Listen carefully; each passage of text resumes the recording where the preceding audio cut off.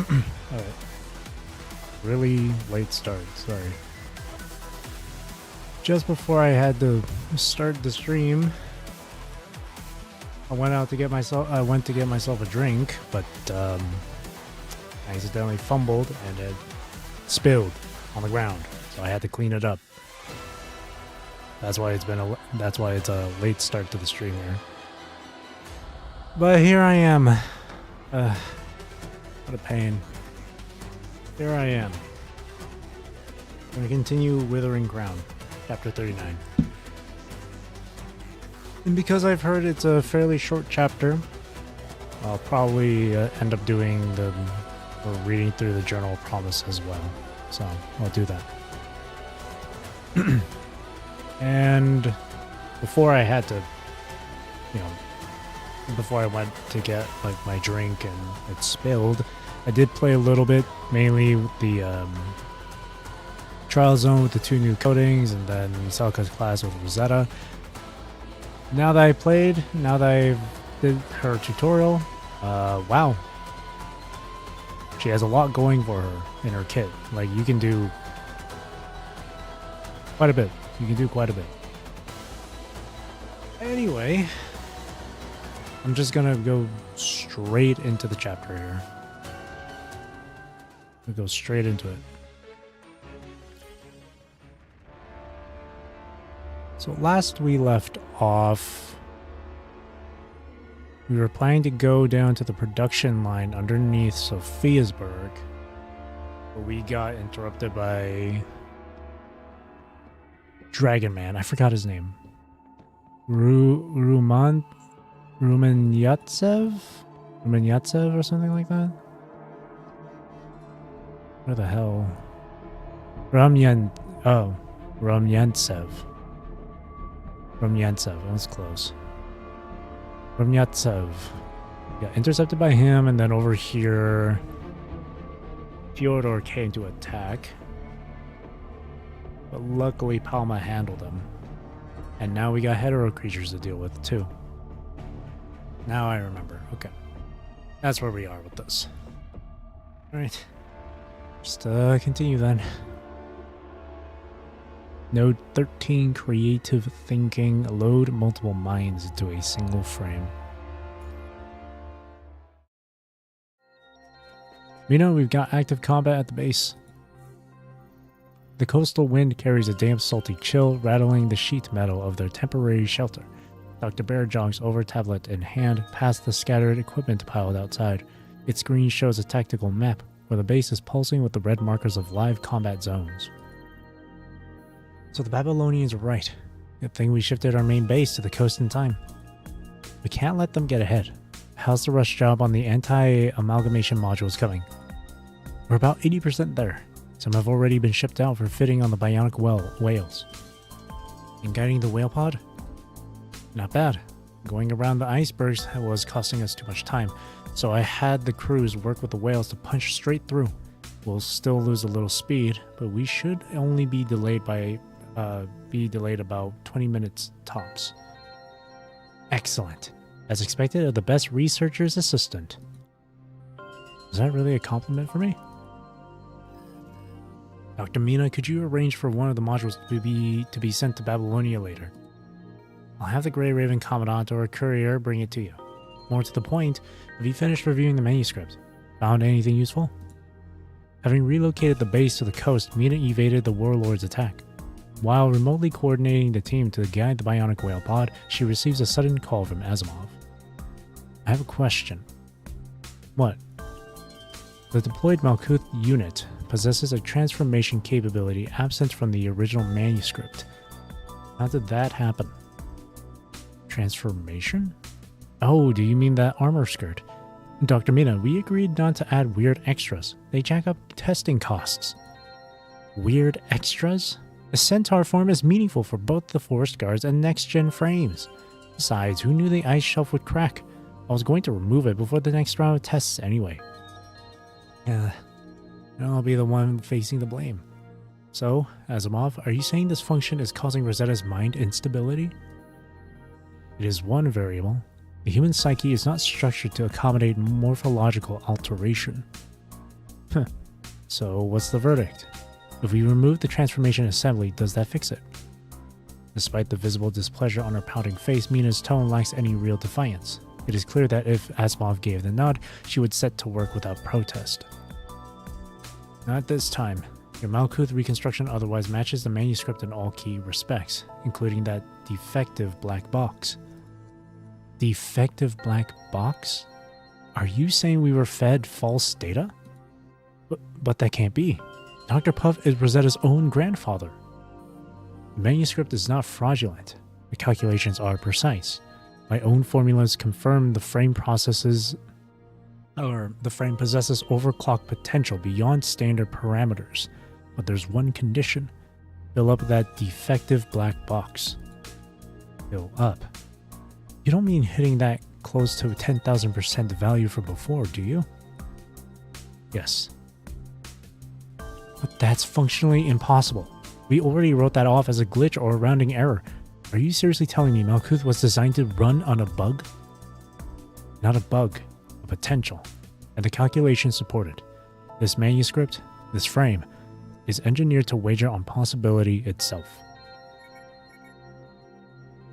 Midway through their discussion, an old-style communicator beside Mina begins to ring. In the harsh Arctic, where signals are brittle and distances deadly, everyone keeps multiple communication devices on hand. Dr. Mina, we've located the lead whale Derek in the pod. Good news now. Fine. Pull all free personnel to that location. Focus modification efforts on Derek first. Once it's synced, it'll lead the rest of the pod. I've heard of Derek, but what exactly does lead whale mean? Is there a hierarchy among these bionic whales? Like Mina, Asimov quickly processes the discussion, seizing on the key term. It's not just the whales. Most Arctic machinery works this way. Before the amalgamators, we use swarm protocols. Derek coordinates all the bionic whales, and they in turn direct us, smaller machines. Think of them as amalgamators that aren't actually amalgamators. Can it subsume individual consciousness, as Imberia did? Derek's a mobile command hub.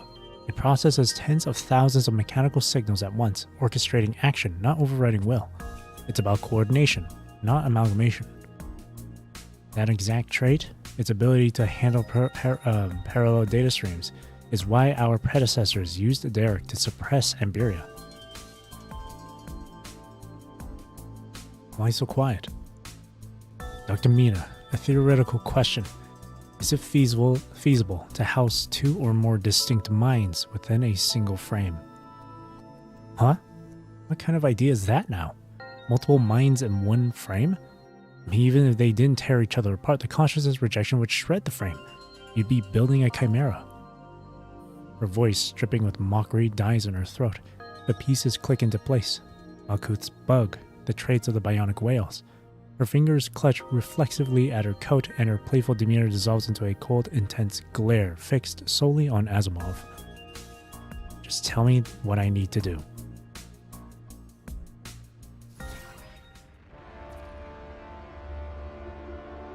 They're on the move. Arctic Bionic Whale Intelligence Brief. Developed through extensive research by the Arctic Ride Union, this large-scale multifunctional Arctic machinery centered on the flagship unit lead whale Derek integrates combat coordination and strategic transport functions into a single platform. It embodies the swarm tactics doctrine prevalent prior to the creation of amalgamators. Developed to resolve Arctic machinery issues, inefficient scheduling and coordination flaws, designed by mimicking whale pod social behavior. Lead whale Derek integrates thousands of computational modules and coordinates over 10,000 mechanical signals. It functions as a scheduling hub only and does not control consciousness, analogous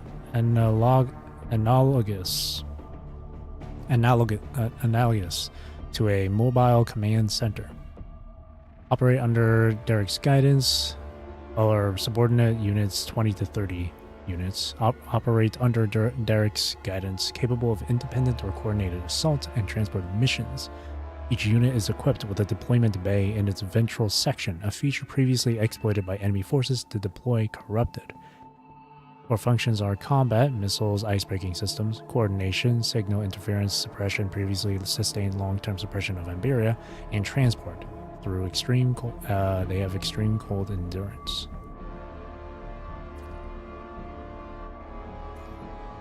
Sophiasburg 3. This isn't about Sophiasburg or the Arctic Route Union. It's about the people who live here.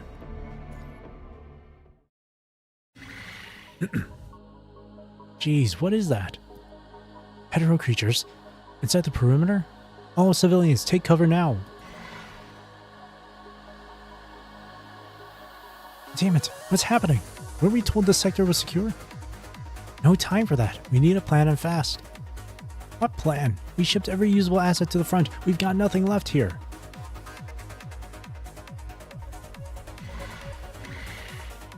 The moment the violent tremors at the front line subside, countless hetero creatures emerge from the frozen sea, horrific and utterly alien. The Arctic inhabitants with no means to combat such foreign monsters can only watch in shock.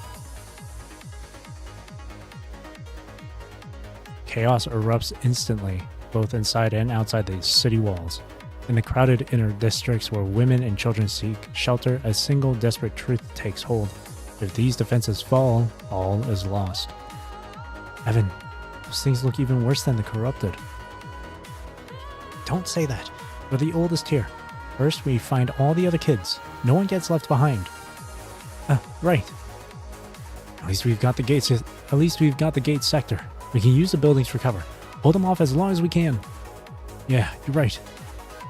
But if that's all we have... Amid the chaos, voices and footsteps assault the senses. Suddenly, a communication device half buried in the snow erupts with piercing static slicing through the clamor like a needle. Can anyone read this? This is a Babylonia unit. Babylonia? Are they here to help? The person who heard the transmission lunges for the communicator, snatching it up. They press their face close to the screen, voice trembling. Hello, this is New Sophiasburg. Do you read us? Where are you? New Sophiasburg. So our signal only reached this far. People of New Sophiasburg, hearts still alight with wild joy, are doused by the cold wave of disappointment emanating from Babylonia. In an instant, their elation turns to dread. What's wrong? You're not here for us? No. I'm sorry. Whatever you're facing, we're actually requesting support. We're under Science Council orders to lay comm lines across the Arctic region. Technicians say they're critical for the front.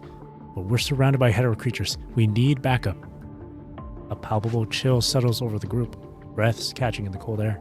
Before the construct can elaborate, the first retort cracks the silence. Then, like a spark hitting gunpowder, arguments erupt across the city. Backup? We can barely hold this place. Sending anyone out would collapse our defenses. What if those lines are crucial and the front falls? We're dead anyway. It's just a matter of time. Maybe we should just lay down arms. Don't be a fool. You sang praises about the Frostheart Emperor, and look where we are. All the high and mighty are the same. We just wanted somewhere safe to live. The gunshot explodes, ringing in the ear and freezing everyone in place. When they turn toward the sound, they see Evan and several children thrown back by the recoil. They slam against the wall, their small hands trembling around the gun they still clutch. Evan? What are you doing? We have to help Babylonia. They came to help us, didn't they? We should. But we can't split our forces. We can't fight on two fronts. Then we fight on one. We do what Rosetta did in the last battle. Blow the city gates. The whole area will flood into an ice sea and the monsters will sink. Then we use the ship at the port to evacuate Babylonia's team. It's big enough for everyone. Have you lost your mind? Do you know how much blood and sweat went into rebuilding this place? Those gate structures are ruins from the old Sophiasburg. We barely preserved them. The civilian guard is right. This gate, this entire sector, is a memento, pieced together by the adults during endless sleepless nights. But the adults, watching their lost capital slowly resurrect under their own hands, has forged a small island of safety in the icy desolation. Evan has long understood from their weary sighs what this city means to them, but now with tears in his eyes, all he can do is shout. None of that matters anymore. What? He's right. They promised us schools and warm meals, but when we got here, they just put us to work. You drag us on stage to perform when you're celebrating, but we don't even know what's worth celebrating. And those onion dome buildings wasted our last paints. You adults only care about yourselves. You know you really messed up when even the kids are telling you, hey, you messed up. With Evan taking the lead, the other children pour out their grievances. Their words strike like tiny, precise hammers against the adults' hearts. They stand stricken and speechless, mouths slightly agape as a heavy, suffocating silence descends upon them all. We don't need these stupid onion domes. We don't need Sophiasburg landmarks, and we definitely don't need the Frostheart Emperor. At this, Evan draws a deep, unsteady breath. Emotion swells in his chest and his eyes burn with a fire no one has seen before. Because this isn't Sophiasburg at all. It's new Sophiasburg. The silence hangs frozen solid, and after what feels like an eternity, someone finally moves.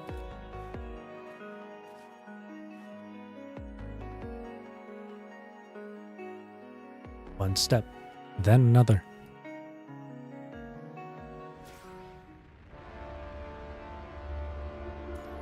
That's what I was talking about last time too. It's like people are so focused on the old ways, on the old culture, on the old civilization they once knew. In this case being old Sophiasburg. You just can't get with the times. They refuse change because it's something unfamiliar. You just won't accept it. It only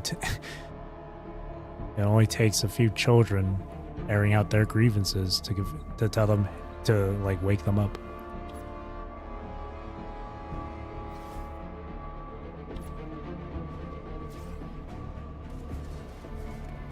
Oh shit, the whales. Oh man. Who's this? Unknown enemy? Disorder and chaos. You've forgotten whose territory this is. Hold on tight, Commandant. The snowfield wind whips against your face as Rosetta cradles you, racing between the skeletal frames of city buildings. Everyone else, do the same. Do whatever you can to leave this combat zone now. On it! The soldiers falling behind struggle against a blinding storm, fighting just to keep the retreat in sight. But before they can make any real distance... my leg! A sharp crack splits the glacier beneath them. In an instant, hetero creatures erupt from the fissures, their razor-sharp limbs lash out, ensnaring the two soldiers who'd fallen behind. Help! Someone help! Help! Someone! Pull me out! Rosetta, help them! Understood. Commandant, please fall back with the others for now. You push off from Rosetta's arms and land lightly. At the same moment, she draws her blade, spinning back to face the threat. There are too many. No! No! Arg. Oh, he did. The words die in the shoulder in the soldier's mouth as three corrupted strike. The energy shield gives a final dissonant hum and fails.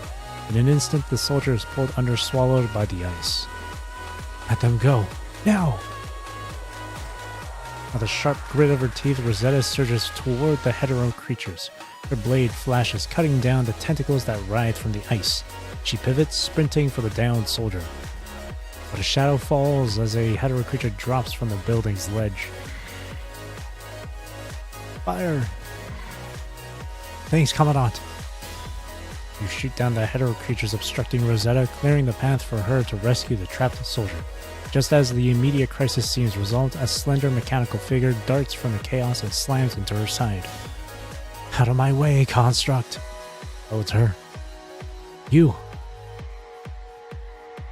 She blocks the strike, but the opening for a counter never comes. Her opponent burns with a berserker's fury, defense utterly discarded. Each blow is part of a relentless singular goal, to crush Rosetta under a tide of pure, unrestrained power. Why won't you fight me like you did that dragon man earlier? Is this really all you've got? The Ascendant lunges at Rosetta, her battle scythe savage and chaotic, its wild, unrestrained declaration of her existence just as when they first met. In that chaos, a memory surfaces, her battle with Rumyantsev grinding to a halt, both ready to shatter the stalemate with whatever brutality remained. That was when she first heard that voice. A split second before her strike would have landed, Rosetta wrenched her blade to the stop. She retreated several paces, assuming a guarded stance, her attention riveted on the vacant air just behind her opponent. Honored guest, was it His Majesty who sent you to intervene? Partially, but I was also growing rather bored sitting around. After responding to Rumyantsev, the guest turned a malicious gaze toward Rosetta. Then a sudden tremor rippled across the landscape. Before it even settled, thick abyssal sounds began to swallow the air. Confronted by the rising threat, Rosetta's command to retreat immediately cut through the chaos. You actually blocked that. What?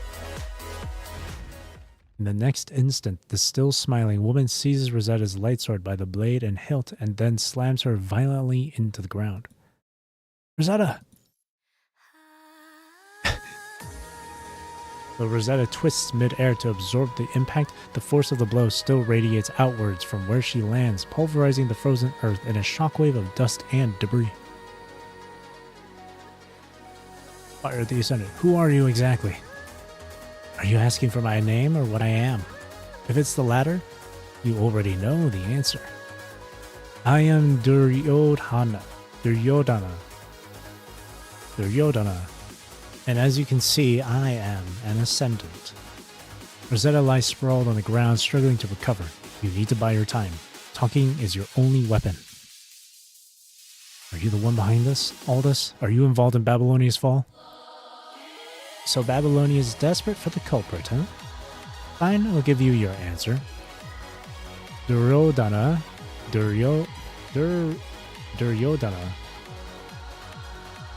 Her expression contorts, her scorn deepening into a jagged smile.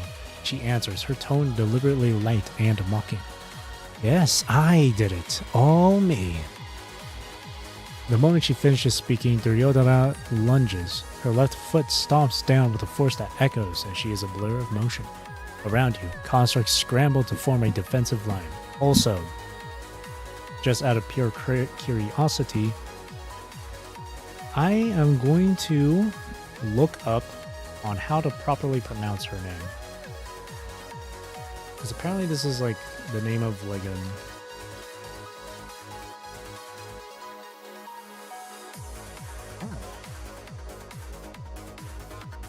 The primary antagonist of the Hindu epic. Ooh. Antagonist. From an epic. From an Indian epic. How do you pronounce the name? I wonder. Pronunciation.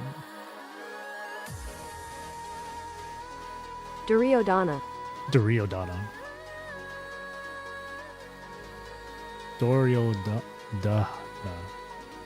Duryodhana. Is it Duryodhana?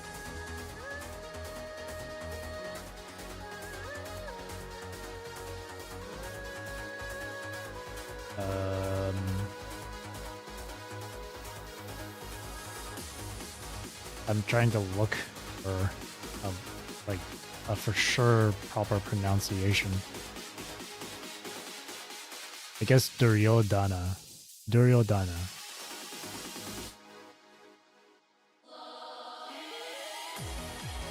Huh. Apparently it means difficult to conquer, difficult to overcome. Fascinating. Anyway. Protect the Grey Raven Commandant! Out of my way! Duryodhana unleashes a roar, and a wave of force follows far greater than anyone anticipated. Shields shatter instantly. Several defenders are flung through the air, their pain shouts swallowed by the din. Then she charges like a rampaging bull, ripping a brutal gap in the defensive line and driving straight for you. You will not harm Commandant Ascendant. But before Duryodhana can press her attack, Rosetta recovers. She twists in mid-air, lightsword in hand, and drives down toward her opponent. Don't be so tense. I never said I'd harm your precious Commandant. Duryodhana evades with an exaggerated backbend, then leaps back. Her eyes linger on you, predatory and intent. After all, if I accidentally finish the Commandant, that child might get quite upset. Is she Oh, is it Iceling she's referring to? That child. Ascendant child. An image of a blue-haired girl immediately surfaces in your mind. Hey, if you've pieced it together, why not stop fighting and come with me? You get the intel you want, I get my reward. What intel? What reward? Why, greater strength, of course. Power that can pass through the filtering. As she speaks, Duryodhana attacks again. She has been searching for an opening throughout your entire conversation, waiting for the moment to charge. Rosetta, hold her back. Everyone disrupt her movement. Rosetta, hold her back. You're not getting through. Rosetta charges, shattering ice beneath her feet. Her blade meets the punishing virus in Duryodhana in a flash of searing light. Duryodhana attempts to slip past, but Rosetta intercepts her using the width of her frame as an impassable barrier. Realizing Rosetta is an immovable obstacle, Duryodhana snatches her right arm in a vice-like grip. When Rosetta tries to counterattack, Duryodhana uses her own body like a weapon, trapping Rosetta's other arm against her side and locking her completely in place. Let's see whose head is harder, construct. Ooh. Duryodhana gives her no time to react. A crazed gleam flashes in her eyes as she tilts her head back, and then slams her forehead violently into Rosetta's. Rush over to help Rosetta. Everyone, cover Rosetta. I probably shouldn't rush over there myself, because they want me, right? So, follow the Commandant. Don't lose focus. Protect Commandant. When did they come? Damn it. As Duryodhana and Rosetta trade vicious blows, hetero creatures swarm the perimeter, forcing every other combatant into a desperate fight for survival.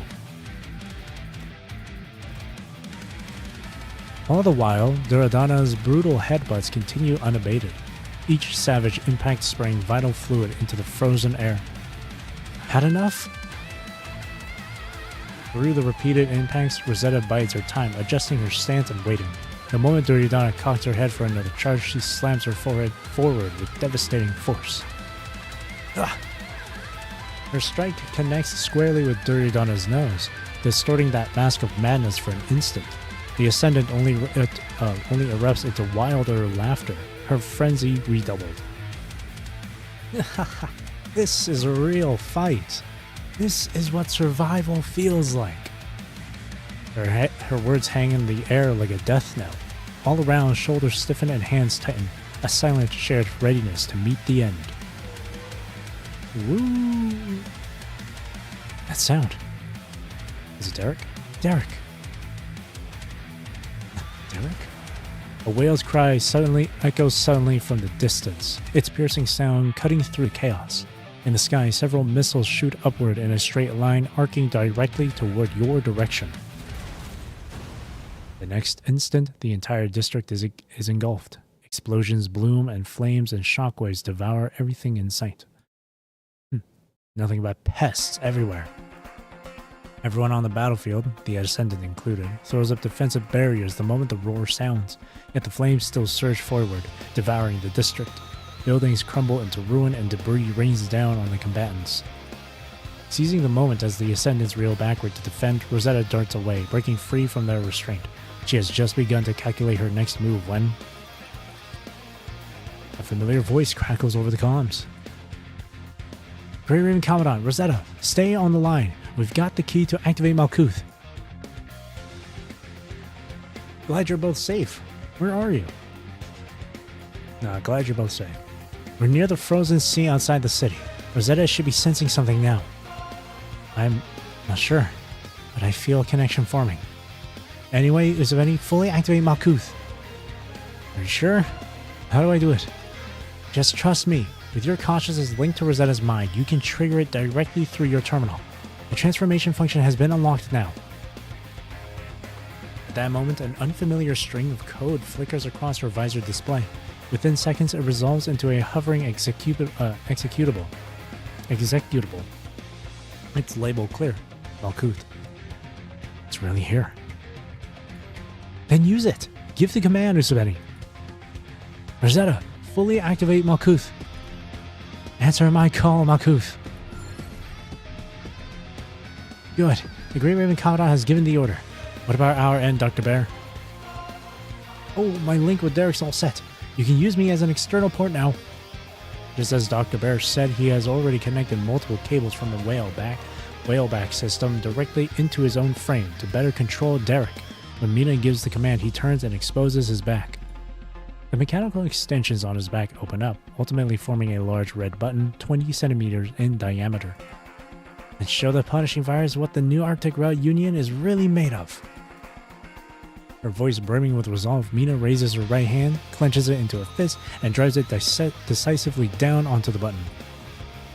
Shine like an aurora, Malkuth!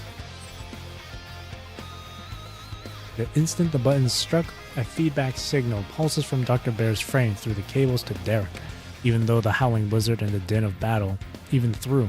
The deep rumble of internal mechanisms engaging and engines igniting cuts through with perfect clarity. Then, as expected, an aurora appears in the sky, hauntingly beautiful yet sinister. It is the color of blood. No, this isn't right! Mina's voice sharpens with sudden shock. The red light blooms from the city's core, washing across the battlefield until the entire snow-covered landscape is steeped in crimson. I told you it wouldn't work. Ascendant Duryodhana, attacked by Fyodor, Tatiana team. No! I thought Fyodor's dead. Even stronger than what you saw in Kowloon. Fyodor's not... I thought Fyodor was dead.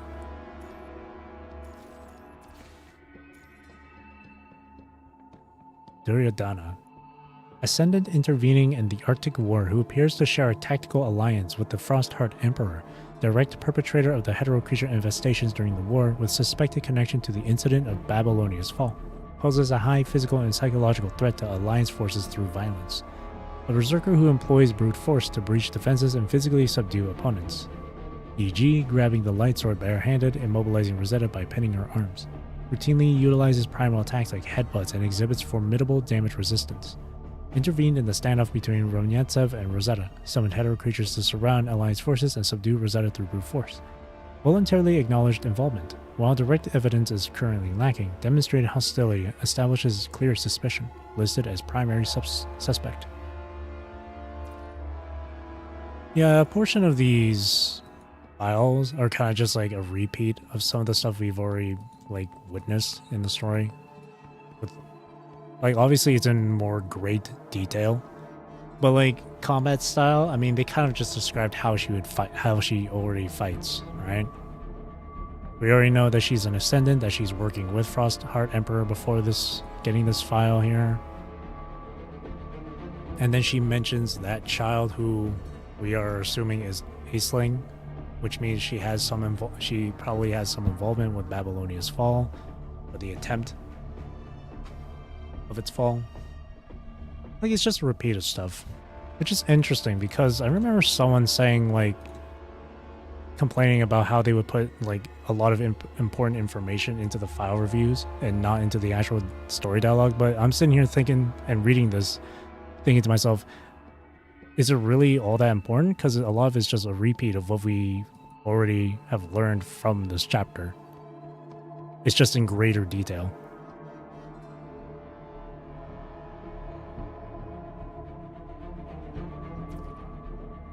Alright, anyways. Ultimate Amalgamator. Everywhere the Aurora reaches falls under amalgamation. Ow, my mind hurts. Uh-oh. My frame's power supply. What's with this red Aurora? Simon, the corrupted and hetero creatures. Their attacks just became far more aggressive. Lee, all Arctic machines supporting our defense have simultaneously lost combat function. Rarg. Did something go wrong, Commandant?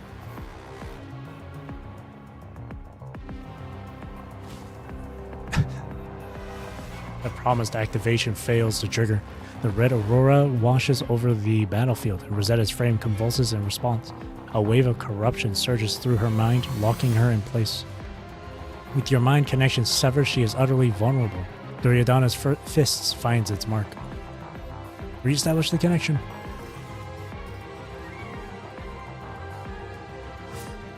The connection returns and functionality floods back into her frame. Rosetta reacts instantly, plunging her light sword into the ground to catch her weight. She sways but holds, preventing a collapse. My thanks, Commandant. What's going on here? Stay sharp, everyone! Although further injury has been avoided, the battlefield has descended into chaos due to the Red Aurora's appearance. Both machines and constructs are experiencing various degrees of malfunction, with the worst cases falling completely unconscious. More durable than I credited, but now that ultimate amalgamation has commenced. Ultimate amalgamation? So many questions, Babylonian. During a previous discussion, you remember Mina was referring to Rosetta's frame as the ultimate amalgamator.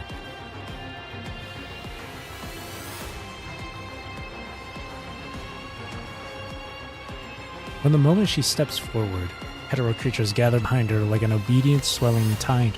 They form a shifting, chaotic wall that advances with Duryodhana's every step.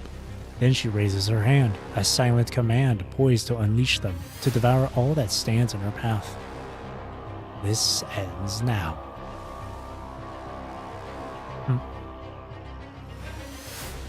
Before she can finish, a sharp whistle cuts through the sky.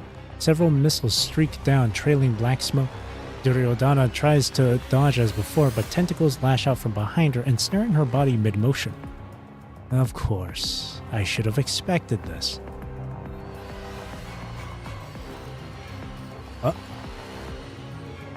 Before the missiles can strike, more tentacles whip out to wrap around Duryodhana as hetero creatures hurl themselves upon her. The solid wall of creatures that was her defense instantly collapses into a crushing wave, swallowing her whole. Commandant, everyone! The surging wave doesn't stop after devouring Duryodhana.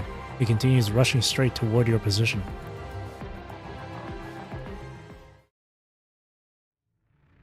A crimson light floods the palace as Zack sits motionless upon his throne. The hall is empty, silent, yet the air itself feels heavy, as if every living soul in the Arctic were kneeling before him.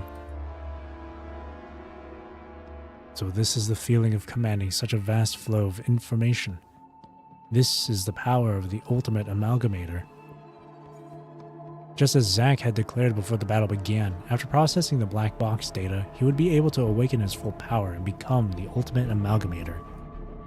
That promise became his bargaining chip, and Duryodhana took his place on the battlefield. But there was something that Duryodhana had never learned.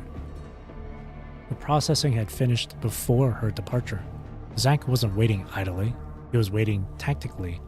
He held his power in reserve, poised to deploy it with surgical timing for maximum effect. The timing required to capture all his enemies at once.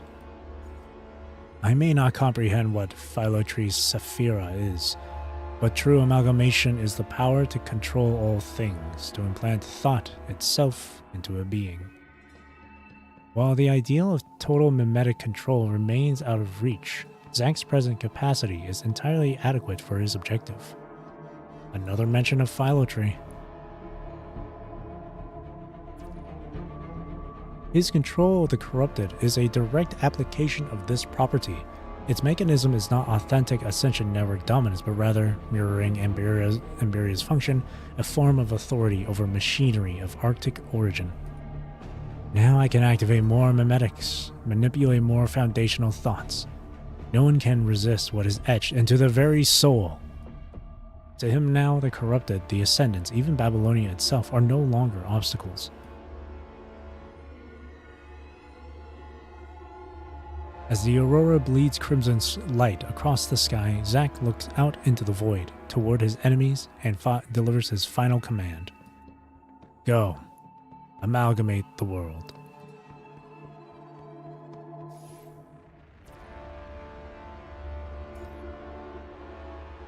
Oh boy. Zack, as the ultimate amalgamator, dominates the battlefield by controlling machinery, the corrupted, blah blah blah. Direct source of battlefield chaos. Yes, we just went through that. Mimetic manipulation utilizes its frame's black box to issue commands such as obey and attack. Its control spans Arctic machinery, corrupted hero creatures, unifying their attack patterns, even compelling self-destruction to form defensive barriers, and constructs causing mind disruption, with severe cases leading to complete subjugation. Employs mediums like the Red Aurora to achieve invisible surveillance. Oh, and real-time command transmission, enabling seamless tactical coordination of dominated units. Oh, I see. Makes no distinction between friend or foe, affecting both the Frostheart Emperor faction, machinery, and alliance forces, using only compatibility as the criterion. However, the specific activation methods and hidden conditions remain entirely unknown.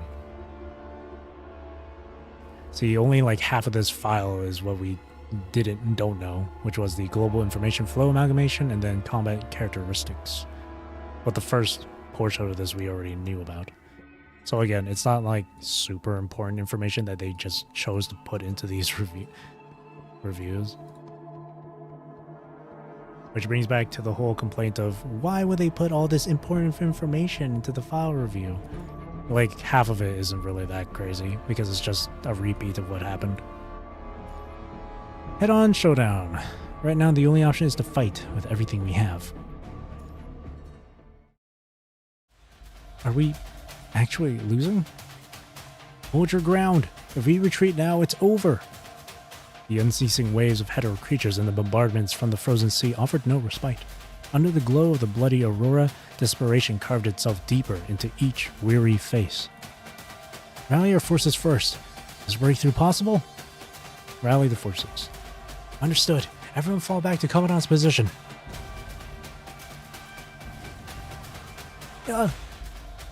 Another missile plummets toward your position, striking hetero creatures and damaging the Alliance's defenses. Though identical to those fired by Derek, its targeted trajectory suggests more of the Frostheart Emperor's whale pods have surfaced, and not just one. What are you doing here? Where's Simon? After the hetero creatures showed up, Simon told me to focus on you first. Figured you'd be their main target, being the linchpin and all. Wait, you said there are other whale pods? Yeah. But the enemy's been hiding their cars just like the first whale at the start of the battle. Huh. What's that noise?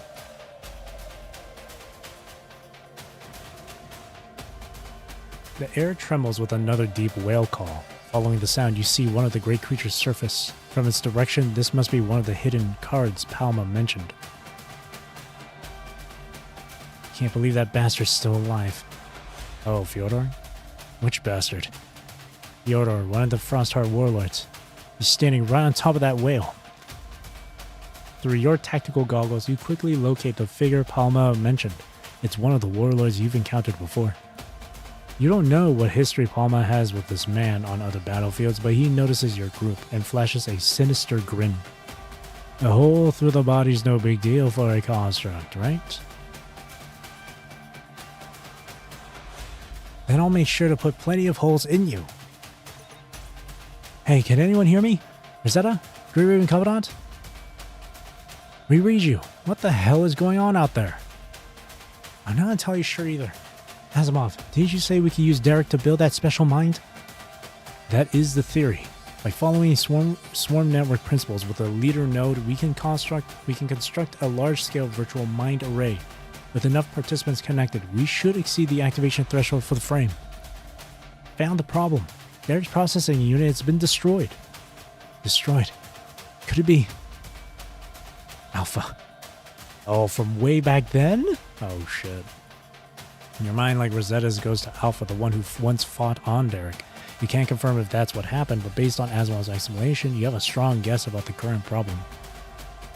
So Malkuth can't be activated anymore? Not exactly. The processing unit may be compromised, but the bionic whale itself remains a massive data processing center. It can still function as a server, but the core data processing can't be handled by anyone else. Only Derek, the lead whale, has the dedicated computation module. The others are just terminals. I will handle the computation. We have a server here capable of supporting a virtual city, but to ensure stable remote processing, Dr. Mina, guide Derek to crash into this location on the map. As he speaks, Asimov unfolds a satellite map and marks an X on it. Also, that little server here capable of supporting a virtual city. I'm assuming that's referring to Elysium. Wait, isn't that right in the middle of the enemy swarm? Palma's voice cuts in, sharp with undisguised skepticism. Setting aside the wall of intercept fire on land, we've also got enemy-controlled bionic whales patrolling the sea. In our current state, you really think we can break through? To achieve victory now, our only option is to activate Malkuth, construct an interference-proof mind array, and then use Malkuth's power to turn the tide. In this war, both Asimov and Mina have acknowledged the immense power of Rosetta's new frame. Just then, another bombardment hits. The shockwaves overturn fractured sheets of ice. Spark-laden debris rains down like hail as hetero creatures press their attack through the swirling dust. But even more suffocating is the red aurora. It swathes the sky and earth, growing thicker, clinging to each soldier like a mist of congealed blood. Even the Arctic machines, equipped with anti-amalgamation modules, can now do no more than resist being controlled.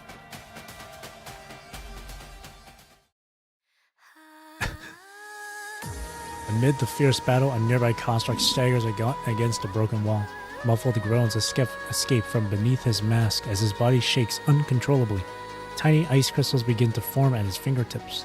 It's an abnormal crystallization of vital fluid, triggered by the deadly combination of sub-zero cold and aurora interference. Are you alright?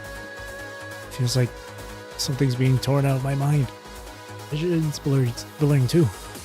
I'm sorry. Hi. Mr. Benny, what's the call?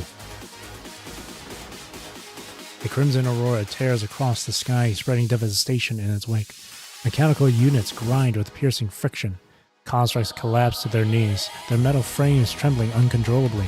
Several have already lost the ability to fight. Common sense screams for a retreat, but you have only one chance left. Asimov's Derek plan. A desperate gamble that is now your sole viable option. Dr. Mina, can the others hold out? Dr. Mina, will this work? This is our only option. I'm charging in with my team right now. Commandant, I too. As a commander, I want us to win this battle. In that case, all that's left to do is... Everyone, begin the breakthrough operation. Roger. That's the spirit, guys. Phase 4. Ooh, the music. Rosetta Ultimate Amalgamator Capability Intelligence Brief. Unlike Zack's frame, a control type of forced amalgamation, Rosetta's Malkuth operates as a sharing type amalgamator. It established voluntary consciousness connections with Arctic machines and allied forces, enabling cooperative engagement through mutual awareness and distributed capability sharing. This allows coordinated resistance against Zack's global control network. Mind resonance. Instead of forced manipulation, it establishes consciousness connections with commandants, Arctic machines such as Derek and allied constructs. This synchronizes knowledge and awareness between all parties, enabling autonomous coordination with without direct commands while maintaining operational stability. Maintains the function of dual combat transformation. The humanoid form is optimized for close quarters assault, while the centaur form prioritizes mobile coordination, which enables rapid traversal of the battlefield, real-time ability transfer, casualty evacuation, and strategic redeployment of key assets. After the full activation of the black box, the upper limits of Matrix sharing capabilities remain unknown. See, what I like here, the difference between Zack's frame and Rosetta's frame when it comes to the amalgamation tech. As they said, Zack's is a control type, Rosetta's is a sharing type. It kind of, when I read that, I immediately thought about the whole thing with Sophiasburg and the people, you know? And the whole deal of unifying everyone under one single banner, under one single name. Versus like everyone having their own having their own group, having their own faction, but we still work together. Or or common goal. It seems to it's like it's reflected with their frames too. Because we know Zack's main goal is just to conquer, not conquer, well, he doesn't want to call it conquer, but he wants to unite the world under one name, which is the Arctic Union.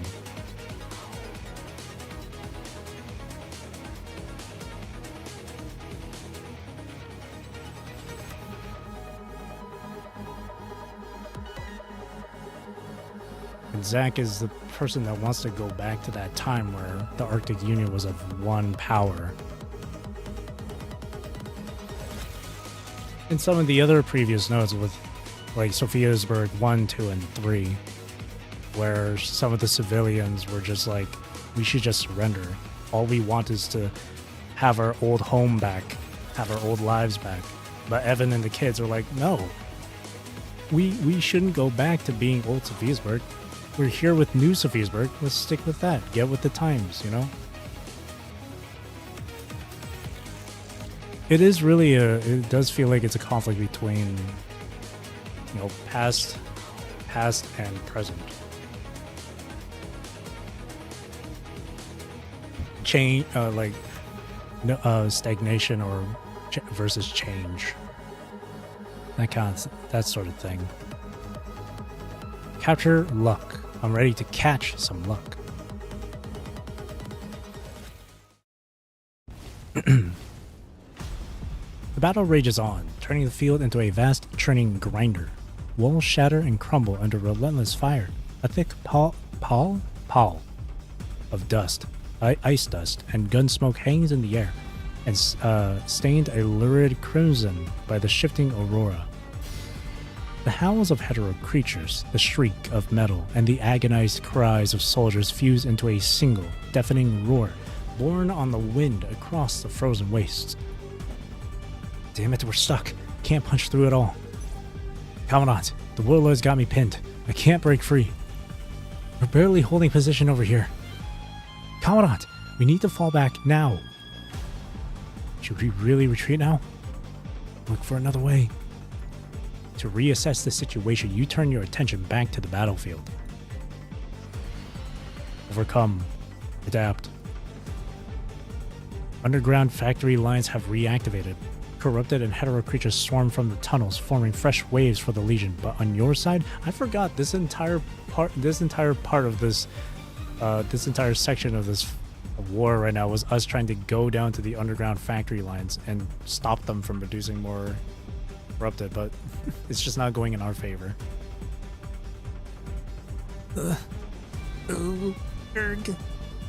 Everyone is at their limit.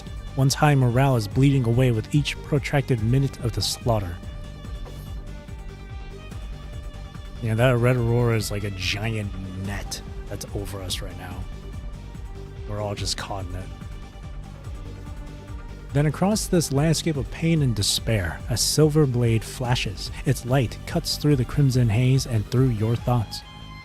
Victory is still possible. If we retreat now, this land will fall to the Frostheart Emperor. And we're not fighting alone. Countless soldiers have joined this battle. If we pull back now, their sacrifices will mean nothing. Pretty words don't win fights. We're trapped. So's Derek. You got a magic trick to get the whale to its position? We wait. What? Rosetta raises her light sword and charges back into the horde. With every flash of her blade, another hetero creature falls. With the communicator, her voice is calm, with the serene steadiness of someone who has survived 100 battles. There's still one chance to turn the tide, Commandant. In this land, there exists a force even the Ascendants fear. Force guards. Diana promised she'd return. She never breaks her word. So until then, my duty is to make all necessary preparations. As the hetero creatures target the exposed Rosetta, she does not evade. Instead, she drives her light sword to its limit, and the blade erupts with blinding radiance. Do you hear yourself? If this goes on, everyone will... I know. Pull the wounded back now. Anyone who's unsure should retreat too. You as well, Commandant. This area is getting more dangerous by the minute. You're vital to this battle. Evacuate to safety with the others. That would reduce our mind connection efficiency. I'm not falling back. Commandant? What? Everyone, are your orders clear? Fine, let's do this. We've come this swear word far anyway. This better really be the last time. I'll handle the wounded. As they watch Rosetta weaving through hero creatures and bombarding explosions, everyone, Palma included, seems to draw something from it. A faint hope, yet absolutely vital. At this point, there's no turning back. Retreat now and the Arctic Route Union will pay a far steeper price later. However cruel, this is the daily reality of life on Earth. Dr. Bear, push all of Derek's engines to max output. Those engines will blow if we push them. We won't have a way back. If we don't survive this, there won't be a back. Push them to the breaking point. Mina's voice crackles through the comms next. She is regrouping the bionic whale pod for another assault. Listen up, blonde boy. Your opponent is me, Frostheart Warlord Romyantsev. I'll finish you in 5. Damn, Lee. Yeah, that's pretty cool. By the way, Simon, you seem to be throwing up less this time. I'll throw up after we win. That's the plan. This is the final stand. Outnumbered and outgunned, everyone is fighting with the desperate, unwavering resolve of those who have nothing left to lose. See, just from this whole conflict part right here, with everyone just holding on to dear life, fighting to the very end, it brings me back to Across the Ruined Sea. Chapter 20? Brings me back to that, where everyone banded together to hold the line. Once you've successfully broken through, anyone, support the whale pod immediately. It is never an order, only a desperate hope. And so you keep fighting, shouting into your terminal, praying for a miracle to descend upon the battlefield until... Sorry to keep you waiting.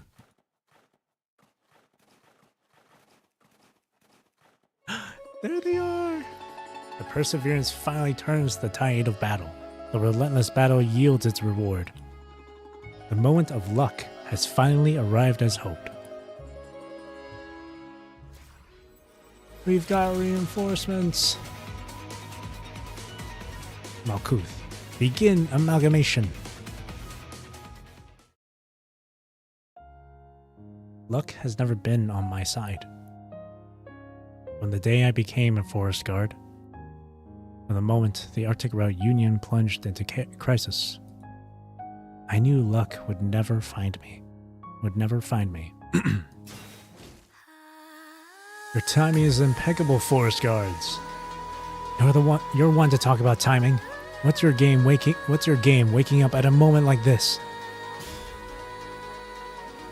Atop a bionic whale, Fyodor's dagger clashes with Diana's spear tip. Their duel, one of countless identical battles erupting across the controlled pod. The forest guards turned the terrain against their foes, leaping onto the bionic whales. Yet for every warrior that lands, swarms of corrupted pour from the whale's chambers in defense. Amid the surrounding chaos, Dr. Mina guides Derek forward with steady purpose.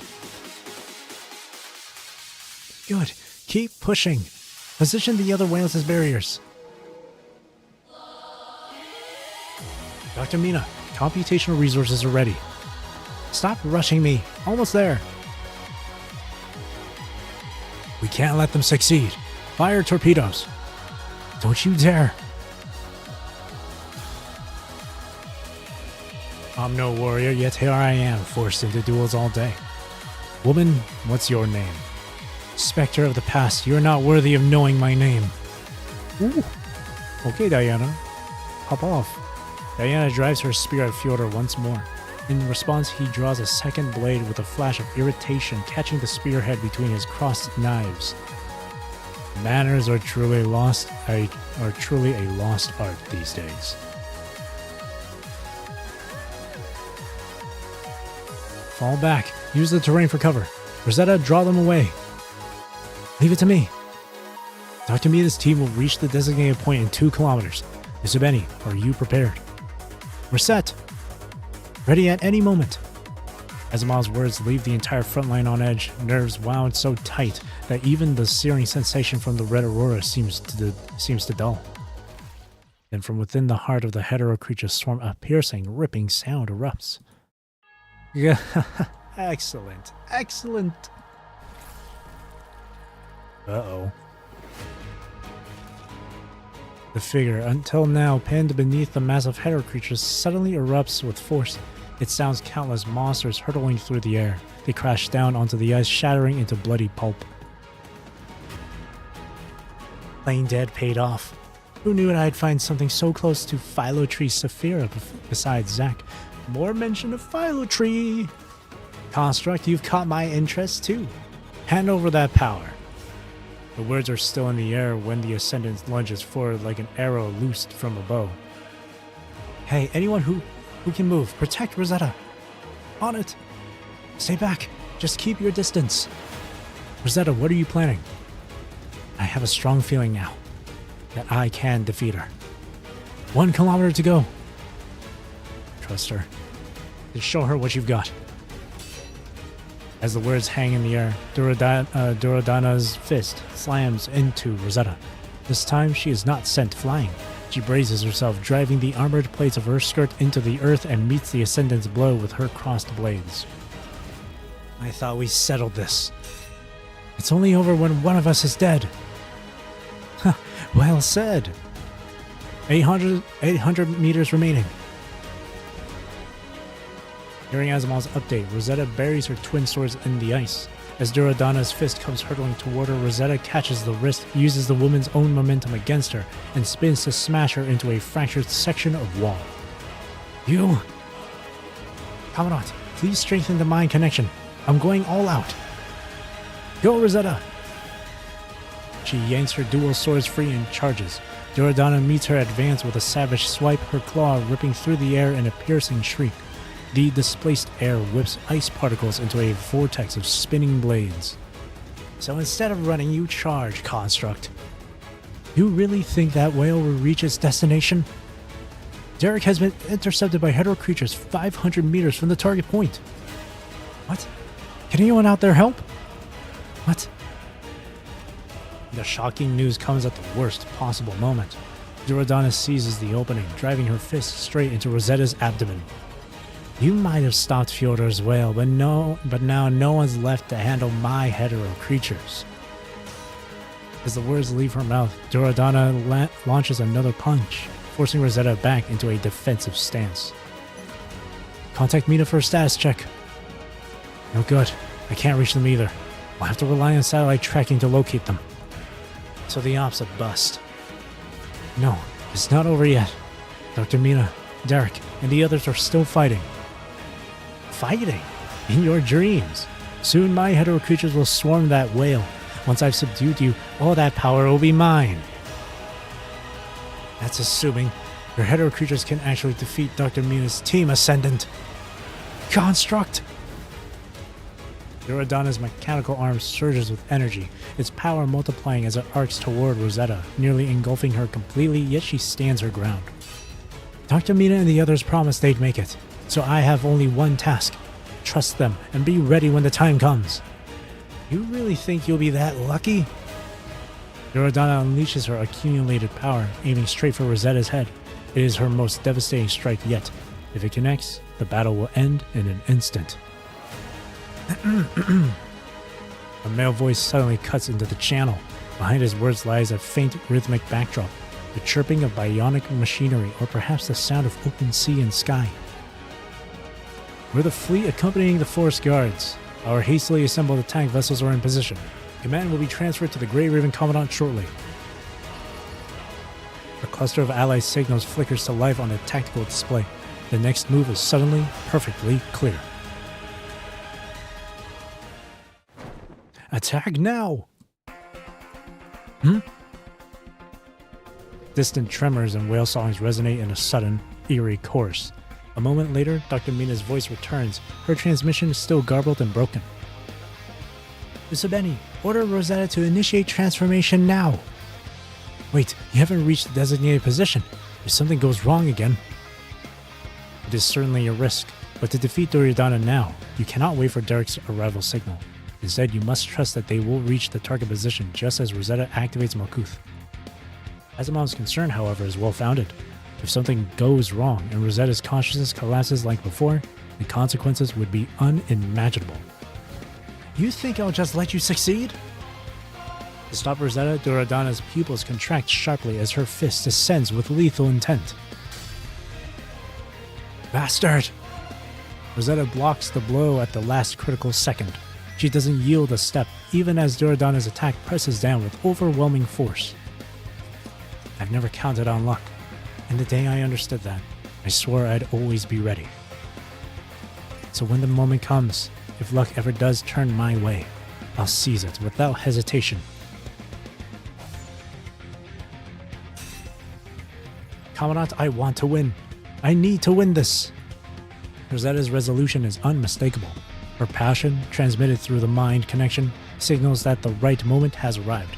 If that's the case, Rosetta, activate Malkuth. Shine like an aurora, Rosetta. The words might sound theatrical, but they surge from a wellspring of conviction in your heart, a promise to carry this resolve intact and burning straight to Rosetta. Not nearly on the same level as this is the true measure of achieve, but I'll take it. In that moment, time slows. Beneath the crimson aurora, Rosetta is haloed in white light. Her eyes blaze, not with determination alone, but with a final, absolute refusal. To break from her perpetual streak of misfortune, to safeguard this single chance amidst the desperation, to honor every second she has endured to make it this far. At last, she seizes her luck. Codename Malkuth, all systems operational, array deployed. I will smash through every obstacle in my way. Rosetta!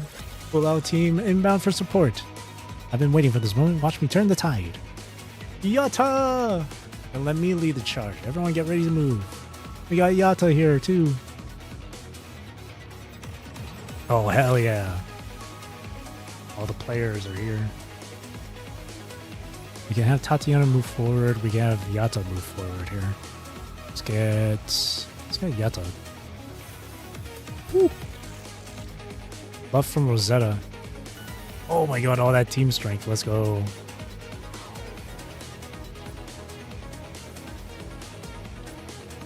Breakthrough. Get these idiots.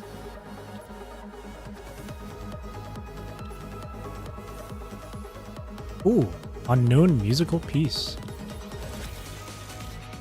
Hell yeah. Where's Rumyantsev? He's not anywhere. Oh, there he is. Okay. Yeah, he's fighting against Lee. Diana is handling Fyodor. Rosetta is handling Duryodhana. Information source from Rosetta. This musical recording was recovered in the old Sophiasburg by the Grey Raven Commandant and accompanying personnel. After examination, no hidden information was found, and it is believed to be a standard remnant artifact. The piece carries a mournful tone, focusing on the sins of those who came before, and the descendants who passively inherited that burden. Guilt turns into wind and snow that blankets the world. Every soul walks within it as a solitary pilgrim. Paramount. Oh, right, I forgot. The story achievements thing. I gotta get that open. Story achievements. So there's two achievements for this one, for Dash 20. First one is Whale Song, say hi to Derek. Follow the secondary goal, finish the mission. And then Sniper Relay. Hyperreal snipes and breaks 2 iron chains. Interact with the 2 statues along the mission. Finish the mission. Interesting. Okay. Also, the music has been so good. I love the new rendition of Narwhal. The crimson aurora still stains the horizon when, without warning, a beam of viridian light pierces down through a gap in the clouds. Nice. The two lights twist together in midair. The red ferocious, hungry to devour everything, while the green shines with unyielding resilience, steadily pushing the bloody hue back. Even the burning sensation in the wind begins to fade. Huh, I can move again. I'm not shaking anymore. In my mind, the burn stopped. What is that green aurora? A physical phenomenon generated by Rosetta's frame via her mind array. The red aurora follows the same principle. Right. Rosetta! You turn to look for Rosetta, and your gaze is first drawn to her light sword. Its familiar silver sheen is now veiled in a pale aurora-like green, the very tip trembling faintly against the sky. In the distance, a wall lies collapsed. Duradana is nowhere to be seen. No one needs to ask what happened. She was clearly sent flying by the force of that strike. Oh shit. Commandant. Rosetta lifts her head. The green light falls perfectly upon her shoulders. She says nothing more. She only looks your way, waiting for the command to claim victory. Go, Rosetta! Rosetta, moving out! Just how much stronger is she now?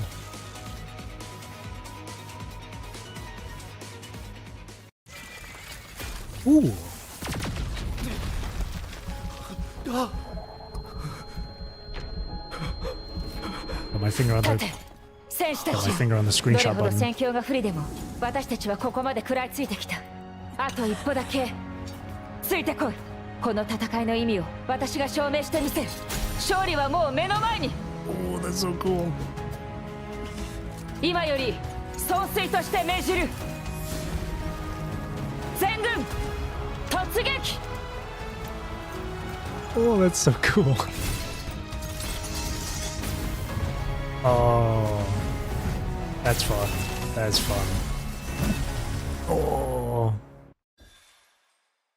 Shattered Frostheart Emperor's influence. 限界突破。人馬一体。回復できた。行くぞ。この戦争を終わらせるなら今です。士気が高いうちに兵士に侵食体の生産ラインを壊滅させましょう。どうやって？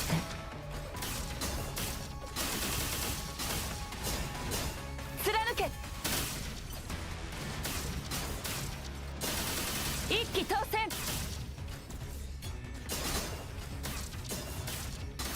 天下無双。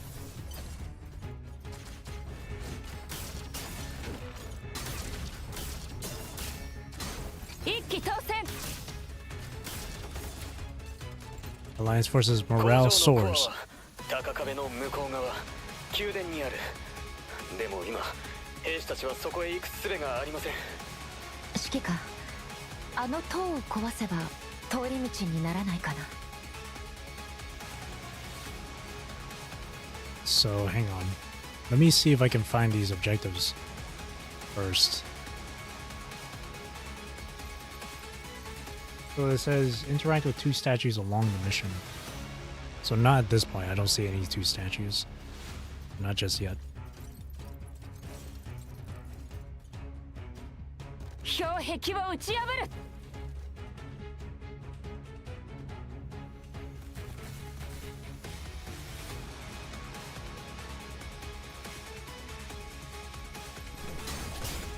貫け。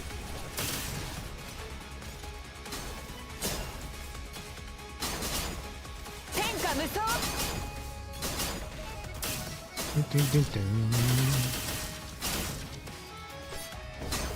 一騎当選。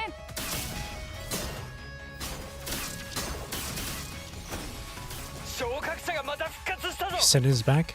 人馬の怪物め。超細か動くな。 Oh, that's what she sounds like. 私たちが彼女を止める。極地の民の心意気を見せてやる。そう言ってあっさり死なないでよね。 Oh, that's what Duradana sounds like. Cool. 遅い。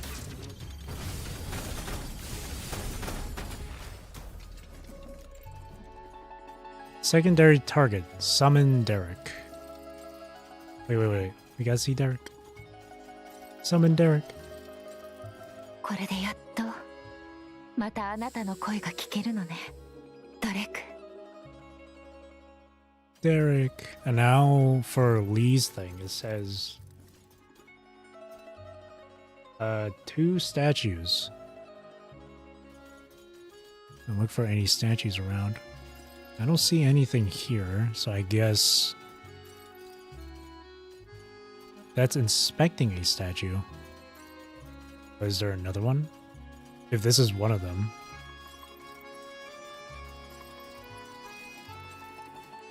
This might be something that, like, 我が祖国を記念する。 that's like mandatory to あの do. 時連合ではソフィア教熱が流行っていた。みんなはここが世界の中心になれると思っていたんだわ。 Everyone thought that this place would be the center of the この world. 塔は2本の鎖で固定されてるわ。それを壊せば Oh, 道 okay, は it で is きるは just ず。 a mandatory それ objective. なら僕が3、2、1発射。 Nice. ルメンツェフ、手 Hello, 持ち Leo の Jun. 戦力を集結せよ。 I didn't read what the little bit of dialogue or that little excerpt here when interacting with the statue. But I did notice Rosetta saying everyone thought that this would be the center of the world. Again, it kind of goes back to the whole like one unified civilization thing that Zack wants. Unify the world under one name, under one order. But we ain't about that.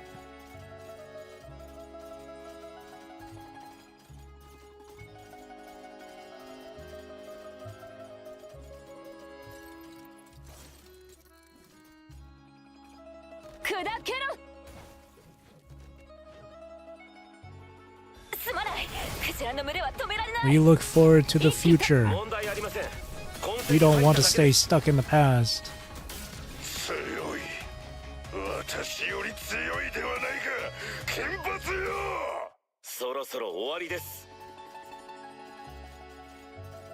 I like how Rumyantsev was like, she's stronger, the blonde one. So I thought it was Tatiana he's talking about, but no, I forgot. It's Lee he's fighting. That's funny.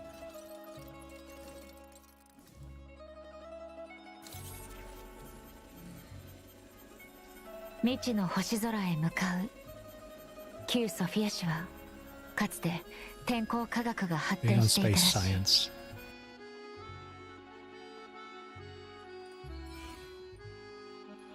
よし、2本目もお願い。3、2、1。命中。 Thank you, Lee. But yeah, let these, whatever civilization that ended in the past, let it stay buried. Try as you might to bring it back. The current state of the world won't be happy or won't accept it. この That sort of 建 thing. 物は氷の支えがなければ倒壊する。 That's the kind of vibe I'm 壁 getting を out of 壊 this せば chapter. 新たな道が開けるかもしれない。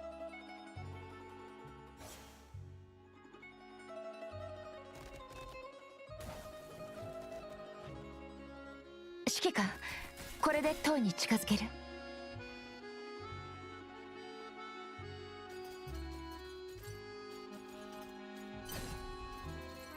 Oh, here we are. 今の私は戦場にいる全ての人の思いを感じられる。彼らのためにここを一気に突破する。 Destroy tower. 私が道を切り開く。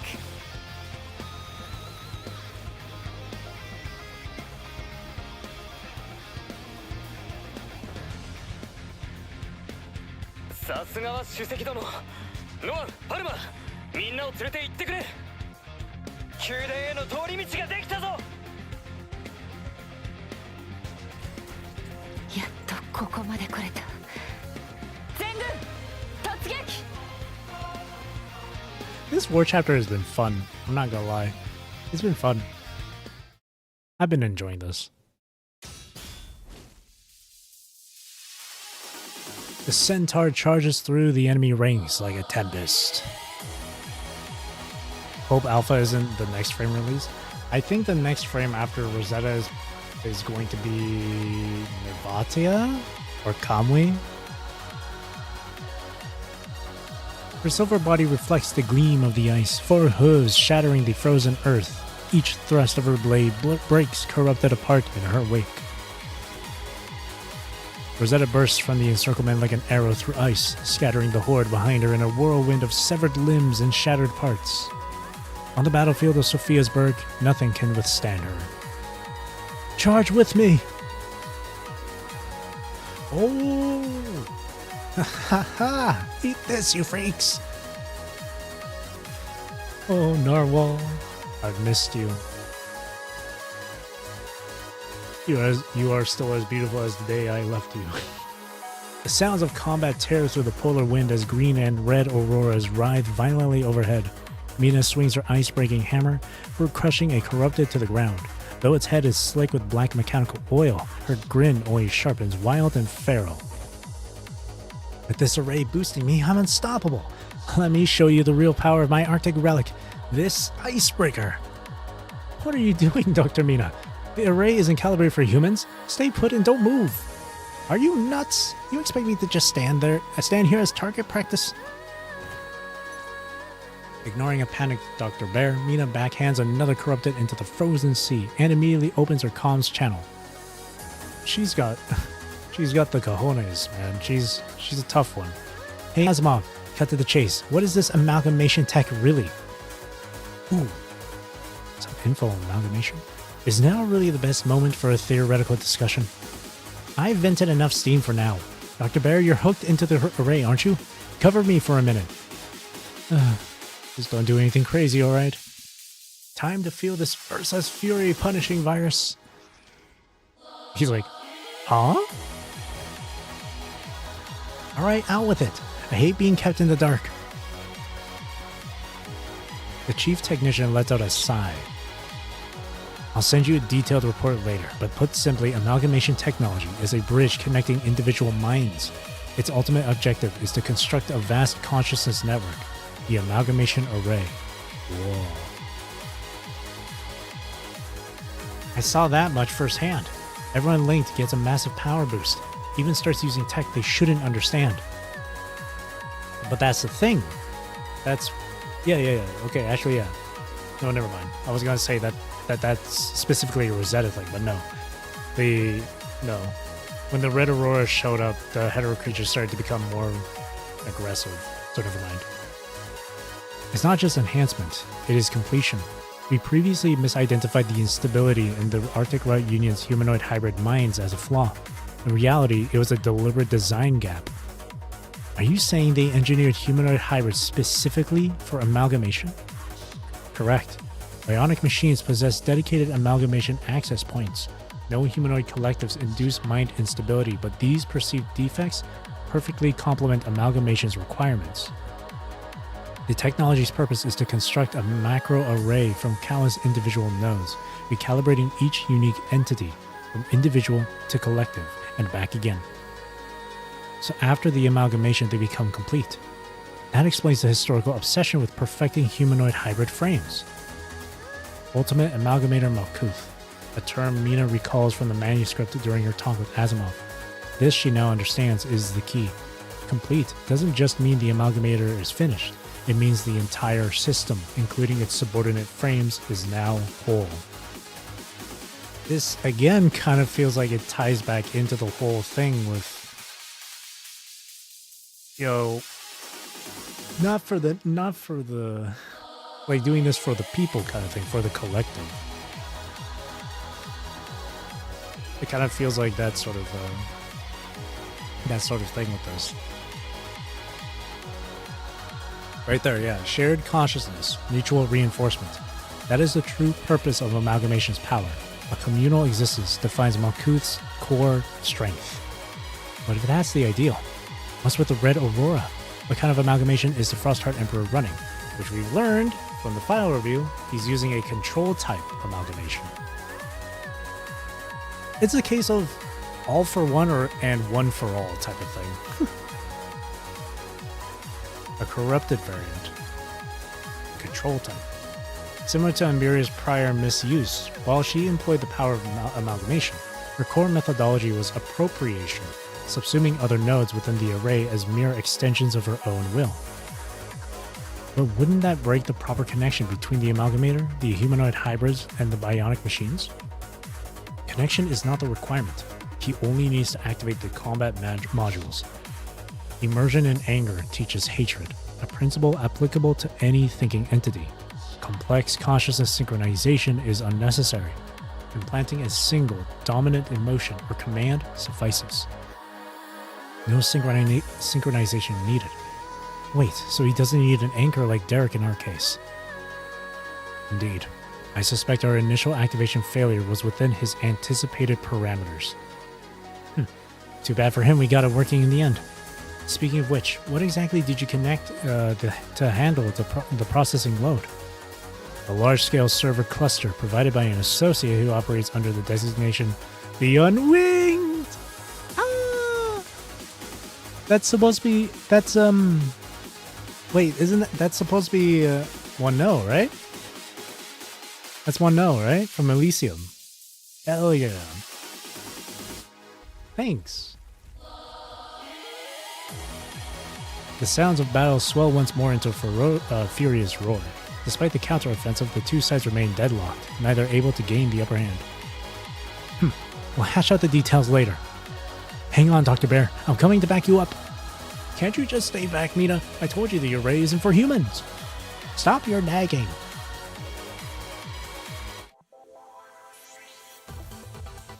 That was good. I like this.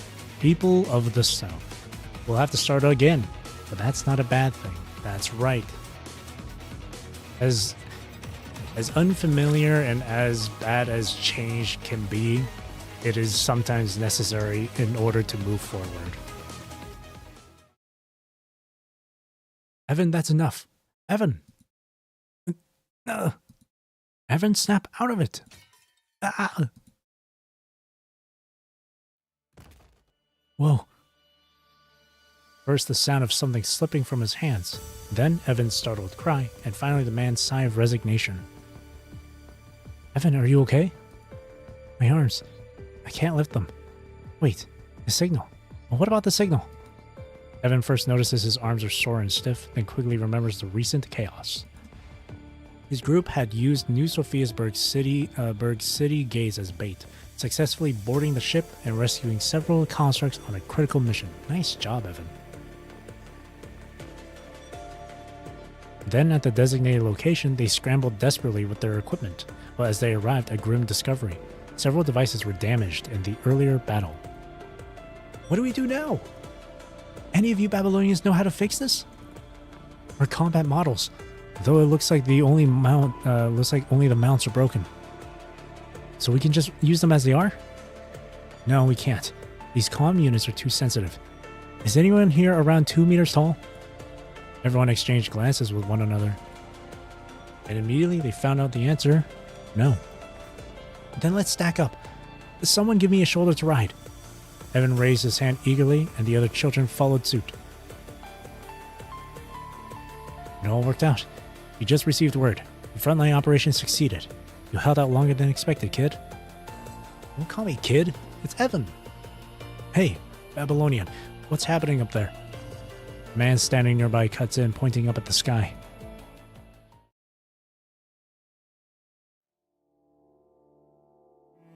Oh, don't hit me with that. Hitting me with the Endless Path OST. Following the construct's gaze, Evan looks up and beholds the brightest sky he has ever seen. A green aurora spreads across the clouds like crushed gems scattered between the layers. Rosetta? Evan isn't sure why he called her name, but as he watches the aurora, he can almost see them. Every face, every fighter on that distant battlefield. Almost without thought, he takes a step forward, pulled by a sudden, urgent need to know how they are faring. Kid, come back! No running around! And Ursa? Wait, who are you with, Ursa? Don't recognize you. Came with the support fleet, on my bionic from another port. My boss knows your situation.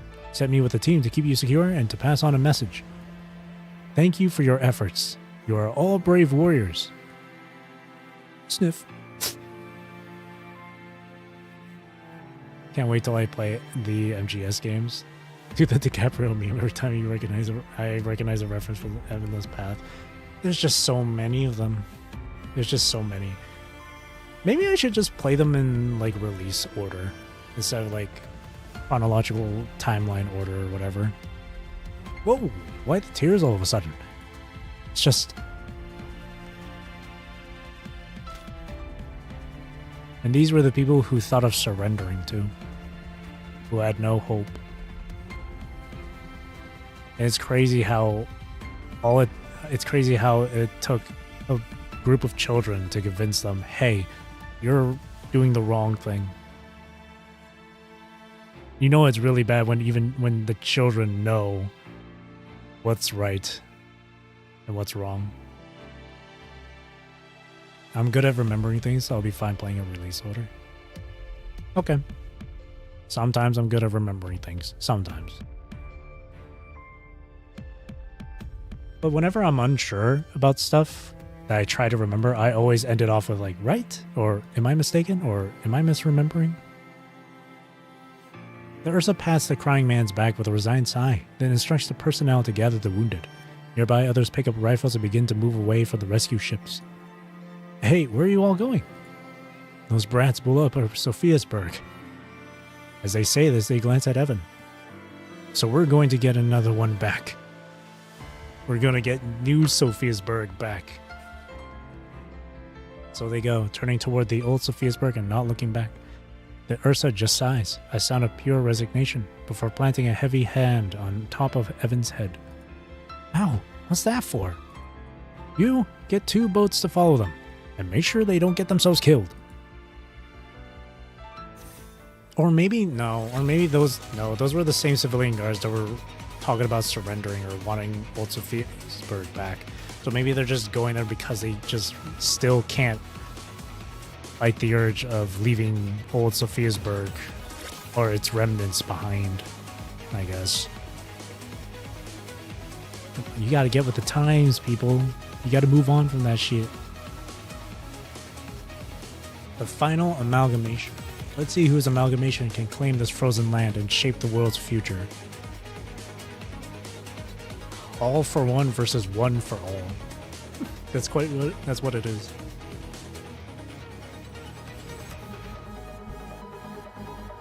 Zack wants to unify everything under his name, while Rosetta's out here uplifting everyone's spirits, bringing up everyone's morale, doing this for the sake of not just Arctic Route Union, but for the world.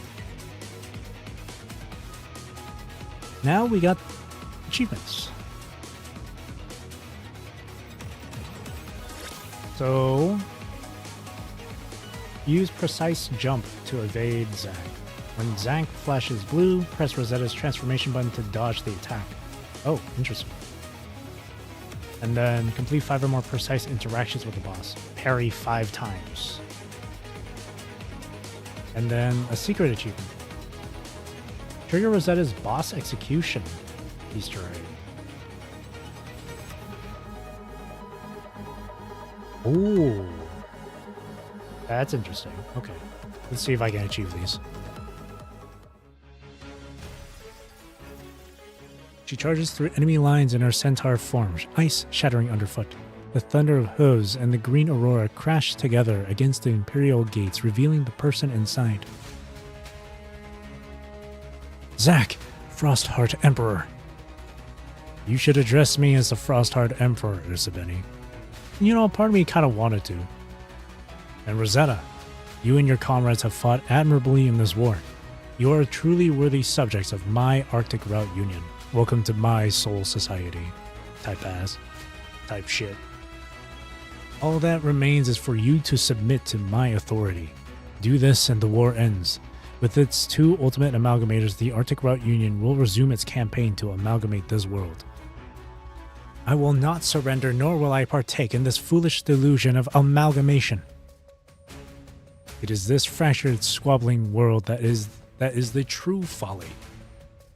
Rosetta, Usabeni, have you never pondered what it would truly take to defeat the punishing virus? I strive for that goal every single day. And you have what it takes? Your actions demonstrate resolve, but merely responding to threats is not enough. One who is truly committed to this cause must do more than fight endlessly. One must find the means to eliminate unnecessary conflict at its root. Unnecessary conflict. Infighting. His voice carries across the desolate plain, calm yet heavy, its resonance like the toll of a bell. You mean the war you started? You certainly don't have time for that. I will not deny my role, but I will make this conflict the war to end all wars. But that's crazy. He says that. Eliminate unnecessary conflict at its root. Well, that's the thing, too. There was that one file review talking about old Sophiasburg, and there was a time where there was it was like during the punishing outbreak, where the higher-ups and those at the top of the hierarchy took all the food and resources for themselves and left all the ones below them to die, to suffer. That was all in Sophiasburg. And then that led to the people of Sophiasburg rioting and like going against the system. They were all unified under one thing, under one like city, under one city, one nation, which is Sophiasburg, but they still had infighting, bro. You do this, you risk the chance of letting history repeat itself. Rosetta, Usabeni, after fighting your way through Sophiasburg, you must have learned of the tragedy that unfolded there. Eliminate unnecessary conflict by creating another conflict that turns out to be unnecessary because you're not the real threat and have a common enemy with the people you're conflicting against. Zach, my boy, respectfully, what the fuck? That's just how it is with these. I think, yes, it does sound really dumb when you. It is really dumb. It is kind of just ironic that he talks about war to end wars, eliminate unnecessary conflict, the true era of peace and stuff. That's just how it is with these savior types.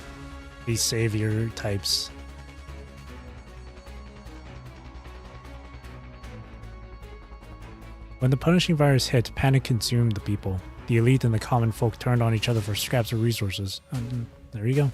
Social disorder disintegrated.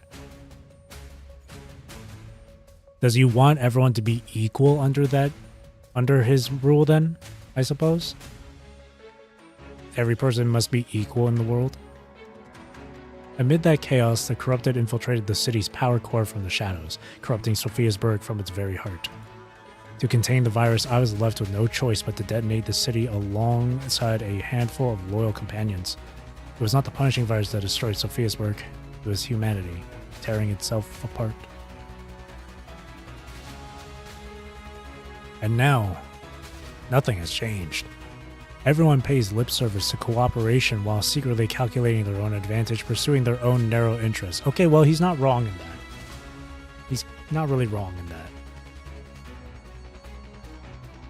Fighting in isolation led to our crushing defeat, to Sophiasburg's ruin. And now I see it plainly. Humanity is poised to repeat this very same mistake. It's very conflicting, you know? He makes a few good points, but at the same time, it's like, how do you know that it's not going to happen again, even if you were the one to rule? These problems cannot be solved by forcibly unifying the world. Wrong. This is precisely the problem that only world unification can solve. Human conflict springs from conflicting wills, but will is not innate. It is implanted in the mind by memetics, societies, nations, ideologies, which goes back to the Babylonia quest, the Babylonian mode quest, with one of those optional conversations. I don't know why it was optional at this point, honestly, but that one NPC talking about how like talk about civilization and the memetics and all that stuff. How these things can spread. They shortened it by saying memes, which is fucking funny because we normally know memes as like internet memes, like the really goofy, stupid shit. But memes in short for memetics. It is these disparate, fragmented memetics that prevent unified thought and scatter humanity's strength. Conversely, if we forge a single, perfected paradise, we can erase these useless memetics. So like all the different cultures and traditions and values and beliefs and all that shit. Then, and only then, can humanity unite its full strength and return to our promised Eden. Eden? What is this, Iron Lung? Which, by the way, over the weekend, I did watch the Iron Lung movie. It was fun. It was a good movie. You erase useless memetics. You've read too many comics, man. You erase useless memetics. But if you do that, then what happens to diversity? How is this any different from what the corrupted or the red tide do? True. It is fundamentally different. The red tide merely devours, reducing all to nothingness. My path will give birth to the strongest memetic of all. As a son of Sophiasburg, as one who sacrificed everything to become the Frostheart Emperor, I will have this memetic be named the Arctic Route Union. One nation, one name, one culture, one civilization. As Zack speaks the words Arctic Route Union, his gaze is both sharp as steel and burning with fierce passion. What drives him isn't greed, but something closer to pure conviction. He truly believes that only the Arctic Route Union can lead humanity toward genuine unification and strength. This is my final offer. Swear fealty to me, or stand as an obstacle to my amalgamation of the world. Or what Watanabe once said? Unity has a price. Your grand vision annihilates free will. I will never allow the Arctic Route Union to return to its past, no matter the cost. Because it was a really bad past. Quite a bit of suffering and a lot of blaming on one another. It was pretty bad. Let's end this war, Rosetta. Which takes me back to Frozen Darkness. Eh? Remember that shit? Where like people of the ARU didn't like the Forest Guards and all that shit due to the past, but they learned to move on from it. Like, damn. I just remembered that. Zack falls silent, his weapon sliding free as the crimson aurora churns overhead. Rosetta shifts her weight forward in her centaur frame, hooves pawing the ground as energy thrums along her blade. Both are poised for battle. Come then. Prove your conviction with everything you have, as I shall with all that I possess. Let us see whose vision of amalgamation will claim this Arctic land and become the future of this world.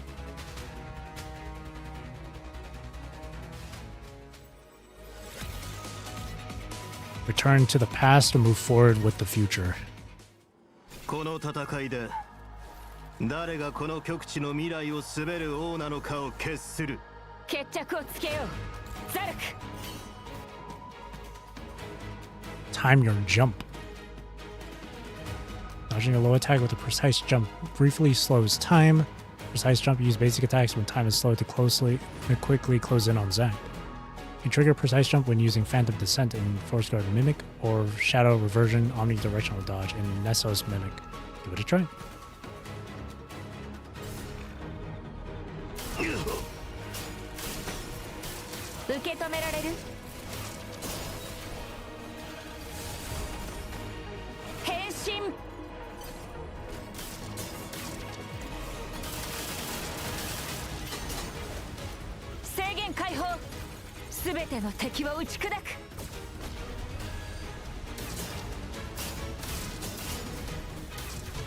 問題ない。私の番だ。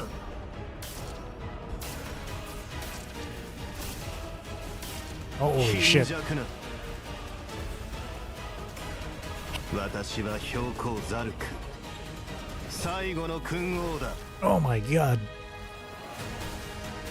受け止められる？遅い。 Oh, that was a parry. Fuck. 変身。一気当選。制限解放。すべての敵を打ち砕く。変身。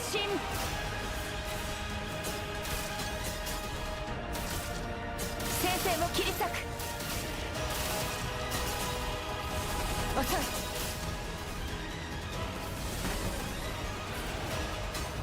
始めるとしよう。 Ah, god damn it. I can't. My reaction time. 先生を切り裂く。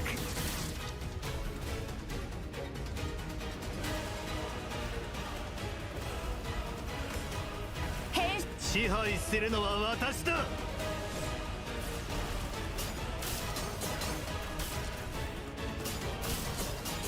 問題ない。ひざまずくか、それとも滅ぶか。 What's he gonna do? 変身。天下無双。 Whoops. 一気と。 It's gonna take a while to get used to her.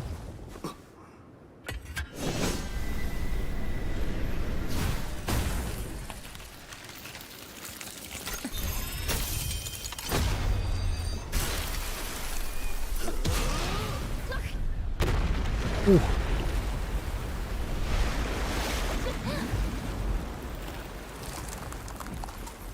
Got my finger ready on the screenshot button.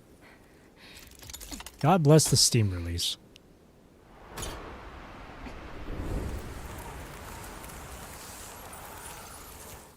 この力は尋常じゃない。急いで戻って戦いを終わらせよう。私は決して止まらない。 Oh shit. Whee! You can find out the screenshots. Yeah, exactly. Ah. ずっと足止めできると思わないで。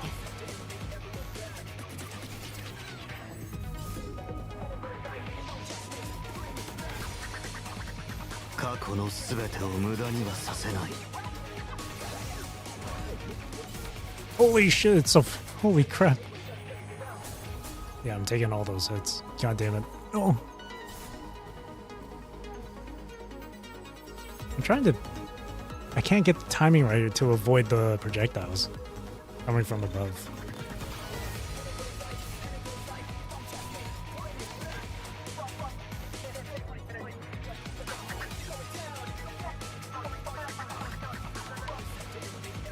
Hyokou の名のもとに力と栄光をこの身に。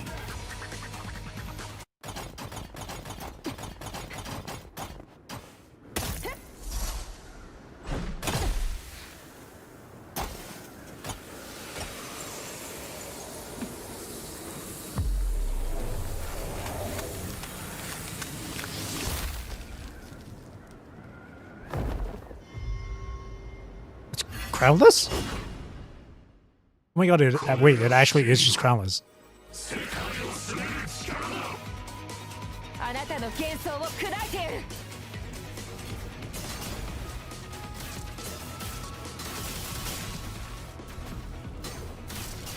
先生を切り裂く。遅い。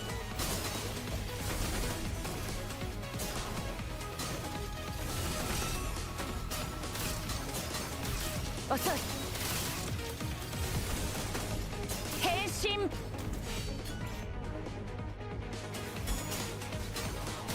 問題ない。 Oh my god. 受け止められる？先生を切り裂く。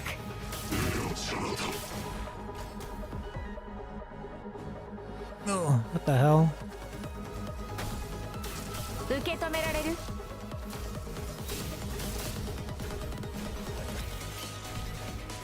進一気当選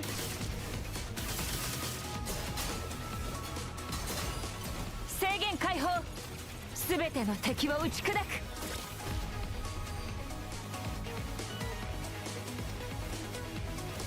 統合の力だ世界を変わりつけにしてやる防御に専念してこれが剣豪の力だ先生も問題ない No, I want to get that parry.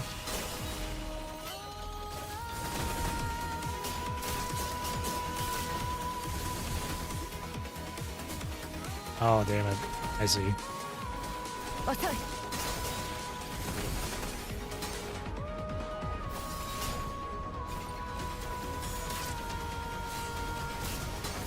貫け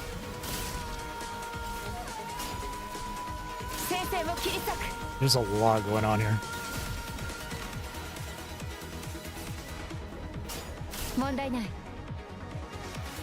先生も切り裂く There we go.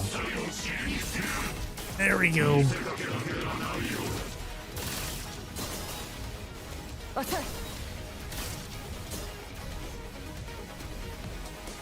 問題ない Jesus Christ, he moves a lot. He completely ignores Matrix too, so.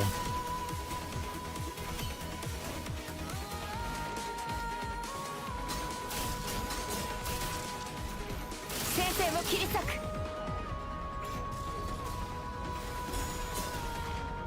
I can never get the timing for the transformation to avoid those attacks.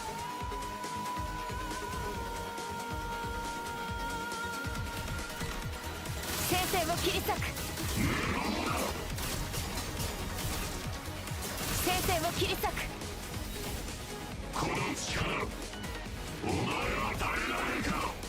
Oh man. Oh, the OG Narwhal too? Hell yeah.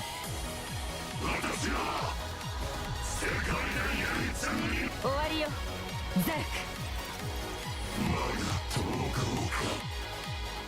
ク Good job.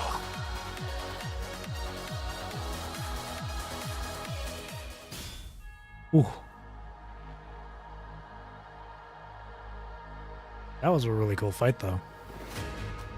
The green aurora surges across the horizon like a tidal wave, suppressing the dark crimson trails below. Ultra kill reference.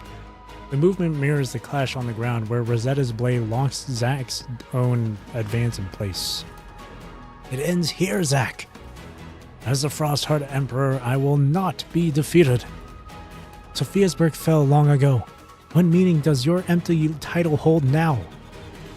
Then what, pray tell, are you fighting to restore? Zack suddenly sweeps his ice-infused lance in a wide forcing arc, driving Rosetta back half a step. He then plants his feet and unleashes a roar of pure rage. Powerful mimetics are inherited endlessly, shaping the will of every soul. Look upon this battlefield, Rosetta. It is precisely such mimetics that drive your ferocity. You know, thinking about it now. In, what is it? Metal Gear... What was it? Revengeance or whatever? I've seen the memes, right? Where he's like, memes. I'm doing this for the memes. Was he actually referring to mimetics that entire time?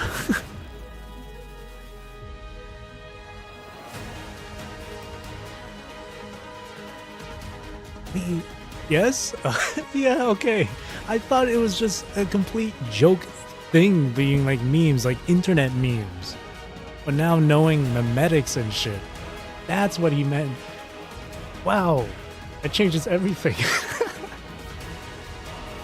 Like I've seen the different like screenshots or clips of that shit.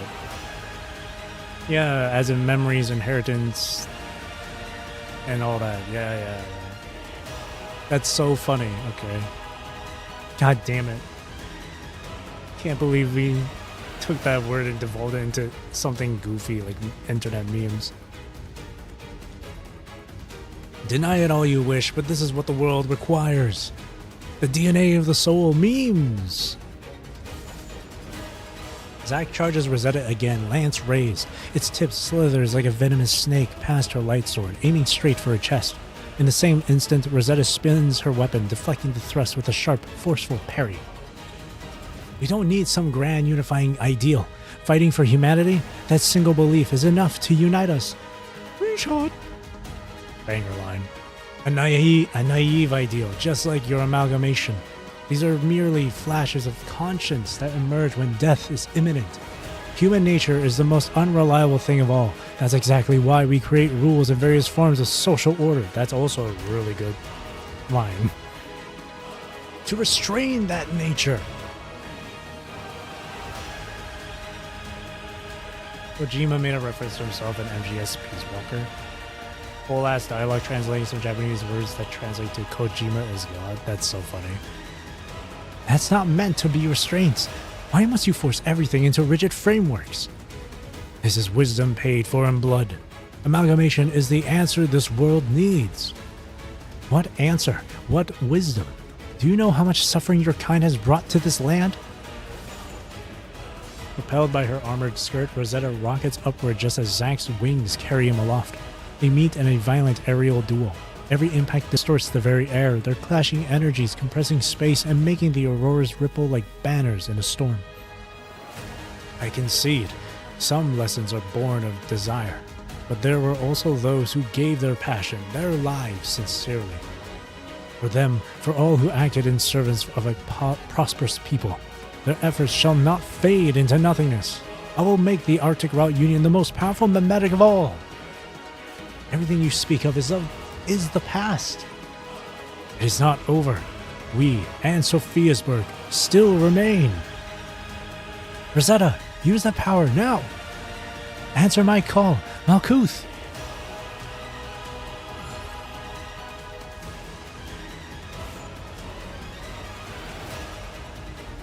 Noticing Zack's unsteady movements, you bark an immediate command. Rosetta shifts into her centaur form mid-air, her twin cannons flaring into wings of light that drive Zack into the ground. His mask cracks with a sharp snap, scattering fragments across the snow. Zack staggers upright, leaning heavily on his blade. The last of his mask shatters away, and for the first time in this state, he faces Rosetta fully exposed.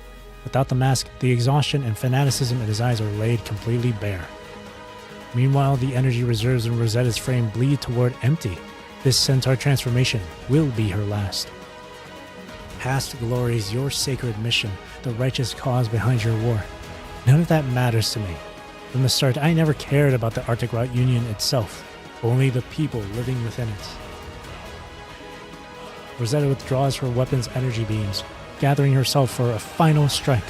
In that moment, the distant bombardment intensifies. The deep rumble of artillery, soldiers' cries, screams of agony, and whale songs merge into a single, unbroken wail on the wind.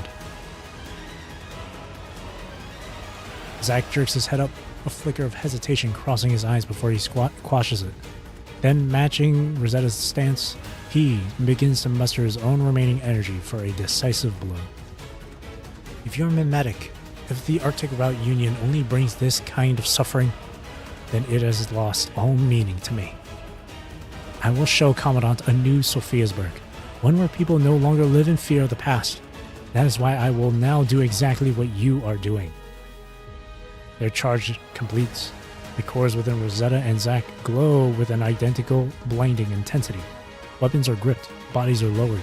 In a mirrored stance, they brace for the end.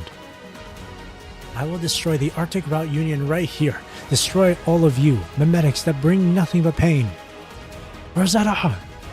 Zack! Naruto! Sasuke! Zack roars, charging forward just as flames erupt from Rosetta's metal hooves. Their collision echoes across the ice with a deafening metallic crash, fracturing the ground into a web of fissures. The resulting shockwave blasts nearby snowdrifts into the air, making even the distant auroras tremble. This right here would have been a really good point to have like a cinematic cutscene or something. That would have been really cool. Like if like a good portion of this was like a cutscene, them talking, like answer my call Malkuth, and then from there that's when they do a cutscene. That would have been really nice. This final all-out strike crowns the victor. Or this part, or maybe after. Or from here. Damn it. Rosetta stands victorious. Zack is frozen in place, his armor smoldering, joints sparking from overload. His body is a landscape of scars and fresh damage. Even if you reject me, the world will still fracture.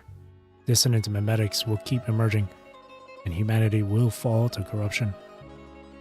Zack's arms fall limply to his sides, his voice drained of all strength, leaving nothing but desolation. When that time comes, will you truly be able to suppress those memetics, as you have today? Rosetta is not alone in this world. If I had to say why, it's all because of you, Sabini. Not alone in this world. Zack appears unsatisfied, his brow furrowed in a silent protest, but the tension melts away as quickly as it came, and his voice softens to a whisper, quiet as falling snow. Rosetta, I have a request. Speak. I ask this only as a patriot, Rosetta.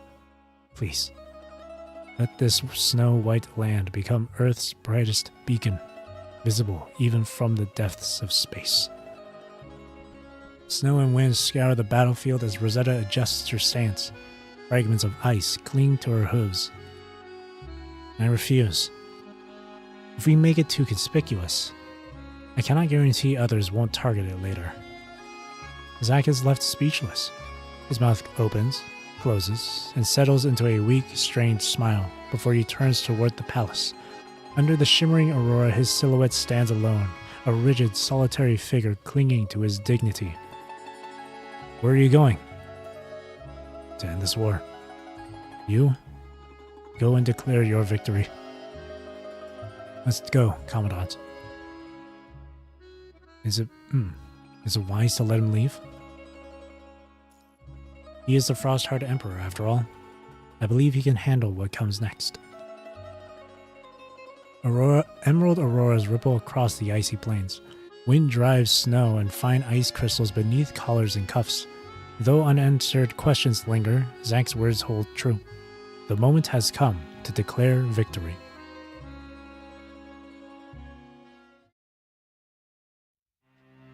Zack returns to the palace, intent on halting the production of Corrupted, ending his amalgamation, and drawing a final line under the war. But as he enters the throne room, he notices Duryodhana waiting beside the throne, a faint aura of punishing swirling around her form. Your method of control was more entertaining. Duryodhana's voice carries amusement, but her eyes are cold as ice. She was the first to sense a Saphira's existence, the one who shattered the glacier and found the awakened Zack. Oh! What? Wait. Though she intended to simply turn him into a Corrupted and take him away, Zack made her a counteroffer. His help in waging war on humanity in exchange for her power and forces, with himself as payment once it's over. Oh, he was the Saphira frame. Wait, he was the Saphira frame? While the terms were hardly favorable, waging war against humanity suited Duryodhana's purposes. Now that the fighting has ended, she has come to collect. A perfectly reasonable claim. I'm sorry. I have nothing to offer the punishing virus. Expected. Duryodhana shrugs, then the punishing energy surges around her as she gathers her strength. I've been betrayed before, and I don't believe you'd admit defeat without a fight. Stand down, Ascendant. Just as she's about to move, Romyantsev emerges from the shadows. His scale-covered hand seizes Duryodhana's wrist in an iron grip. Every corner of the hall, a red light begins to pulse, a dire warning of imminent overload. Frost-Heart Emperor! For humanity. For the homeland I love. Go to hell with me, Ascendant. For an instant, a red inferno swallows the palace, flames and violent energy erupting through its shattered roof before the snowstorms and auroras cloak the devastation. In that fleeting burst of light, Zack's mind flashes to his first glimpse of Earth, a perfect, serene blue orb, encircled by a tapestry of distant, glittering stars. The war has finally come to an end.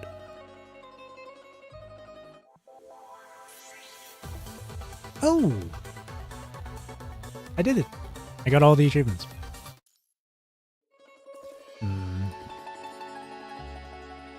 In the end,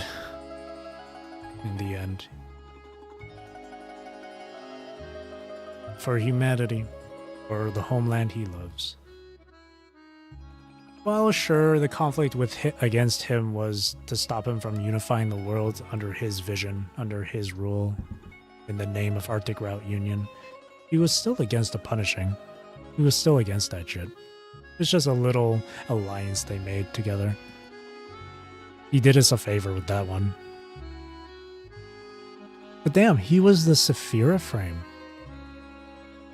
Which means he had a connection with the Phyla tree. Damn. Damn. Amid the dawn. Is it over? Shortly after the news of Rosetta's victory over the Frostheart Emperor echoed across the battlefield, the palace exploded. In the blast's aftermath, the Frostheart Emperor's forces fell into disarray, as though their strings had been severed. As the last of the Red Aurora bled from the sky, the two remaining warlords and the Ascendant Duradana vanished without a trace. I don't think she's dead, though. We just met her. There's no way she's, out of the picture so soon. With their commanders gone and their armies in chaos, the war finally seems to be over. We're definitely going to see Duradana again. I've heard the Frostheart Emperor triggered that explosion himself. On the second day after everything has settled, post-war cleanup is in full swing. Just as you are about to head out on schedule, you find Rosetta waiting outside your door. Together, you arrive here in this silent, snow-covered expanse. He kept his word. Yeah, just as he said he would, he ended this war. After speaking, Rosetta falls silent for a moment, as if paying her respects. When she finally looks up again, the melancholy has lifted from her eyes. Commandant, I think Zack was right about some things, but letting the Arctic Route Union become that kind of mimetic was far too extreme, no matter how I look at it. We once called this a barren wasteland. Would it be acceptable if someone else were to take on that role?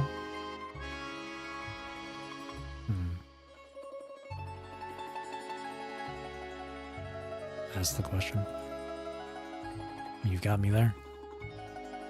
But yes, I believe it would be acceptable if someone else were to take on that role. As long as they don't follow Zack's example using force to coerce, distorting people's will. It might sound radical, but I think it's what most people feel. Everyone has their limits. People focus on their own lives first. As for grand ideas of amalgamation, like Zack said, such things could be entrusted to mimetics passed down through time, as long as we can ensure those entities have no ill intentions. To me, that would be acceptable.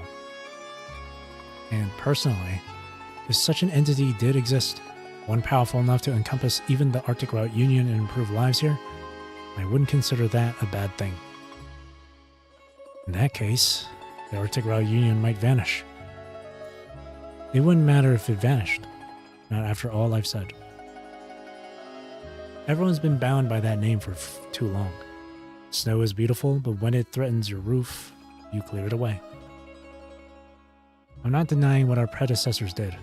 All the love given to me remains in my mind, but what the world becomes after this, it shouldn't be decided by the wishes of those who came before us, but by the path we forge ourselves here and now. Yes! My biggest wish is perhaps just to live well, so that if I ever meet those who loved me, I can stand tall and tell them, I'm doing well now. With those words, she releases a heavy breath, a long tightened knot in her heart at last coming undone. By the way, Commandant, our scouts found something you should see. You're investigating the Ascendants, right? Is it about Duradana? Possibly. In the old Sophiasburg, we found several newly built installations that resemble base stations. All show a high concentration of the punishing virus residue. They're scattered, though. Vehicles can't access the area, and walking would take too long. So, Commandant, from here, you'll have to ride on my back. You're serious? Is this really a good idea? If you're worried about comfort, I had a saddle specially made. The craftsman guaranteed it would help you recapture the joy of childhood. You have no idea what recapturing the joy of childhood entails here, but Rosetta's earnest expression makes one thing perfectly clear. There's no way out of this ride. Well, then... There you are, Sabeni. Finally found you. Thank goodness. I was worried you got lured off by strangers again, Commandant. Indeed. When we found you weren't at the base, we were concerned something had happened. Why do I feel like you two are hinting at something else? Chief, there's a report here that requires your attention. It is Dr. Bear, Lee, Noan, Palma, and Simon, the latter looking distinctly unwell, his face pale. They have just spoken as they round the corner, appearing one after another like a procession. At their sudden appearance, Rosetta's face briefly flickers with disappointment. Whether her reaction comes from having her plans disrupted or something else is unclear. In the end, she only offers a resigned smile and recites her classic line. It really isn't my lucky day.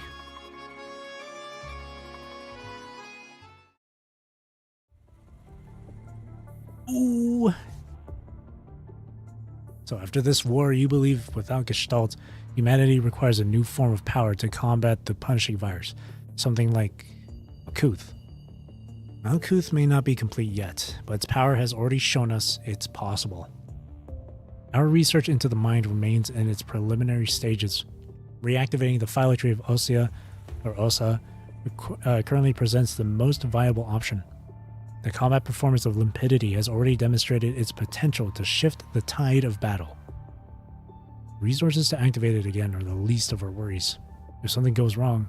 Also, how are you, Hassan? You got shot the last time we saw you. Other people have already set their sights on them. The assault on Babylonia followed the development of Liv's Limpidity frame, for Zack the Frost Emperor and the Ascendant who claims herself as Duradana to appear together in the Arctic region. Everything is far too coordinated to be chance. This project has been shelved for quite some time now. After all these years, as you know, nearly all related research materials were permanently destroyed during the post-pandemic age for those reasons. What if I could provide you with original documentation from the Golden Age?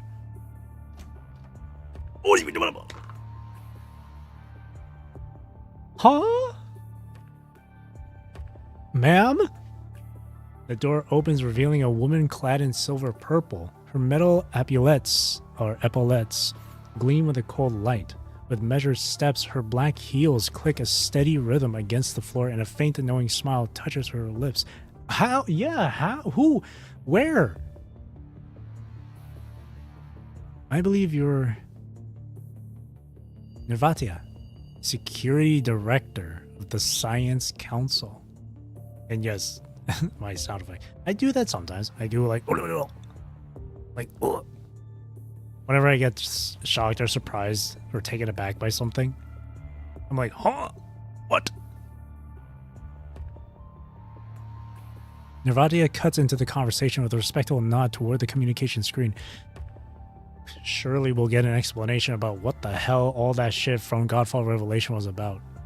I remember, Liuju, you said once it could have been like a simulation thing, kind of like during Lucia's little Babylonia quest.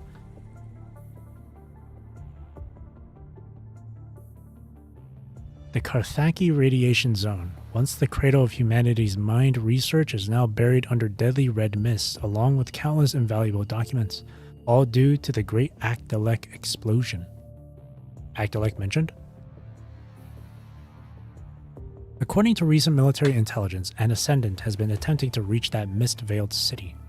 To speak plainly, President has said, we are not the only ones with an interest in the phylotree of Osia. Shit. Yeah, no, that's... Because we got Iceling. And Duradana is in is in relations with Aisling, as in like she's affiliated with Aisling. I don't remember the specifics, but John Doe from Sideline Breach. He's an Ascendant too, right? Well, I have to wonder if he linked up with Aisling as well. So this is like just another group of Ascendants we got to deal with.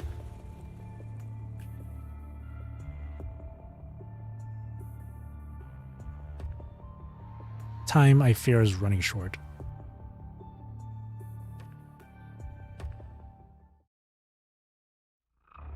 In the shadows of the abandoned research facility, metal fragments glint coldly on the dust-covered floor. Nearby, broken experimental pipelines coil in the corners like frozen serpents. Speak of the devil. Shall I call you Duradona now, Doctor? Didn't you also rebrand yourself John Doe? And this little hideout of yours, quite the labyrinth. Doctor, huh? I wandered outside for an eternity before finding my way in. The heavy rusted iron door groans open, revealing Duradona on the other side.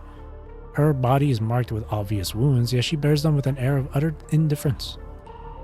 So, what did you uncover on your Arctic excursion? You mentioned catching the scent of a Saphira before you left. I misjudged. Only the faintest trace, nothing substantive. Even the best of us err occasionally, don't we? Okay, so no. Okay, no, never mind. So, Zach wasn't a Saphira frame. She just caught a trace of it. Let's avoid quarrels that might breed discord, Duradona. Not tedious. So, what occupies you now? Duradona's gaze locks onto the control panel in front of John Doe, immediately catching on a piece of translucent golden amber. Encased within is a sleeping young girl, her eyelashes dusted with frost. From her chest, transparent tendrils emerge, coiling like thin snakes against the amber's inner walls and still writhing slowly. Aisling? Oh, it carries that same scent. I can manage here. You're injured. Return to that one first. And while you're there, report on FOS's status. Never mind, it's not Aisling. Poaching another's prey is rather poor form indeed. Porm. I almost said the wrong word. I've combined the words poor and form. It sounded like another word. Best of luck. If you end up dead in this place, I'll collect what remains. The two share no real connection. They are merely temporary allies pursuing the same goal. I mean, that and their ascendants. After Duradona departs, she doesn't even bother to close the door. Cold wind sweeps in, scattering dust across the floor. John Doe ignores the open door, his fingers tapping a brief command on the control panel. Immediately, the amber begins to glow. Pale golden tendrils unfurl from its base, creeping silently across the floor and coiling around nearby equipment. A moment later, the girl inside stirs. Her eyelids flutter, then open. What time is it now? Step outside and see for yourself. A wind gusts through the doorway, stirring dust from the floor and rustling the silently encroaching tendrils. The air thickens with an indefinable malice, as if something else is awakening alongside those tendrils, slowly regaining consciousness. What a freaking... okay. Frostheart Emperor Zack, post-war supplementary intelligence brief. Descendant of the Frostheart Emperor collateral line, distant relation outside the core succession. Served initially as an astronaut before transferring to military service. Arose as a Hawk faction commander known for hardline stances and decisive command. Rapid promotion was earned through martial achievements. Cultivated significant popular support via repeated demonstrations of integrity and justice coupled with a dignified bearing. During the period of civil unrest, led a rebellion of young officers motivated by dissatisfaction with the reigning Frostheart Emperor's governance. The revolt was later suppressed by the then warlord Rumyantsev. The subsequent transformation of their relationship into one of sovereign and vassal remains unexplained.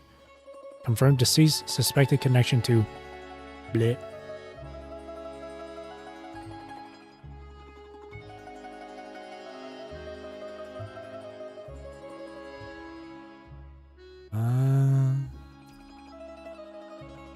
Well, there we go. Chapter 39. Yeah, when people said that this chapter was particularly short, they weren't kidding. It was pretty short. It's like like if you go through it quick, probably like 4 hours, maybe like 4 hours ish. I think it took me 4 hours, maybe 5. But it is shorter than usual chapters, which personally I don't find to be that big of a deal. They at least put in some of the extra information as the like file reviews and stuff, but I've seen only one person, haven't seen anyone else complain about it, and this is on Twitter. Luckily, I curated my timeline, my For You page, to where I just get to see some fun fan arts and shit. So I don't really see people's complaints, but I did see one where they didn't like how they put from their words, they said they focused a lot of the information they focused on putting the information in the file reviews. But I've said this before, and I'm going to say it again after going through the chapter. These file reviews, while yes, they give extra detail on certain things that we didn't know about, for the most part, or maybe half of this, it's already information we've learned during the chapter. Like this mission briefing right here, Celica tells us this shit already. So that's kind of like whatever, right?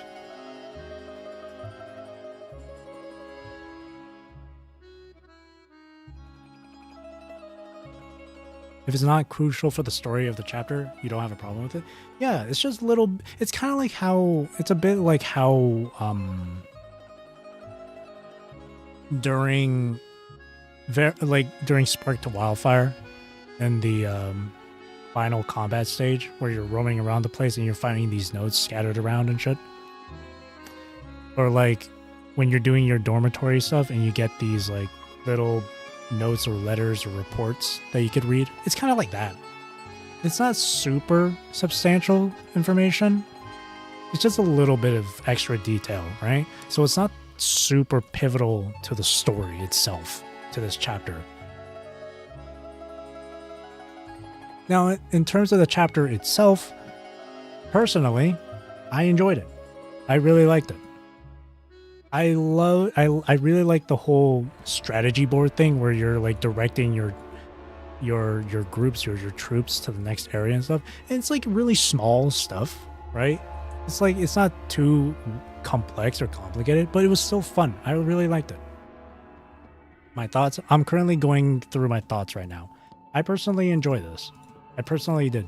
Now, is it on the level of something like Shaper's Ripples or To the Galaxies or Withered to Shine? Absolutely not. Far, far from it. Absolutely not. But for some reason, people keep expecting these chapters to be on that same level every single update. Now, Kudo Games said it themselves from one of their past live streams. This is a new beginning, a new story to get into. Or PGR. Treat it as such. Since this is the beginning of said story, it's going to be slow build-ups. It's going to be bits of information here and there laid out for you. It's there to create some curiosity and intrigue for the reader. And for me personally, it's doing that well. In Where Nightmares Dwell, we get some stuff about Phylotry. Again, same thing with Sideline Breach. And this one, more so with the Phylotry stuff. And that's what's catching my, attention. Outside of that, though, with this chapter, I enjoyed it. There was the whole thing with a civilization's memetics, its cultures, its the memories of a past civilization. The whole thing, the whole conflict between staying in the past or going back to the past versus moving forward into the future.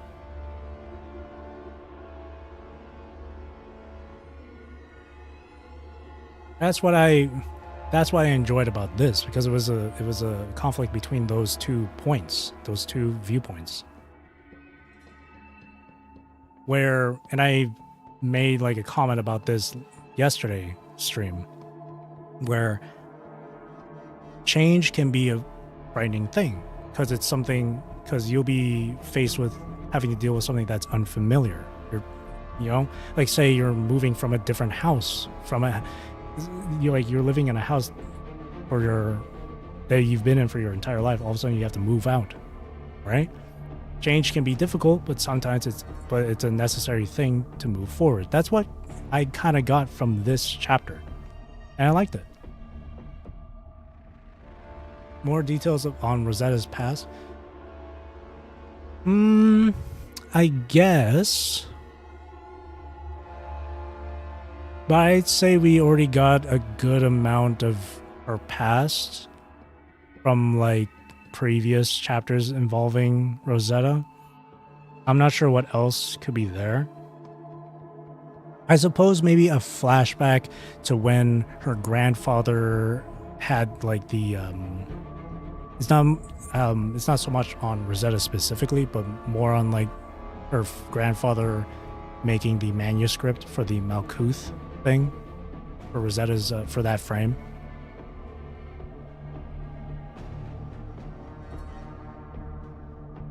But overall, I enjoyed this chapter. I've already seen a few people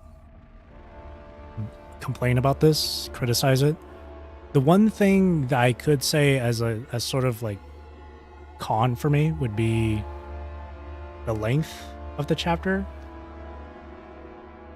I guess it's not that big of a deal to me. It doesn't feel like it's all that big of a deal with this chapter being shorter than usual. I have my own theory on why this chapter was short, though. I feel like people complain about the chapters being so long. And Kuro's like, here, we'll do a compromise. We'll make the chapter short, but we'll add in some extra details in like the file review or the Journal of Promise, and that's it. And add a little bit of something in for the Babylonia mode. That's my own personal like theory on it. But again, I didn't mind it being short at all. I still enjoyed it myself. Some people liked her, say they liked her Journal of Promise story more. Haven't read it yet. I went through the first 2 nodes for Journal of Promise. It was interesting. But of course, I gotta finish it, which I'm gonna do right now. Overall, I think this story, I'd say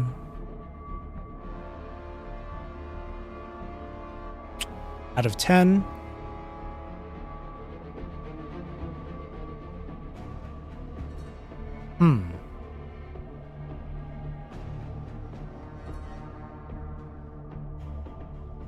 7.5 or 8 out of 10, I'd say. I personally enjoyed this. I personally really did.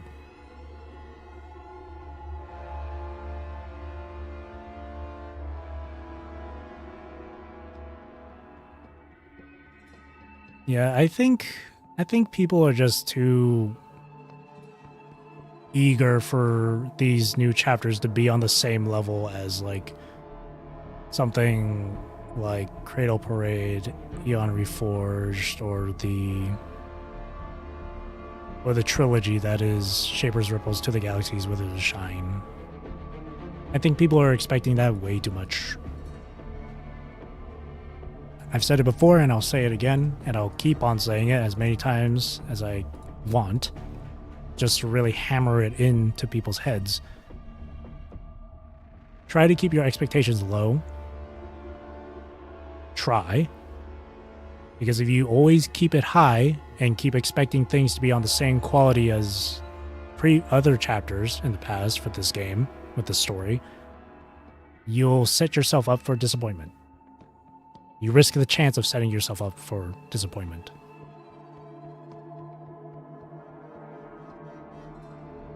That's all I gotta say. I liked it though. I liked it. Now, let's do a Journal of Promise. Now, like I said, I already went through the first two, but I don't mind going from the start. Rosetta and ARU barely got any content aside from Awakening Tundra for years. Oh, that's true. I forgot about that. Yeah, that is true. That is true, yeah. That's fair then. Yeah, that's fair. That is fair. And I guess one thing I'll say about the chapter is that it doesn't focus too much on Rosetta's own personal development as a character. It was a bit more between Rosetta and the ARU. It was a bit more on the side of. It was a bit more focused on ARU than it was Rosetta. Perhaps they put her character development or whatever in her Journal of Promise, which I feel like is very fitting for them to do. It makes sense. While the main story chapter can be focused on both the ARU and the overall plot of this current story, which is the Philo tree and the Saphir frame and the mind and all that stuff. All right. I'll go from the beginning with this again. I don't mind. So, long journey, only the dead ever know peace. Deep truck tracks cut through the snow. A researcher crouches over them, studying the marks with full concentration. He seems utterly absorbed, as if the tire marks open the door to some hidden scientific wonderland, one he hopes will lead to a groundbreaking discovery worthy of shaking the academic world. Unfortunately, he'll never get that chance. A hole has been blown through the back of his skull, his brilliant mind reduced to a grim, blossoming red wound, now exposed to the falling snow. Well, damn, screenshot that. They never really want to hold back when it comes to the more grim details, huh? The tire tracks he was so fascinated by don't stretch much farther. Only 10 meters ahead lies half a transport truck overturned and completely burned out. The other half of the cargo bay is lodged inside an institute building with half its floors sheared away, giving the scene an unintentionally brutalist look. The air reeks of scorched fur, burnt leather, and the oily black smoke of half-incinerated flesh.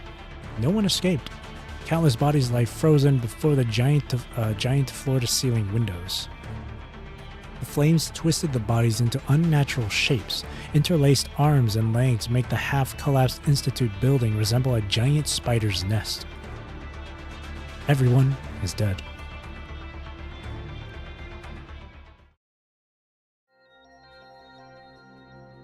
Inside a classified Arctic Route Institute several hours earlier. 機体の交換は順調に進んでいます。データ同期完了率は 97%。グレイレイブン指揮官、そんなにじっと見守ってくださらなくても大丈夫ですよ。I'm not entirely reassured. お気持ちはわかります。しかし、インブルリアの件が公になってからは、私たち北極航路の研究所は構造体技術の開発に関して慎重すぎるくらいに権限の確認と規定の遵守を。You misunderstand. It's just that frame replacements haven't always gone smoothly for my team. Memories of Chrome, Liv, Vera, and the other constructs flash through your mind. You shake your head, trying to push those troubling moments aside. I get to see a brief shot of Vera. Therefore, this Journal of Promise is already 10 out of 10 for me. 私たちに偏見をお持ちでないなら何よりです。おっと、同期が完了しました。少しご協力いただけますか。本来ならこれで機体交換は完了なんですが、これは少し特殊な機体なんです。アジン型と人型の2形態を有するため、その調整と意識界のメンテナンスが必要になります。指揮官。Rosetta, how do you feel? なんだか少し変な感じ。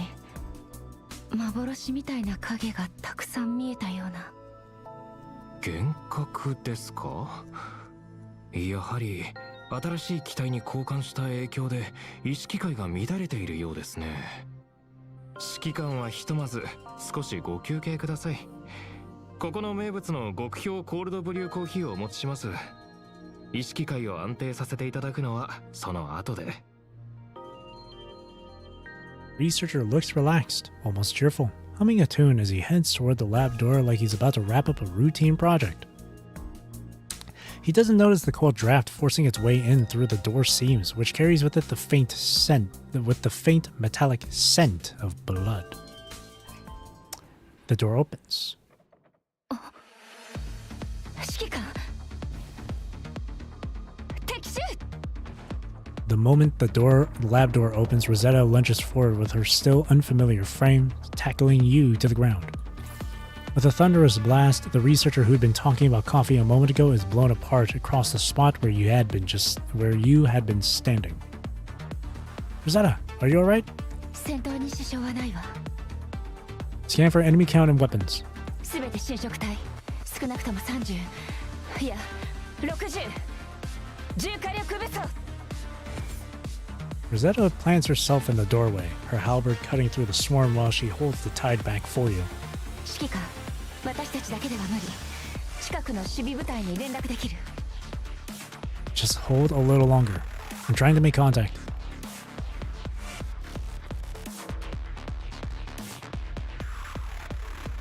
This site is under heavy corrupted attack. Security forces are overwhelmed, requesting immediate backup. とにかく退避を。そこら中に侵食体が。あなた今どこに。 The call ends with a dull, wet, tearing sound. You can almost smell the blood through the receiver as it floods your senses.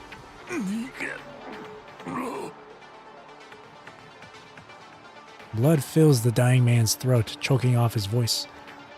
He has no idea where safety might be, but the urge to live drives him to tell you, on the other end of the terminal, what you must do next. It sounds like the receiver has fallen into corrupted hands. You have nothing to say to creatures that can't even understand you. Before the cold metallic stench of blood seeps through the line, you cut the channel. どう？やっぱり状況は悪い。 We need to evacuate. How are you holding up? 大丈夫。あなたを連れて撤退するくらい問題ない。 It's not just us. There are other survivors. できる限りやってみる。で、どこなら撤退可能？ I don't know. Every area we've been able to contact is already under attack. Looks like we'll need to find somewhere else to escape to. 外に使えそうな輸送車がある。私が道を切り開くから、あなたは生存者を集めて。 Alright, be careful out there. あなたも。 After confirming the plan with Rosetta, you sync your timing with hers. 3, 2, 1. You split and rush out into the chaos. Rosetta's high-energy halberd cuts through the corrupted as easily as melted snow. She unleashes her full power, carving out a safe circle around you. Even with Rosetta covering you, you still stumble through the raging horde. After dodging several attacks by a hair's breadth, you finally dive into the transport vehicle's driver's cabin. Get in! Anyone who can still move, get in the truck. 助かった。死ぬかと思った。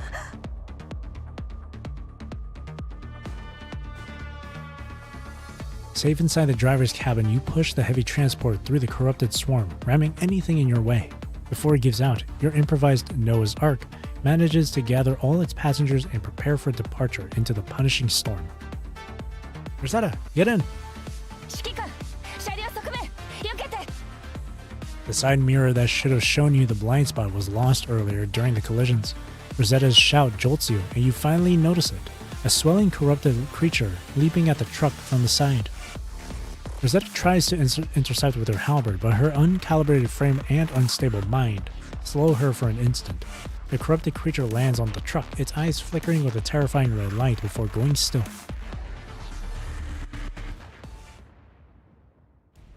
The blast tears through the vehicle. The cargo bay is thrown onto the half-collapsed Institute building.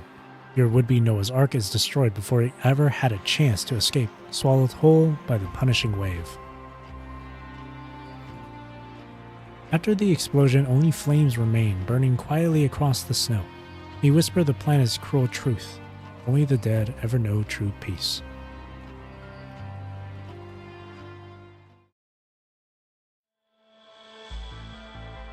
Snowfields, Arctic region. 爆発で転倒したことによる打撲と軽い火傷。つまり命に別状はないんだな。ならいつものことか。お前の幸運に今さら驚きはしない。状況は把握した。空中庭園は救援を急いでいる。だが You can hear hesitation in Asimov's voice on the other side of the line. 分かっていると思うが、極地で動かせる戦力は限られている。それとちょうど今ニコラから連絡があった。Through the crackling signal, the bad news reaches you. Communication between Babylonia and the Arctic region has completely broken down. At this moment, you're the only person in the entire Arctic region still in contact with Babylonia. 撤退ポイントのセーフハウスの位置と移動ルートをお前の端末に送信した。そこには予備の輸送機もあるから、お前たちは空中庭園に帰還できる。だが But what? What's the problem? 極地で強力な信号干渉が発生している。その範囲は急速に拡大中で、お前のいる場所も時期に飲み込まれるだろう。地上部隊とも連絡不能。15分後には遮断される。 When will communications come back? 長くはかからないはずだが、正確な時間は不明だ。つまりお前たちがセーフハウスに移動している間の支援ができない。頼れるのはお前自身とロゼッタだけだ。他に質問は？ Rosetta, she. お前からの報告で状況は把握している。新機体へ変更直後に意識界が不安定になったまま戦闘に突入し負傷。さらに輸送車の爆発時にお前をかばって衝撃を受けた。他に補足は？ No. ロゼッタは近くにいるか？状態を確認したい。通信途絶まであと数分ある。ロゼッタに代わってくれ。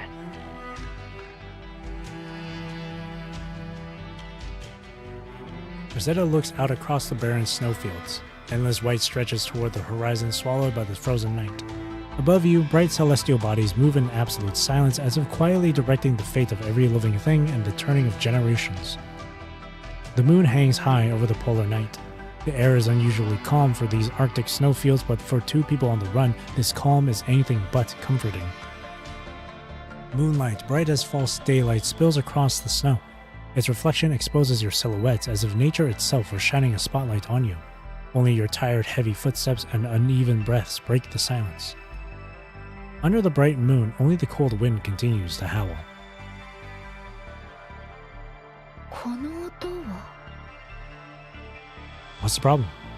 指揮官聞こえないこの音。 It's quiet. What did you hear? いや聞こえたはず。 Was that a hey? 指揮官こっちついてきて。 Rosetta, where are you going? What did you hear? これは波の音。 Rosetta is certain she heard a call that shouldn't exist in this place. The surge of emotion, like reuniting with something long lost, becomes the strength that carries her injured body. Stumbling forward, she forces herself over a massive snow ridge. Exhaustion, soreness, and every discomfort are amplified by her injuries and clinging to her damaged new frame. When she finally pauses, the strain overwhelms her and her vision goes dark. When her sight returns, she finds herself facing a landscape completely unlike the endless snowfields. ここは The snowfields end abruptly here. Brown-green tundra and bare stone take over the land, with scattered patches of snow stubbornly clinging on as if insisting they once ruled this place. In the distance, the cold bay looks almost like welcoming arms. A small settlement lines the shore, a few warm lights glowing. The waves sound lively, as if greeting someone who has been gone a very long time. 小屋。あれはおじいちゃんの小屋。おじいちゃんの小屋がどうしてここに？どうしてここに町が。それはここが死者の国だからだ。ロゼッタ、わしに会いに来てくれたのか。A voice that should never be heard again suddenly sounds beside Rosetta's ear. Aged, familiar, trembling with emotion, every word feels like it rises straight out of her memories. The simple wooden cabin opens its arms to her, warm light spilling out like a soft carpet welcoming her home. Puff stands in the doorway, looking exactly as he did in her distant memories. おじいちゃん。大きくなったな、ロゼッタ。もう立派な大人だ。Look at the difference in art style with these two. Inside the cabin, the hunched old man looks up at Rosetta, now taller than he is. His broad, rough hand brushes over the mechanical parts exposed on her frame, his eyes filled with pride and sorrow. 辛いことも苦しいことも多かったんだろうな。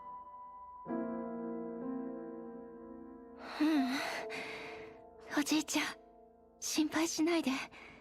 自分のことも周りの人のこともできるだけ守ってきた。今は弱った時に支えてくれる人もいる。そうか、ならよかった。わしもその人に会ってみたいもんだ。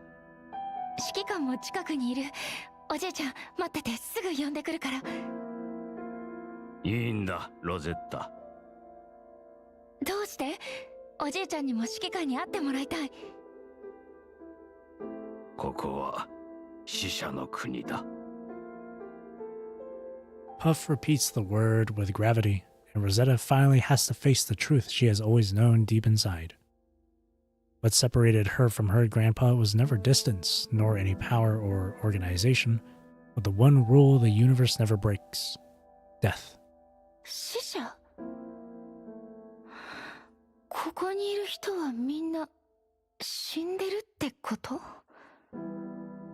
ここは死後の世界。Rosetta stares at the quiet village by the bay, shocked. She struggles to accept that behind every warm window here might be someone who died long ago. じゃあ、私も死んだの？ロゼッタ、そうじゃない。ここは過去の世界だ。わしとお前が一緒に生きてきた世界。必死に働き、もがき、生き抜いていた世界だ。そして、お前はまだそこに生きている。それはわしにとっての一番の幸せだ。The old man looks at Rosetta with gentle eyes and says nothing more. As the sun rises over the horizon, Puff taps her shoulder lightly, urging her to look out the window.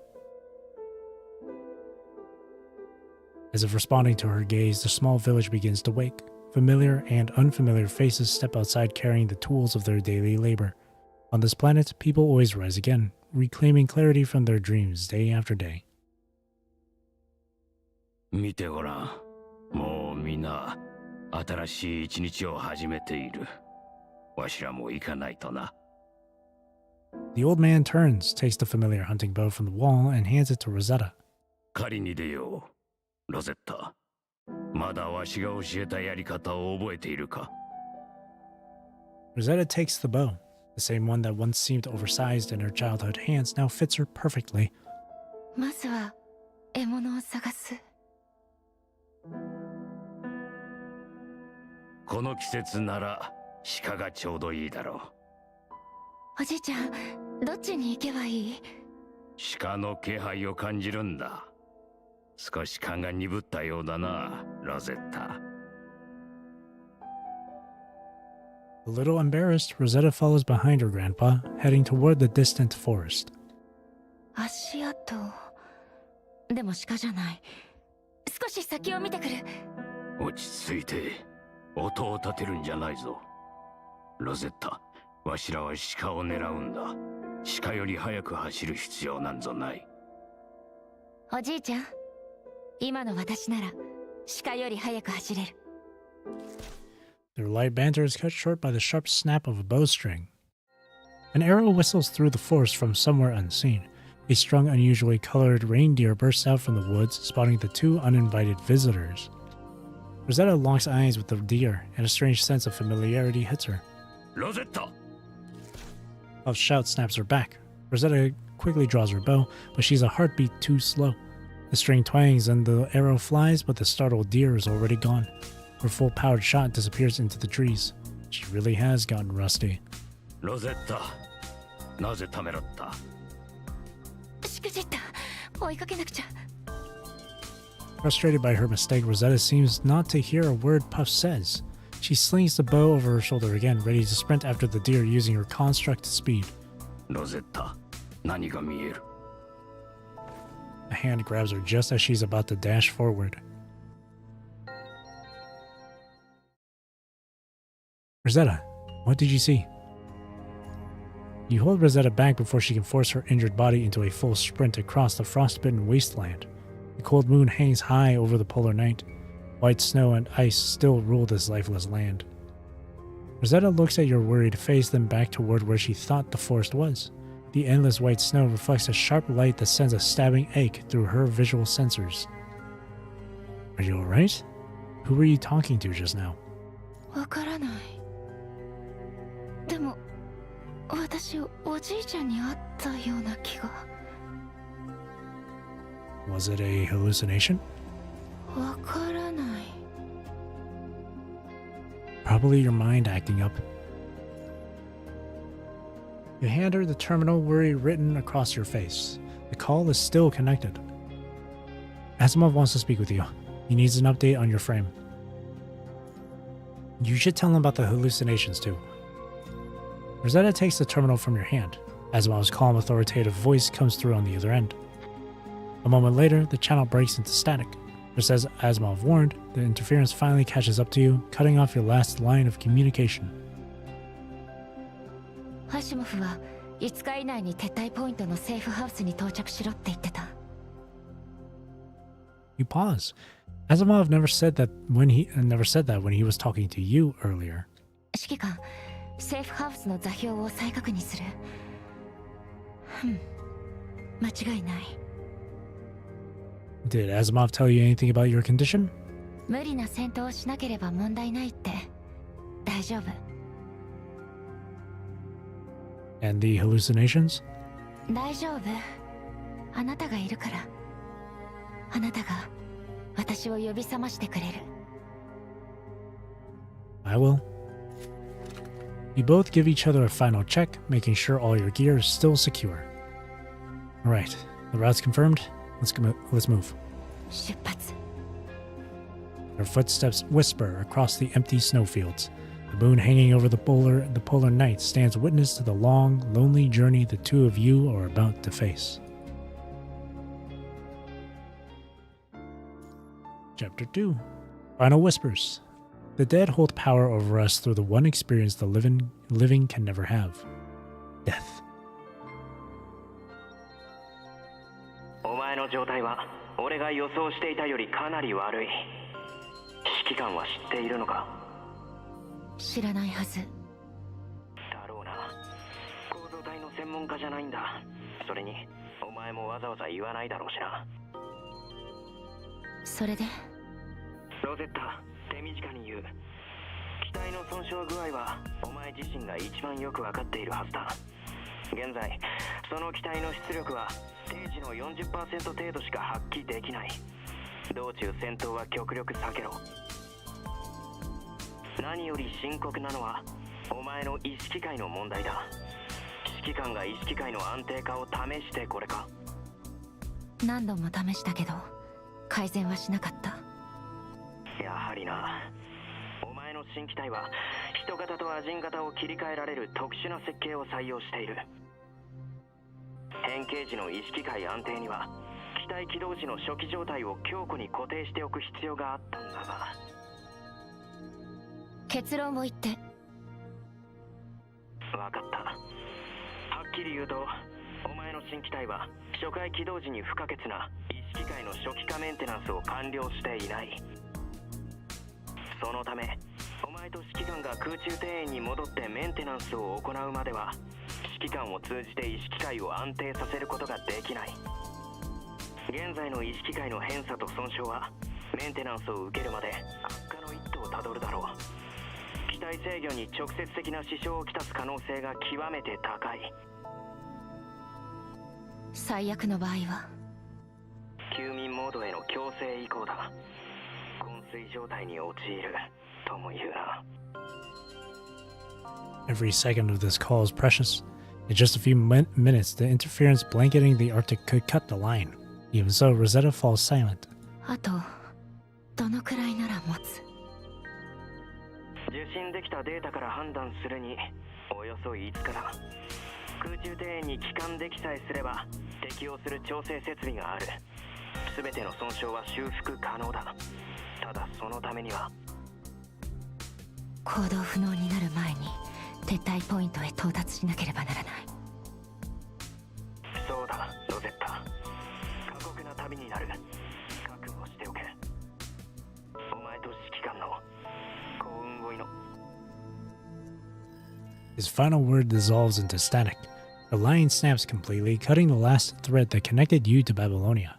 Now, the two of you stand alone on this silent, frozen world.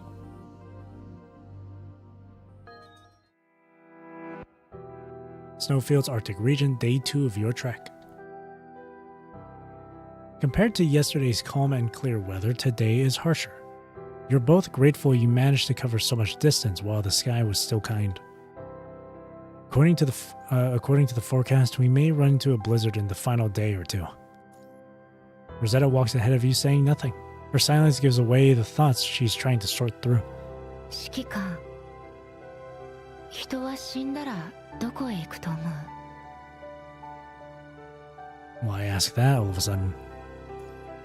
Still thinking about what you saw earlier? Your grandpa? Rosetta turns back to you. You've never seen her eyes hold so much confusion and sorrow. そう。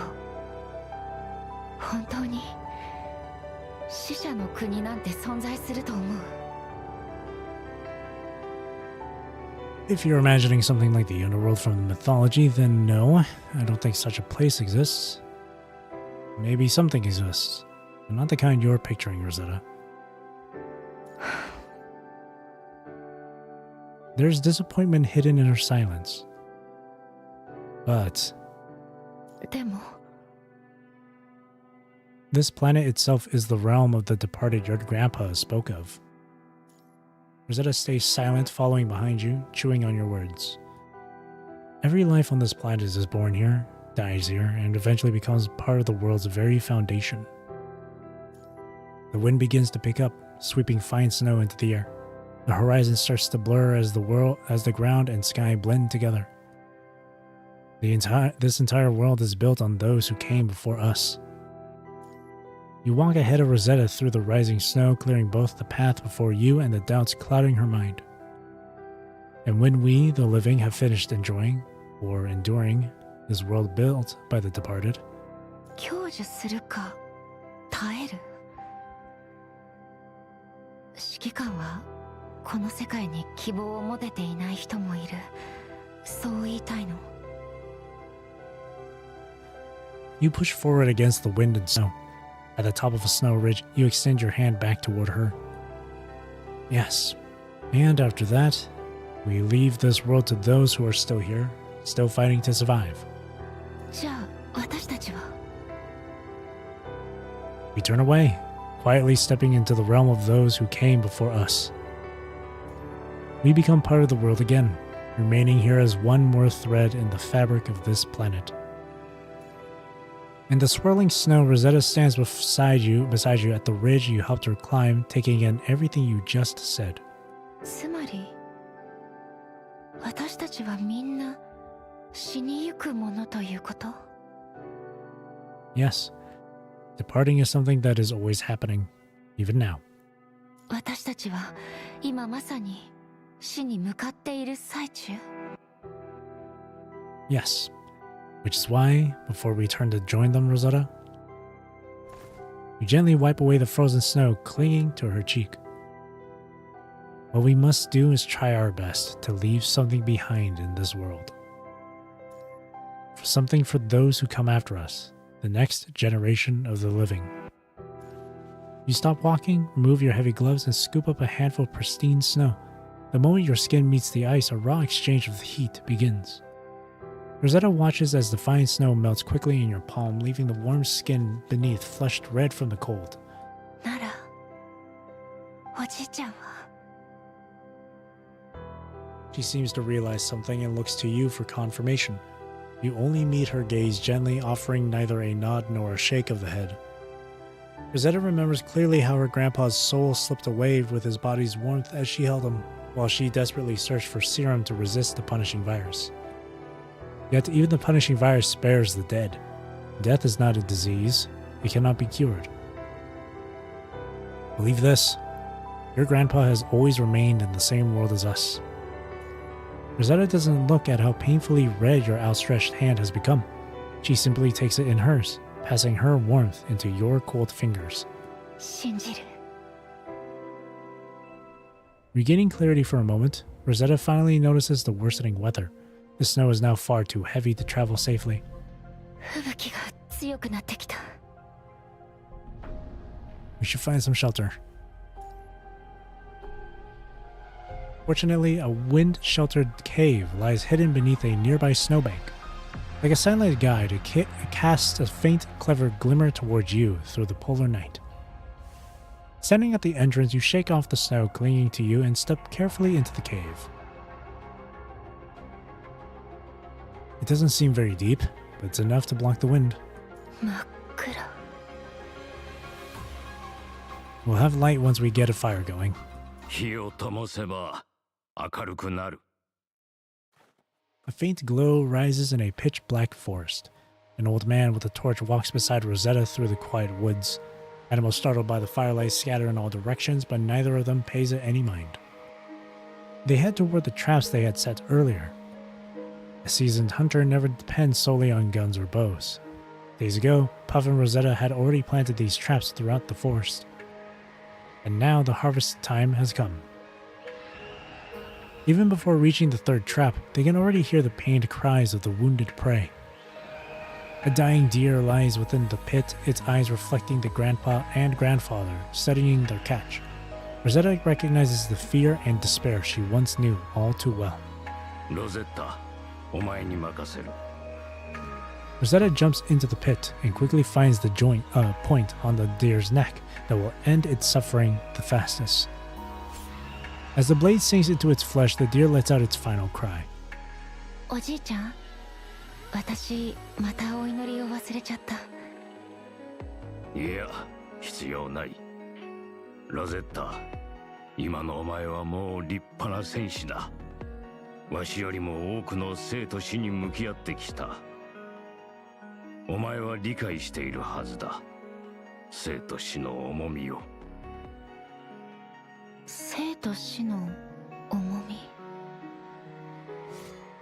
The old hunter dresses the animal with practiced skill.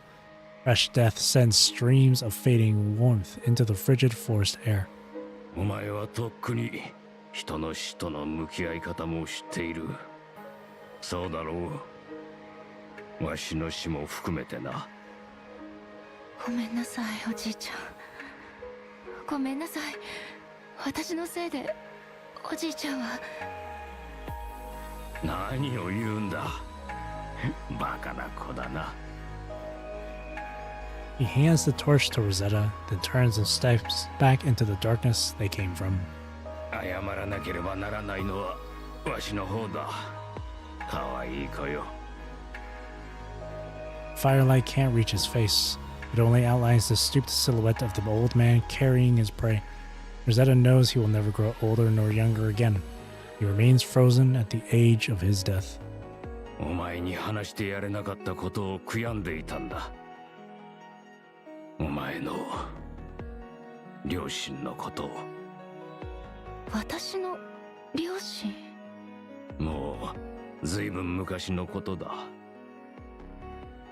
あの時わしは自ら武装部隊を辞した。Puff seems to have forgotten that Rosetta is no longer a child. He senses the anger buried in his voice, a fury that has lingered so long it clings to him even after death. それはマスターユニットの研究計画のこと。わしはあの非人道的な実験計画を受け入れることができず、早々に計画を抜け、血にまみれたあの場所を去った。お前の両親はあそこの研究員だった。二人ともインブルリアの改造に関わってたの？そうだ。だがインブルリアの暴走を目の当たりにした二人は両親の呵責に苛まれた。そして一部の技術データを持ち出して逃亡を図ったんだ。当然ながら。 The old man stops and turns. In the torchlight, Rosetta sees her reflection in his eyes. お前も一緒だったんだ、我が子よ。技術の奪取、そして情報漏洩の阻止。北極航路連合は関係する研究者たちを捕らえ、処分に乗り出した。お前の両親は私を見つけ出し、お前を託した。それが彼らなりの贖罪だったんだ。それから二人はどこへ？おじいちゃん、その後も二人とは会っていたの？わしにお前を預けた時、二人は逃亡の最中だった。わしとお前を巻き込まないために、二人は反対方向へ逃げて追っ手を引きつけた。それきり会うことはなかった。後日、雪深い森の中で血に染まった彼らの衣服を見つけた。おそらくは。 There's no need to explain further. Rosetta understands now. Her parents, whom she'd never had the chance to meet, made their final choice to protect her. 彼らの衣服を埋めた墓の前で誓ったんだ。お前が立派に育つまでわしが守り抜くと。そ二人の死 No, I が thought it was done talking. わしを変えた。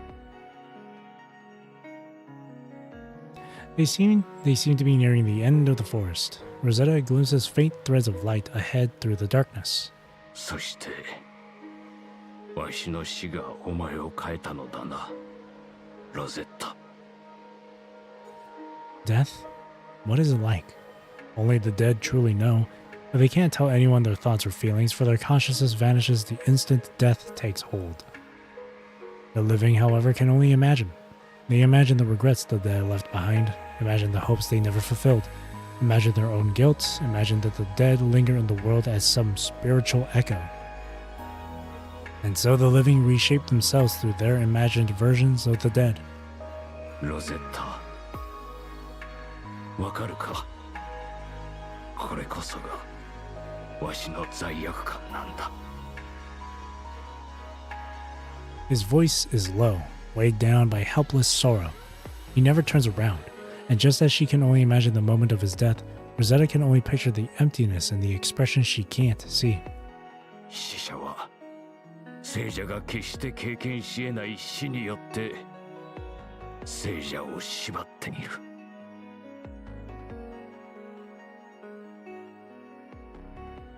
They step out of the forest's dark curtain. Dawn's piercing light clashes jarringly with the name of the realm of the departed. Rosetta suddenly remembers the true name of this land. Mortal World. The radiant sun has already risen above the horizon, its long absent light consuming her completely. Too bright, isn't it? In the dim cave, the tactical flashlight is far too harsh. Seeing Rosetta shield her eyes, you fumble to switch off the device you rarely use. 死者は聖者が決して経験し得ない死によって聖者を縛っている。 That's a good line. What did you say? You don't quite catch her quiet whisper while putting the flashlight away. おじいちゃんが私に謝ってた。Was it another hallucination? that realm of the departed. そう、おじいちゃんが言ってた。 Rosetta repeats Puff's words from her vision. The flashlight's glare fades, and only the faint flickering campfire remains, its damp wood cracking softly as it struggles to burn. It's just one way of interpreting memory, Rosetta. 記憶の捉え方？ After witnessing so many deaths, it becomes hard to tell which thoughts are your own and which ones carry the expectations of the departed. それって、指揮官も犠牲になった戦友たちに対してそうなの？ Not exactly. Many were just people I crossed paths with once. If they share anything in common, it's that I recorded each of their deaths. じゃあ、指揮官も死者に縛られている？ Maybe. I will. Maybe. I will. Maybe. Maybe. But these are values we choose for ourselves. そういう状況は私たちが自ら選び、背負い、引き受けることを選択したってこと。 Grandpa didn't need to feel guilty about it. Rosetta, do you know? 何を？ In this era, we've let science conquer us for far too long. 指揮官が科学と私たちの関係を支配と表現するなんて。 Here comes the classic Commandant wisdom. Science stripped death of its mystery. And we still search for spiritual resting places for the dead. That's simply because we cannot bear to let go. The departed we keep in picture frames remain beside us forever, frozen in a single moment. 永遠にそばにいるというのは少し大げさな気がするかも。 It is the departed showing us kindness. They give us all the time in the world to say goodbye. You take the terminal back from her hands. Rosetta sinks into thought again while you stir the fire, coaxing the weak flames to burn brighter. I'm heading outside to check the weather. If the snow has eased up,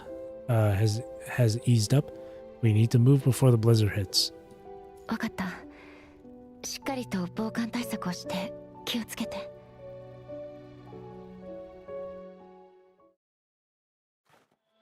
Once fully equipped, you step out of the cave. The snow has let up drastically, giving you a rare window to move forward. But something is wrong.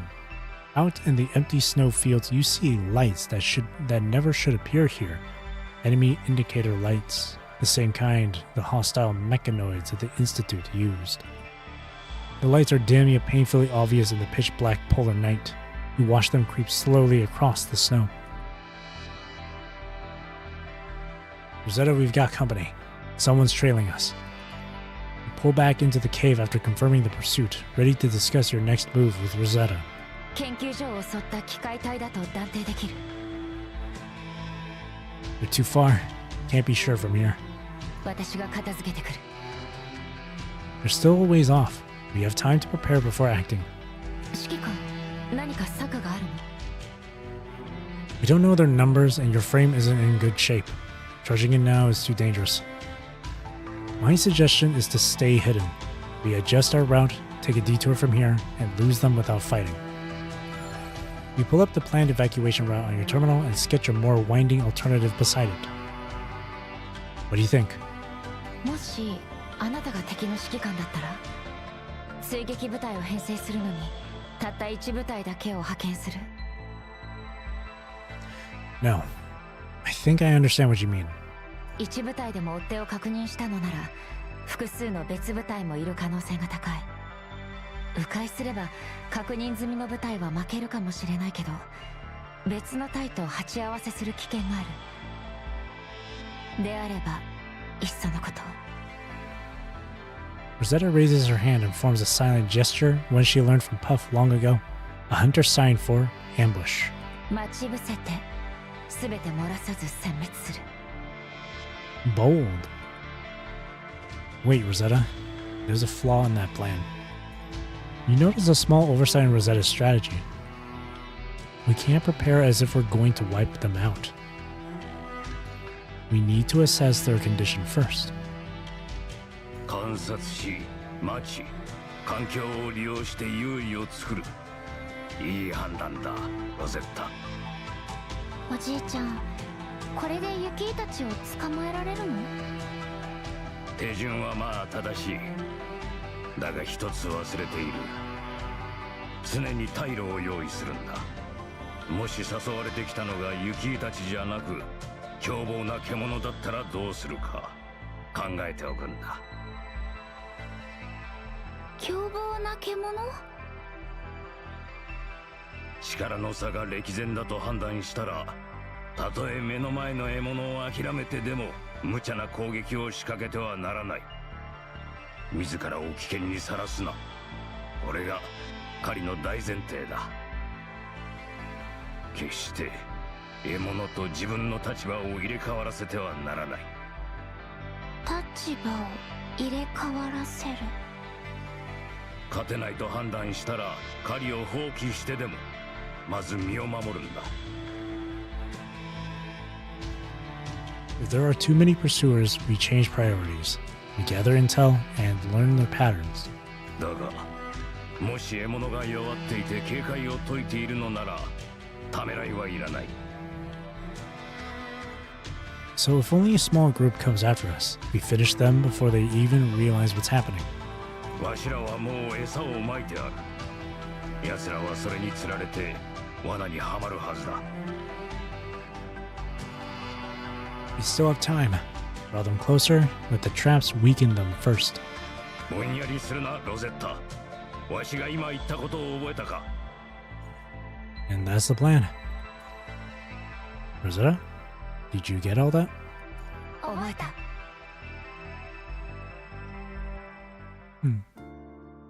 Alright, chapter 3. Now this is completely new territory for me.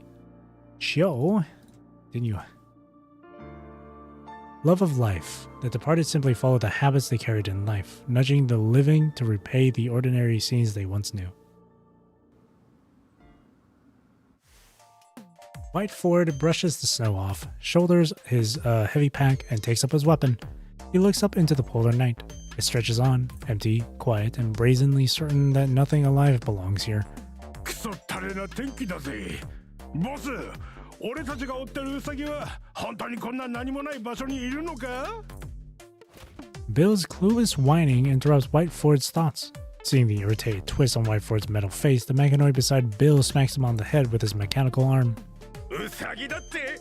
お前のポンコツ CPU には何が詰まってんだよ、このアホ！ああ、違うのかよ。俺たちの任務は戦闘力ゼロの空中庭園指揮官と重傷の構造体を追うことだろ。この間抜け、その戦闘力ゼロの指揮官は空中庭園のエースオブエースグレイ・レイブン指揮官だぞ。加えて北極航路連合の最新技術を搭載した機体を操るシュリン人のリーダーだ。ターゲットは2人だっただろう。なんでこんな大勢で追わなきゃいけないんだっけか。Huh. Jack rolls his eyes, done arguing with the underpowered idiot. He just remembers how stunned he felt when the boss delivered the briefing without a single expression. あの人の第一段階の作戦目標はほぼ達成された。9割以上の戦果と言っていい。だが、一部の作戦行動に重大なミスがあった。作戦中に回収予定だった北極航路連合の最新機体が奪われたんだ。我々の任務はそれを追跡し奪還することだ。Expressionless, the mechanoid White Ford sinks the mission details to his team. The brief overview includes 2 portraits. Their assigned targets. ボス。なんだ？これってあの人じゃないか？そうだ。After confirming again and again, Jack points at himself, questioning his own programming. 俺たちがグレイ・レイブン指揮官を倒すってことかよ。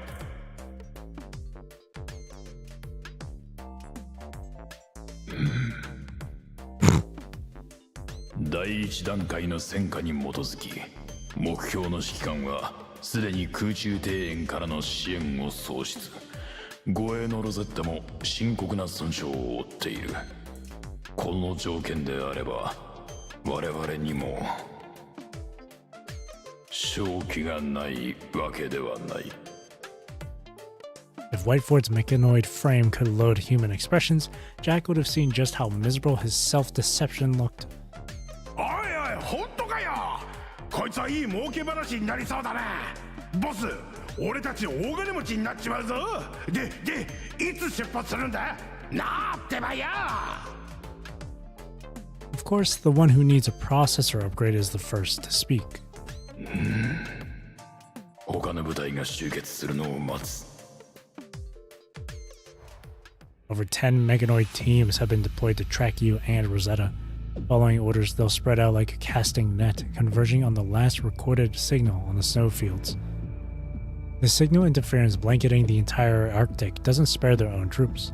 These bloodhounds follow their preset routes with absolute precision, sweeping across the untouched snow like a giant filter meant to remove any impurities. Whiteford's team is the closest to the targets, and by sheer luck, the underpowered Bill is the one who spots the tracks left by you and Rosetta. なあボス、どう考えたってまずは別動隊と合流してからの方がいいんじゃ。Looking at the tracks left by their targets, Jack hesitates. Even Whiteford, their leader, wavers for a moment. You can't blame them. Every strike team watched the footage from the Institute raid before deployment. Rosetta, tearing through enemy lines on her own, left a deep fear in all of them. Even knowing she's badly damaged now, they still can't be sure their small team has enough firepower to take her down. 合流を待って時間をかけてしまえば獲物に気づかれる確率が跳ね上がる。それに Whiteford glances at Bill, who is practically hopping with excitement as if discovering the tracks alone already earned him the mission reward. ビルが他の部隊と手柄を山分けするほど寛容だとは思えんな。山分け？なんで分ける必要があるんだよ。見つけたのは俺たちじゃねえか。誰にも渡さねえぞ。報酬は俺たちだけのもんだ。After shouting, Bill charges off following the footprints. Whiteford and Jack don't stop him. Just like that, every option they were debating gets vetoed by their simple-minded teammate. ボス、こりゃ。何をボサッとしてる。追うんだ。行くぞ。Whiteford sighs, but he and Jack still follow Bill. The three mechanoids remain on the same fire team, though Bill is clearly the one who loves fire the most.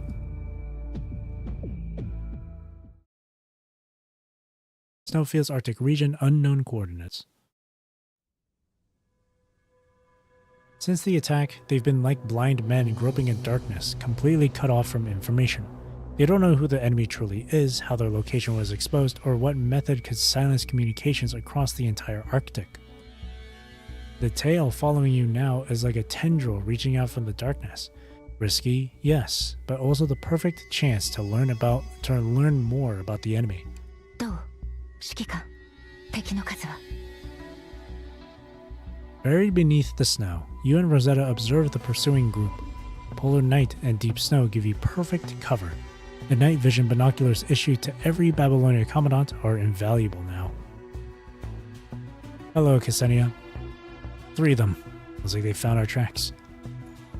We'll need to hide our tracks better from here on. 戦力は？ Hard to tell. ちょっと見てもいい？ You hand her the binoculars. Rosetta sees the 3 pursuers arguing among themselves. Well? 標準的なスリーマンセル部隊。警戒すべきはあの少し抜けて見える大柄な個体。あれが一番厄介そう。残りの2体は脅威じゃない。倒せる。The dopey one.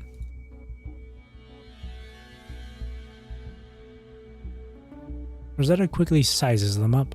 At least the strength they're showing. But something still bothers her. 何か変。 What's the problem? 連中が攻撃を仕掛けてこない理由は何？援軍を待ってる？洞窟から数百メートル離れた地点で止まって進んでこようとしない。 The forest after snowfall is silent. Occasionally, an animal darts across the snow, unaware that the prints it leaves behind can become clues for hunters. Journal promise? You wanted to play but you couldn't because you've been suffering from a headache? Oh, rip. I had a headache last night too, just before going to bed. Headaches are rough, yeah.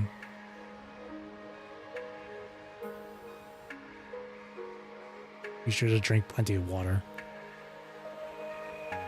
なぜ動かない？何を迷っている？あとはもう一歩前に進めばこちらの手が届くのに。 Rosetta and Puff are completely buried beneath the snow, leaving only 2 tiny observation holes on the screen. A faint wisp of breath leaks out, but the prey doesn't notice a thing. Its full attention is locked on the bait, lying over the trap. Feeling better now? That's good. And it's an extraordinary strong reindeer. 焦るなロゼッタ。獲物はわしらが思うほど愚かではない。 Puff studies the reindeer for a moment, then relaxes and lies back, handing the trap's trigger line to Rosetta. It seems he doesn't expect to spring it anytime soon. あいつは罠だと分かっている。ただ、天秤にかけているんだ。危険を冒してでも餌を奪うべきかどうかをな。雪のせいで森の食料は減る一方だ。動物たちも冬を越さなければならない。鹿は危険を承知で餌を探し、狼は鹿を狙って動き出す。迷っている時間はない。ロゼッタ、あいつの背中を押してやるんだ。選択を手伝ってやれ。私がどうやって？ Puff turns to her beneath the snow. His nose is red from the cold against his deeply lined face, and his features gather into a sly, almost playful smile beneath his gray beard. She watches him cup his hands and let out a wolf howl, so convincing it's hard to tell if it's real. 聞いたみたい。 Hearing the howl, the reindeer grows more agitated. It checks its surroundings several times, then finally commits. It's going for the bait. よし、そのまま。そう、前に進んで。食べたいはず。もうちょっと。 The reindeer inches forward, testing the ground. It moves right to the edge of the trap.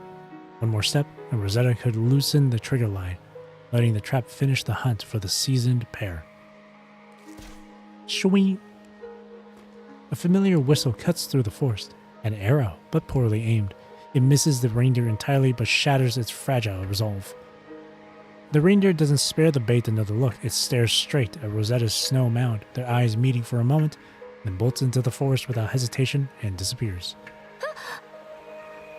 惜しかったな。帰ろう、ロゼッタ。でもおじいちゃん、あと少しだったのに。そういうものだ。気にするな、ロゼッタ。お前にはまだ明日があるだろう。明日も明後日もある。今日のお前が今すぐこの狩りを達成する必要なんてないんだ。でもおじいちゃん、私たちだって。 The words survived the winter catch in Rosetta's throat. That ritual belongs to a life she hasn't lived in a very long time. Here now, neither she nor Grandpa truly needs this deer to survive. The departed simply follow the habits they carried in life, nudging the living to replay the ordinary scenes they once knew. And that momentum, the reason these scenes still repeat, comes from the memories the living refuse to let go. だがな、ロゼッタ。お前はいずれお前自身の狩りを成し遂げる時が来る。雪だ。もう帰ろう。 Snow begins falling without warning, drifting down until the forest disappears under a soft white veil. As the flakes thicken, night settles in with it, wrapping the world in darkness. 帰る？どこに？ Nightfall is the Forest's gentle way of asking you to leave. Back? いや違うただ Visiting the realm of the departed again? You saw your grandpa again, didn't you? You've gotten used to Rosetta drifting off like this from time to time. Even so, your expression betrays your concern. Was it about your parents again? 今回は違った二人で狩りをした Hunting. Rosetta looks toward the three figures waiting a few hundred meters away and gestures lightly. そう狩りを Looks like your grandpa gave you another lesson? Recovered a bit more of your old hunting instincts. 忍耐強くあれそして獲物の選択を手伝ってあげること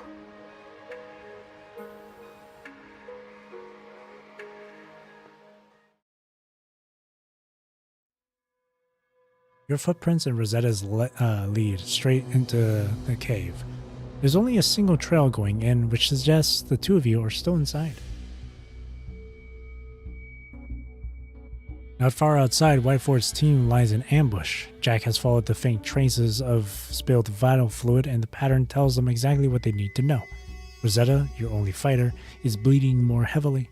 Her condition is getting worse. That realization sparks a dangerous thought in Whiteford's processor. Maybe Bill was right. Maybe their team alone can take the entire reward. ビール今回ばかりは俺もボスも腹くくって付き合ってやるが絶対に暴走するなよまずは様子見だけだやばそうなら即撤退するからないいな分かってるってよそんな心配する黙れ With a single low bark from the captain, Bill shuts off his speaker, which had been blaring like an emergency siren. いつも通りの陣形だジャックが先行して偵察ビルは砲撃モジュールを起動して続け俺がゴズメだなあボス物は相談なんだが今回だけは俺が最後じゃダメか一人で逃げようって気かそうはいかんダメだ Caught immediately, Jack reluctantly moves into the cave first. Bill follows behind, his massive frame sealing off any path of retreat. Only after confirming nothing unusual near the entrance does Whiteford, the only mechanoid in the team with support capabilities, finally step inside as well. The cave isn't large. After a single turn, it opens into a stone chamber. There, waiting for them, is their so-called reward for pushing this far.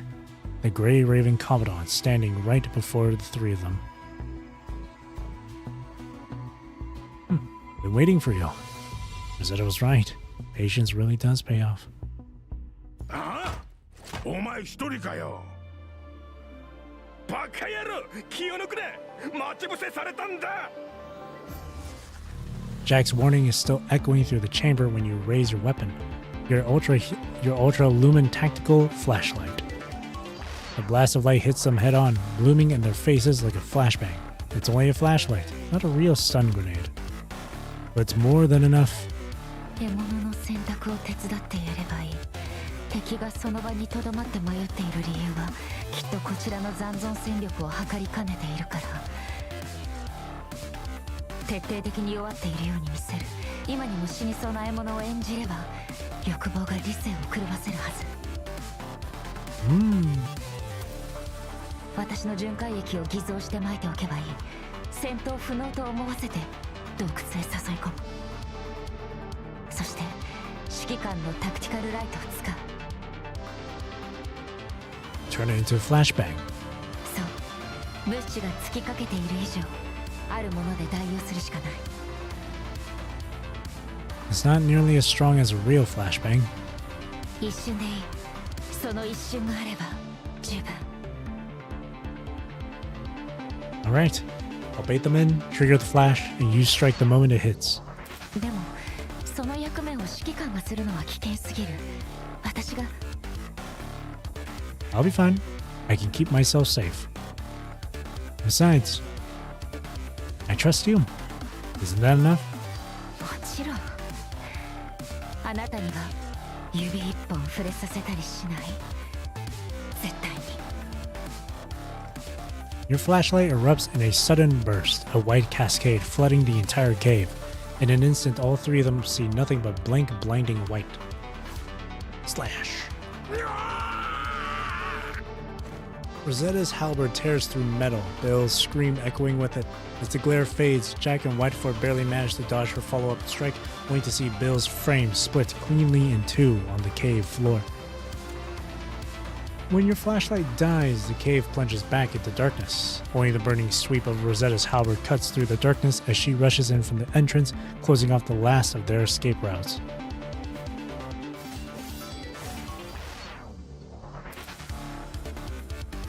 The cave becomes a chaotic dance hall from before the Golden Age. Gunfire and energy bursts flicker like frantic strobe lights.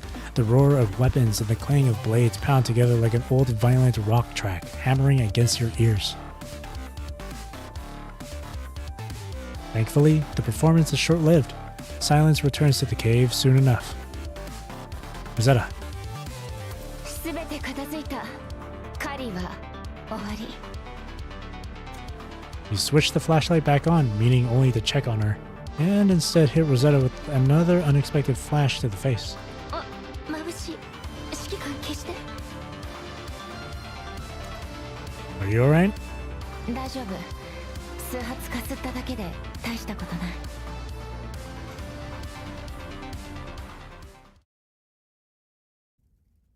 A softer warmth fills the cave as you light the torch and bring it close to her. As expected, her already damaged frame has accumulated several new wounds. ただのかすり傷だから気にしないでいい Can't leave them untreated. Let me check. You kneel beside her, inspecting the damage from the fight. These repairs will have to wait until we get back to Babylonia. 予想より激しい戦闘になったずっとかばってはあげられなかったけど指揮官は怪我してない Not a scratch. ならよかったでもしくじったかも尋問するために生け捕りにすればよかった She glances toward the remains of the three mechanoids, a faint trace of regret in her expression. 情報を得る手段がなくなってしまった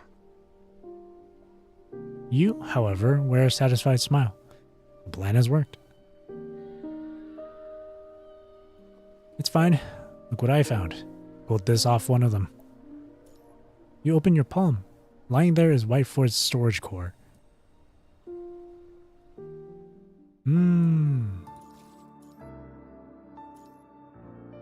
Blues at the funeral. Grief shouldn't last forever. Save some tears for tomorrow.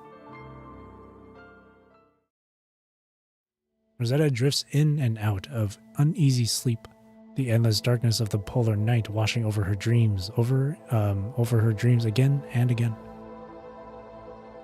Night follows night, darkness follows darkness. Her dream becomes a chamber of thick mercury, trapping whatever clarity or reason she has left. Between dreams, she is somehow awake. Her consciousness doesn't move in a straight line. It drifts like scattered fragments on that ocean of mercury. Sometimes the world forms blurry shapes, sometimes it warps into things she can't even recognize. She watches herself from impossible angles until even the concept of language decays and collapses. There's no describing, no reasoning. Words simply can't hold something that slips beyond them. That was chapter 39 for you? Me? I enjoyed it. I thoroughly enjoyed it. I gave it a 7.5 or 8 out of 10. I really liked it. I really liked it. Yes, it was short, but I still enjoyed it. I liked how it was like a clash between staying in the past or moving forward to the future type of thing. Refusing change and going along with the change. A all for one versus one for all type of thing. And I liked it. And then the stuff with the phylotree and Saphira frames. That was interesting too. And then the last node, Nervatia showing up. What the hell? Yeah. I was really surprised too. And she knows something too. So that's interesting. But yeah. I do appreciate that these chapters have been kind of trying to, or helped build up some questions and intrigue with the stuff relating to the phylotree and the Saphira frames and the mind. So it's nice. While the core conflicts or the core situation of each of those chapters, like for example with Where Nightmares Dwell, it was the whole stuff with Melano, and then Sideline Breach, the stuff with John Doe, and then now with this chapter with Zack.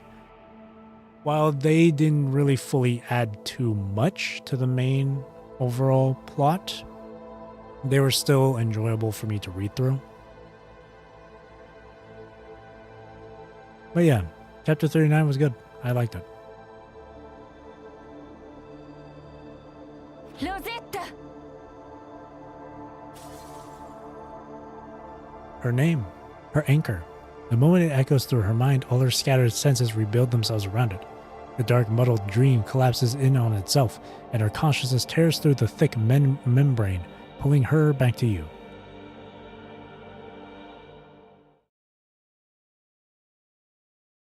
New Murmansk. Oh. Dawn, or perhaps a sunset that overstayed its welcome. The old man closes the scroll in his hand and pushes open the door toward the bay. Outside, the receding tide lifts the last traces of night away. The morning breeze stirs the papers on his desk, rustling them softly. Once the moon's silver glow sinks into the horizon and the sun begins weighing out a new day, the land and the city rouse with it. A distant sea wind carries the first sounds of morning, breathing life back into this ancient place.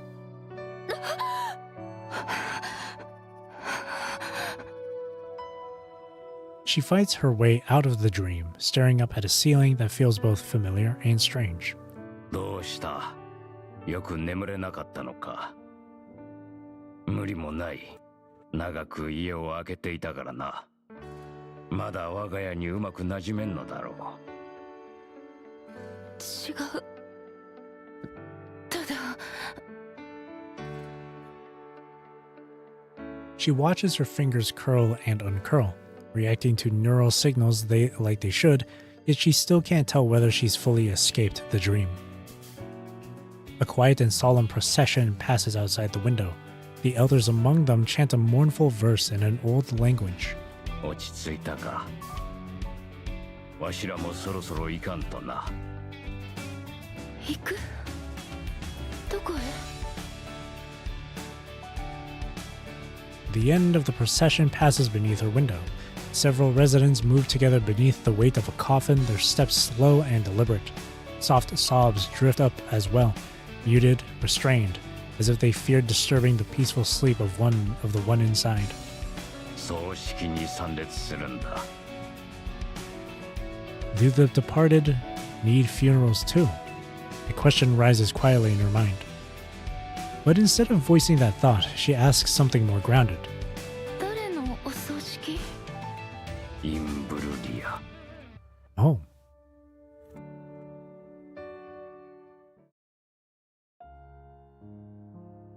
In stories, funerals always come bundled with rain, black umbrellas, and tears. But today is bright and warm.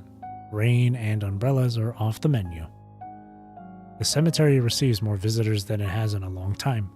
Even the snow seems to recede from their approach. Yet the place remains cold. A cemetery never quite allows warmth in, no matter how many people gather. おはようございます。寒風吹きすさぶ中、亡き友人を悼むために、かくも多くの方々がお集まりくださいました。 Outside, the wind's howl fades for a moment. Inside the cave, the only sound is the soft crackle of the campfire. The faint warmth and light are the only comfort this frozen wilderness offers. You lean against the cave wall, working on your terminal. A storage core, ripped from the mechanoid you destroyed, is plugged into its interface. Across from you, Rosetta lies wrapped in a blanket, caught in another restless dream.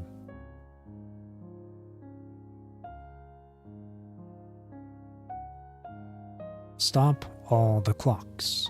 Cut off the telephone.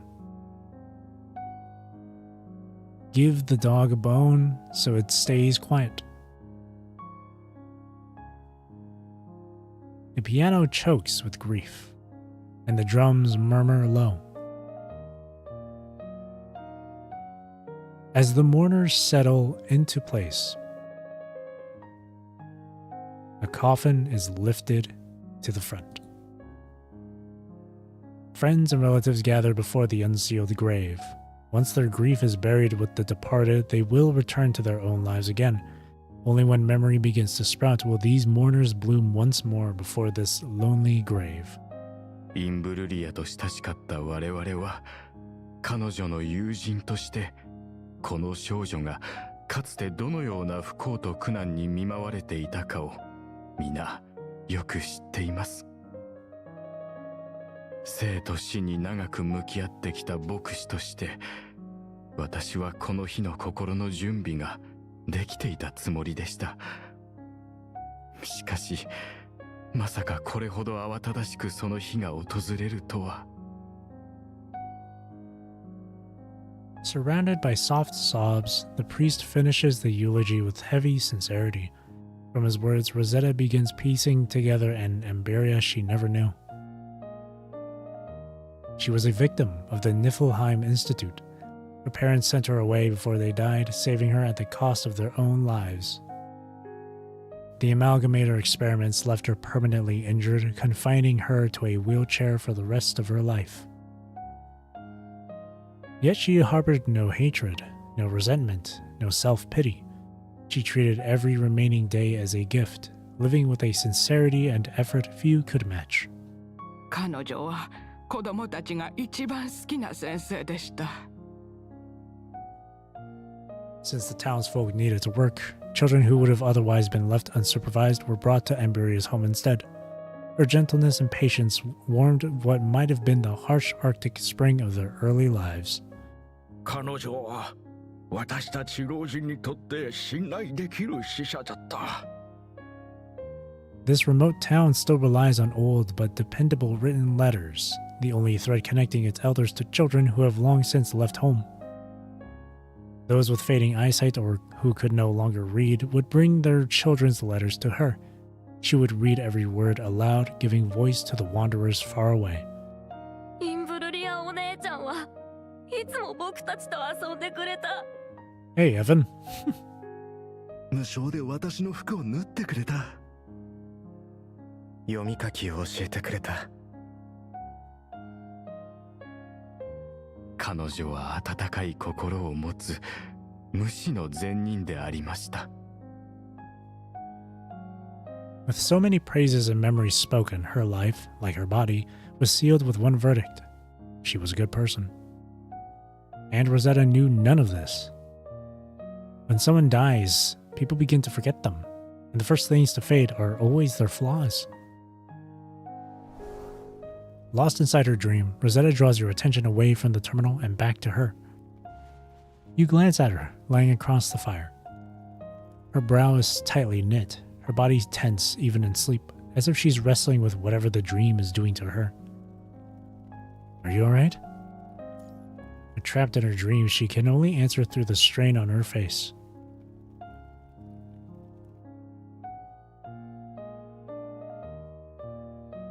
The helicopter circles overhead in a sorrowful arc, as if scribbling an obituary across the sky. Black ribbons tied around the pale necks of carrier pigeons, signal officers in black gloves. Rosetta doesn't feel their grief. The funeral is so complete, so meticulous, it leaves her strangely displaced instead. She stands among the mourning crowd, calm to the point of seeming distant. Before her, people place fresh flowers into the coffin as if exchanging them for more sorrow, more tears. Then it's her turn. The girl lies quietly in the coffin, yellow and white flowers draped over her like a simple dress. Rosetta studies the face, familiar yet not, and tries to reconstruct the life the mourners spoke of moments earlier. She has countless questions, and no one here can answer even one. 言いたいことがあるんじゃない? In a haze, the girl surrounded by flowers opens her eyes. Behold no anger, no fear, just clarity and kindness. Time, the mourners, and all the grief around them freeze in place. インブルリア。ごめんなさい以外の言葉で。私。わかってるわ。これがあなたの望んだ人生なのかって聞きたいんでしょ？答えは、イエスよ。Yes.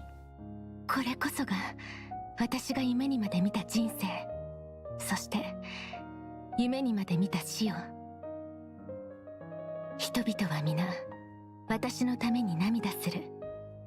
私を思い、私を慈しみ、私のために集まり、私を理由に過去を振り返る。Amberia rises from her eternal rest in a world frozen still. She leans close to a mourner whose tears hang suspended mid-fall and wipes them away. She walks through the halted moment, pausing by each familiar face, offering a soft look of comfort, a quiet farewell. After completing that silent ritual, she returns to stand before her coffin. ねえ、知ってる？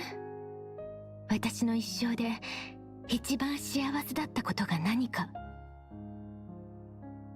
Rosetta tries to guess. Was it escaping the Institute?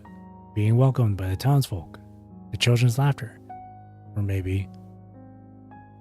It's another question Rosetta has no answer for. どれも違うわね。She seems to see right through Rosetta's every thought. 棺の蓋が閉じられるとき、そこに横たわっているのが、善人として死にゆく私であって、怪物の私ではなかったことよ。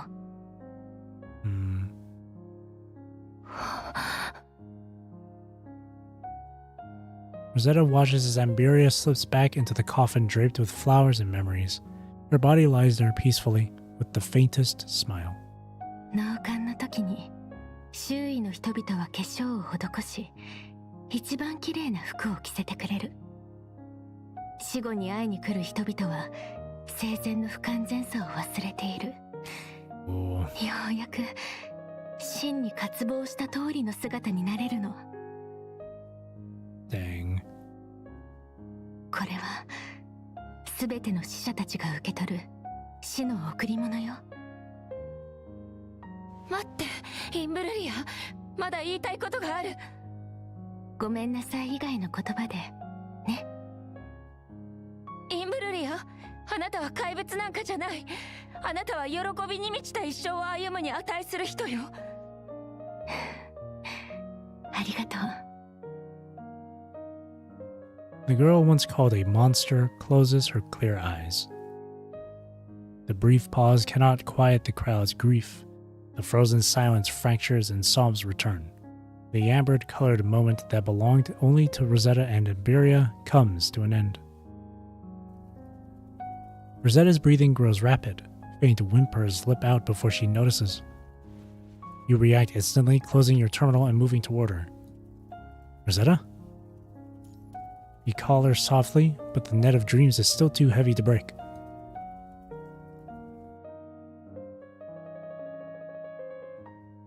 He was my north, my south, my east, and my west. My working week and my time of rest. My noon, my midnight, my voice, my song. I thought love was immortal, but I was wrong. Way across out there, Jesus. Only death endures. Oh, I prematurely took that screenshot. I didn't realize there was another line. Grief shouldn't last forever. Save some tears for tomorrow. Dang. The funeral ends and people return home, lighter somehow, as if a piece of themselves was buried with the departed. Rosetta glances back. Amberia's fresh grave has already melted into the uneven sea of tombstones. Yet Rosetta briefly sees the girl perched atop her own headstone, humming a tune and waving goodbye. あれ、ロゼッタ、帰ってきてたの? Don't mourn the dead with sorrow. I'm starting to think about Borderlands 2 now. Someone taps her shoulder, pulling her vision back to reality, but she still turns for one last look. Can I head out? Alright, thanks for sticking around. Leodru, have a good rest of your night. The polished stones mark the newly departed. Evening settles in, and the dead resume their quiet labor of eternal rest. No one waves to her now. No one ever will again. Dang, that's really depressing. リーシャなの? さっきから何を見てたの? インブルリア? 知り合いだったんだ。うん。いい人だったの? Rosetta hesitates. Which Amberia should she judge? The living one, the dead one, or the one in her dream? There is no answer she can give. そうだったのかもしれない。そっか。ロゼッタは今どこにいるの? 空中庭園ってところに。うわ、空中庭園にいるの? たくさんの人が一緒に住んでる空に浮かぶ衛星でしょ? 植民船ね。呼び方なんてなんだっていいってば。で、今はどうしてるの? お仕事はどんなことしてるの? 大変? The barrage of questions from an old friend leaves Rosetta completely unprepared. Worse, she realizes she hasn't thought about these questions herself. そこそこかな。空中庭園の環境はとてもいい。それによくしてくれる仲間も何人かいるの。お仕事？うん。仕事はパニッシングや侵食体と戦うこと。それってすごく危ない。まさかロゼッタって。あ、そうだよね。まだ生きてるよね。よかった。ロゼッタがこっちに来るのはまだ早いからね。絶対ダメだよ。リーシャ、あなたはどうして? Rosetta already knows this girl is among the dead, but the question escapes her mouth before she can even form the words. どうしてって、私たち親友でしょ? 友達が早く死んじゃうことを望む人なんてどこにいるのよ? The lively girl quickly realizes she didn't answer the question Rosetta meant. She turns and makes a goofy face at Rosetta, tongue sticking out. 私がどうしてコロッと死んじゃったのかってことよね。ロゼッタが連れ去られて改造手術を受けてからすぐだったかな。昔ロゼッタの家の近くにあった森が食品加工工場になって。Lisa glances around and points toward a spot tucked behind the mountains. Rosetta can't tell if it's the place she once lived with her grandpa. あそこに工場ができてから夏に近づいて暖かくなると加工食品のいい匂いが漂ってくるようになったの。思い出すだけでもいい匂い。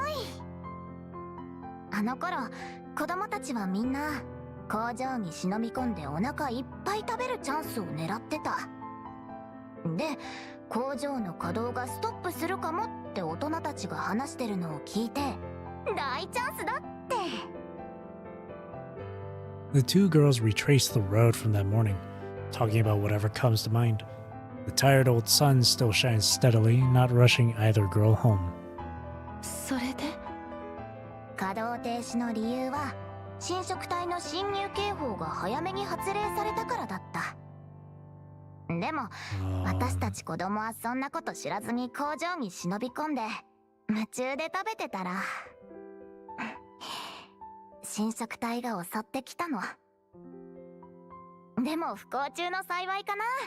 死ぬ前にこれまで食べたことのないくらいのごちそうをたくさん食べられたし、ロゼッタにも食べさせてあげたかったな。でももう私たちと一緒に食べるのはなしだよ。だってロゼッタは私たちの分まで生きなきゃいけないんだからね。She tells the story of her own death with the calm of someone sharing a book she just finished on a quiet afternoon.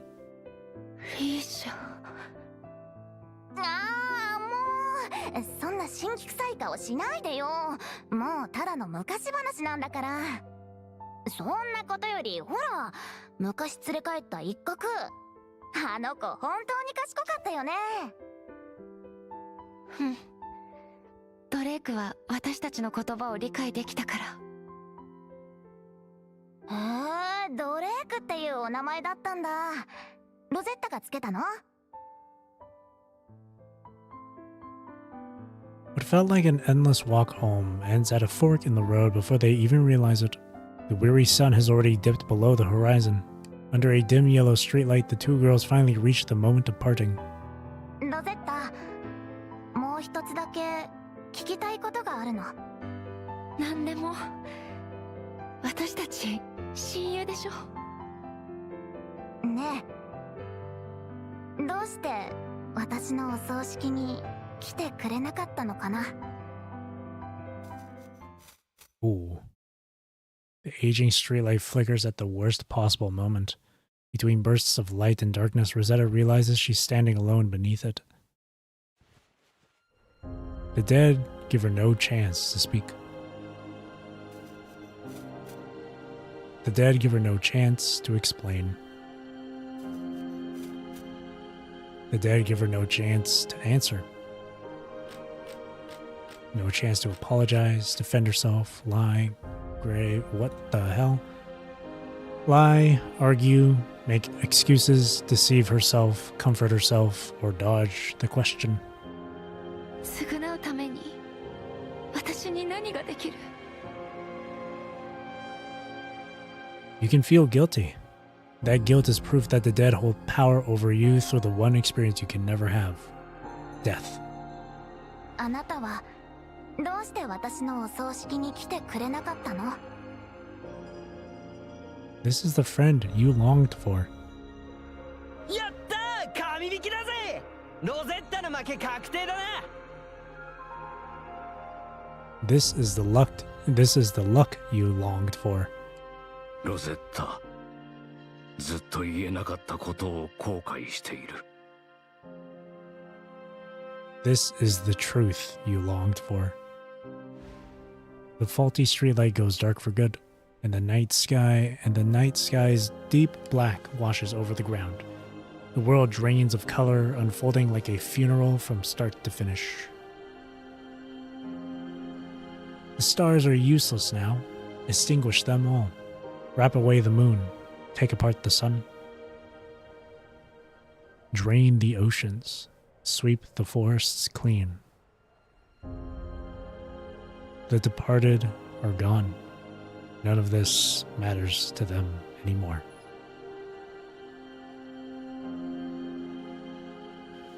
The crossroads twist into a single knot as the colorless world turns liquid.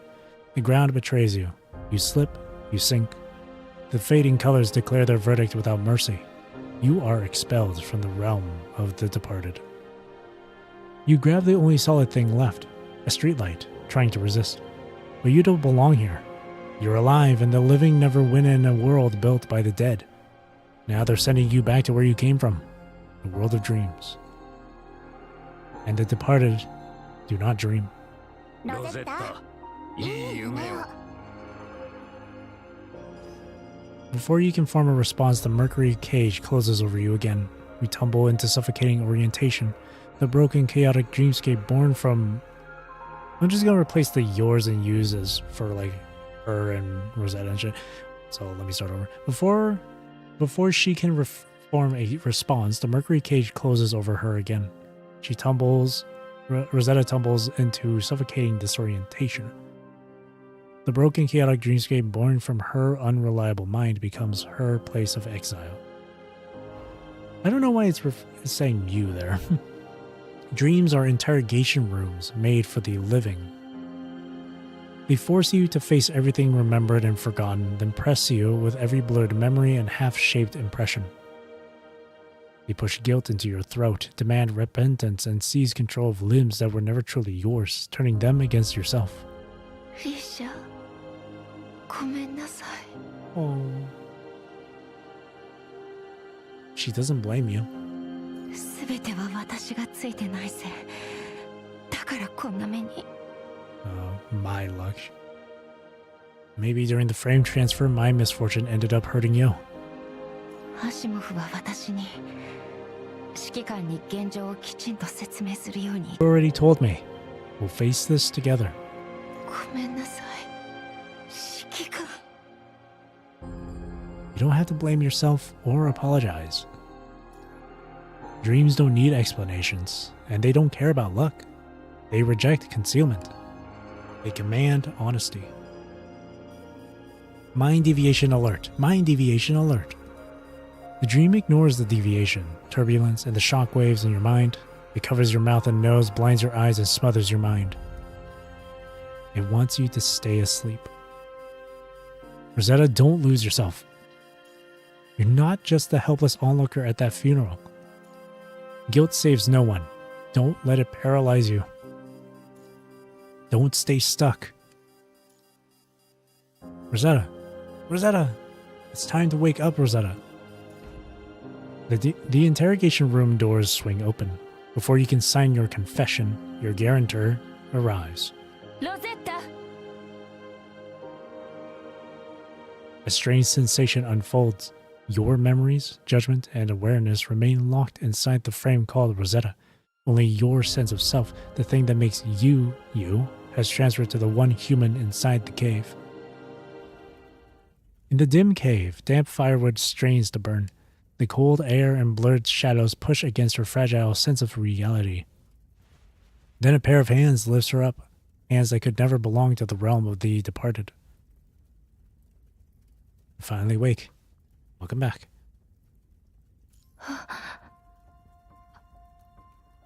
指揮官。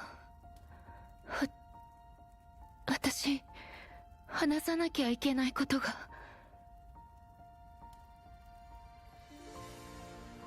If it's what Asimov told you to confess, I already know. Besides, I'm sorry.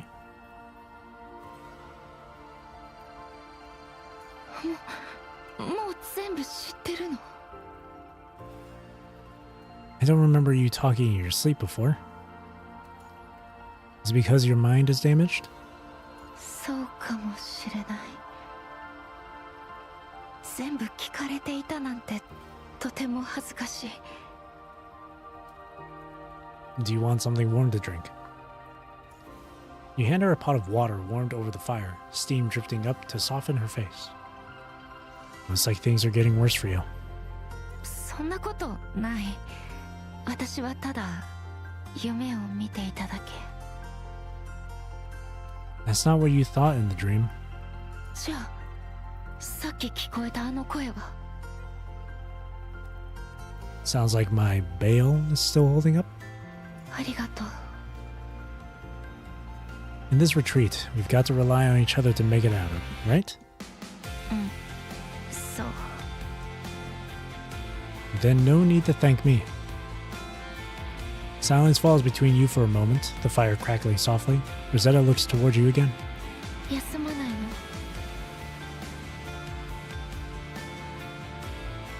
の？ No, but I did finish something. I got a bit of rest. Did finish something. You show your terminal. Plugged into it is the storage core from the mechanoid you two ambushed earlier. 収穫はあった。I've got good news and bad news. Which one first? うん。まずは悪い知らせから。There are a lot of pursuers, and their target is very clear. Us. そう。Rosetta leans on the cave wall as she stands, checking the time. She knows exactly how long she's been out. いつ出発する？ Not curious about the good news? どうせ後でルート変更の話をするはず。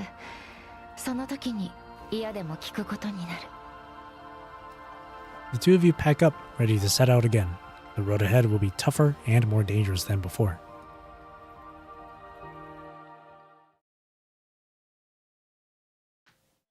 Snowfields, unknown coordinates, day 3 of your trek. You push back into the wind and snow.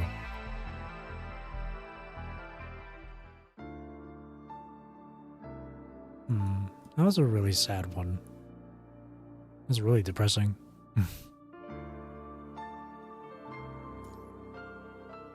Ooh, the soon to depart. You already know why you ended up in the realm of the departed, don't you? You, the one pretending you're not already half dead. 2 days earlier, the two of you had analyzed the storage core of the defeated pursuers and uncovered intel. 追っ手のメモリーコアを解析した結果、私たちにとってかなり有利な情報が得られた。相手は信号干渉のせいで長距離通信を行えない。つまり敵の本体はまだ一つの追跡部隊が全滅した事実を知らない。That gives us valuable advantage. そう。奴らが張ろうとしている包囲網にはすでに穴が開いている。いっそ逆方向に突破するのはどう？敵の包囲の最も外側を迂回するとか。Maybe. Let's run the numbers first. It's risky. We need to see how long that detour would take. Let's run the numbers. You both open your terminals. You sync your revised route with Rosetta. A new blue path appears up beside the original red one. 当初予定のルートなら最短で離脱可能。でも残念ながらそこは追っ手の大部隊と鉢合わせする可能性が高い。No. The detour adds 3 days. And your frame... 私ならまだ平気。あと少し持ちこたえさえすれば。No, Rosetta. I'm not letting you gamble with your safety. There has to be another route.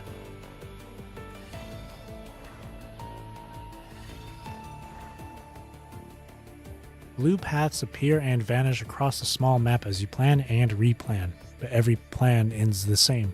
The enemy's leaky net of encirclement will seal shut before you reach the safe house, leaving no path for a clean escape. There has to be another route. What if I factor in their movement speed? You fall silent, thinking hard over the terminal. Just like during the polar night zone, visibility under 5 meters makes it impossible for you to plot a precise, safe path. Every calculation ends the same. You run into the pursuers at close range. 指揮官、急いでルートを決めないと。雪が強くなってきた。Snow. Is that snow? You snap to attention and look toward the cave entrance where the wind and snow are intensifying.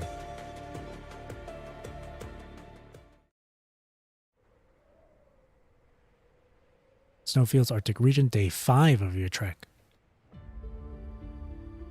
The safe house is close. That much is true, even if it can't be seen. The snowstorm and the enemy's routes have turned the snowfields into a giant maze, and for 2 days, you and Rosetta have chosen the correct fork every time. The snow has already blurred earth and sky into one smear of white, but the worst has yet to come. The foretold blizzard is waiting for its grand entrance.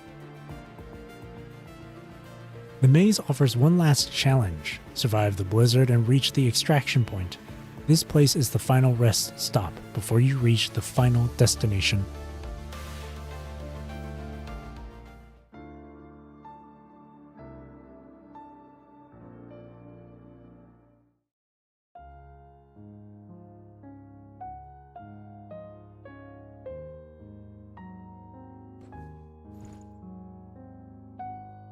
How are you holding up, Rosetta? 私は大丈夫だから。指揮官、少し休んで。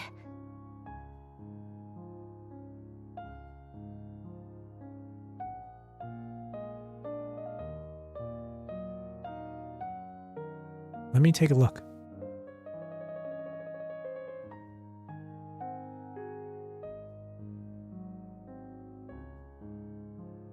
fine. Nothing serious. Your wounds haven't worsened, Rosetta, but you're still seeing hallucinations, aren't you? Damage to your mind might be worsening. We'll have to wait until we get back to 心 Babylonia 配 to し fix ない it. で。これくらいの傷、撤退計画には影響しない。吹雪はまだそこまで激しくないから、指揮官、ここに座って少し休んで。Yeah, let's rest and recharge.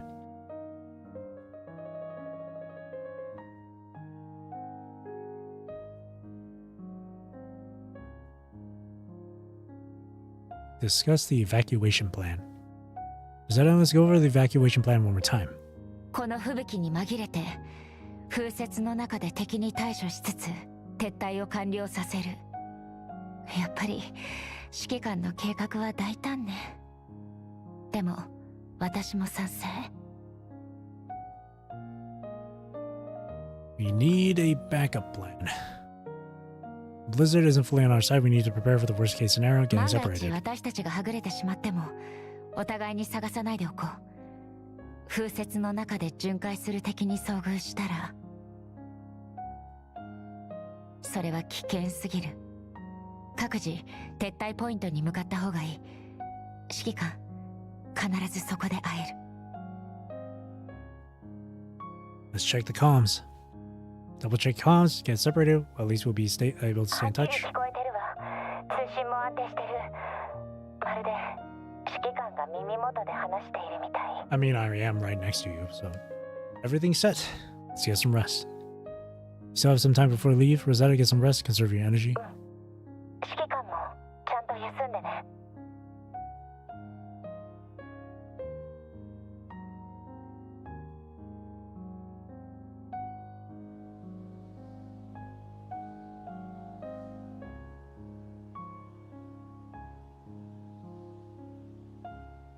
Oh? 指揮官、もっと近くに。風と雪が強いから寄り添って。Oh. How cute. 指揮官、暖かい。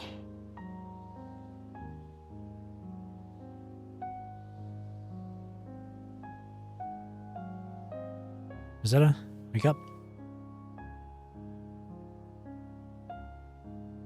指揮官、さっきは夢を見ていたかも。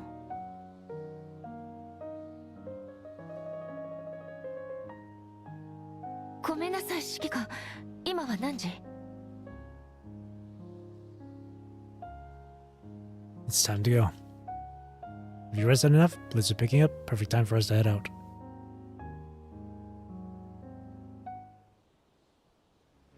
Looks like Rosetta's injury is slowing her down. Gotta finish the evacuation quickly. Support her. Come on, lean on me. 指揮官、ありがとう。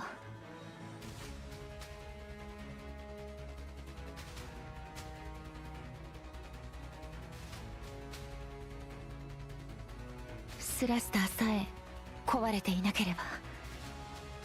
Comfort Rosetta. Rosetta? Rosetta, it's okay. We made it this far without the thrusters, didn't we? It's because we've been supporting each other that we made it this far, right, Rosetta? I called her Risotto by mistake. でも、風も雪もこんなに強いし、計画はまだ4分の1しか。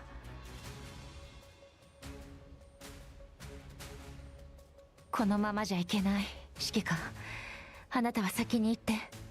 私はすぐに追いつけるから。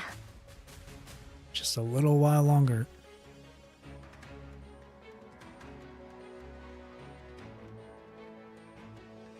What are you talking about? We're going back to Babylonia together. Just hang on a little longer, Rosetta. This is the final stretch. The evacuation point is just ahead.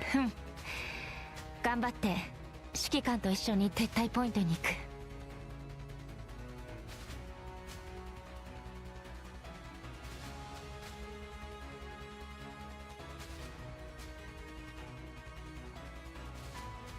These are called affection stories for a reason. Hold up, I think there are enemies ahead. ついてない。こんな時に追っ手に遭遇するなんて。指揮官、私たち。Find some cover. They haven't spotted us yet. Let's find cover and hide.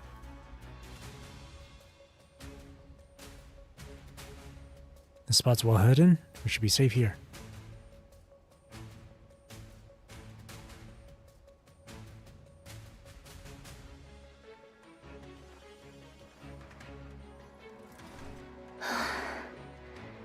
Shiki-kan, あなたも早く隠れて。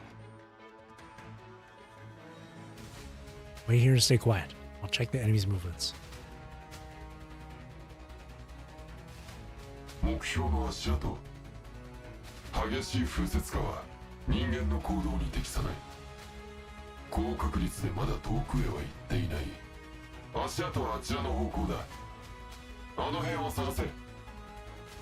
Why are they even after us in the first place, man?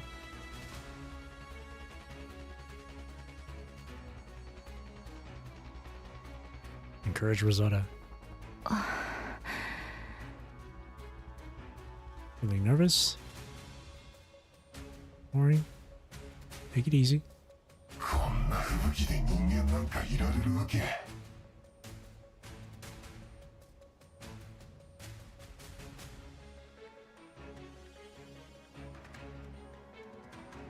They're gone. It's too close. Let's keep moving. 指揮官、少し良くなった。もう自分で歩けるわ。You sure about that?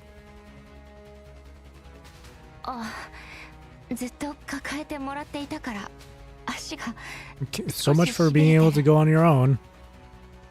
Nope, help Rosetta up. I don't think she needs help. She immediately got up herself. Oh, okay, there we go.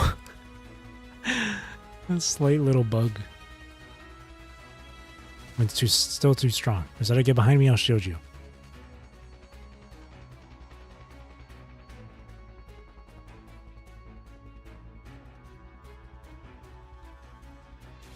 Rosetta, are you holding up okay? Want to take a break? 大丈夫、指揮官。まだ動けるわ。前へ進もう。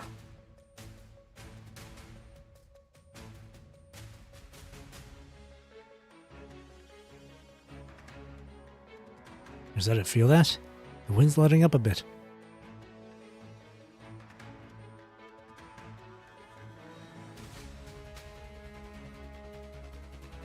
We're halfway there, just a bit longer, and we'll reach the evacuation point.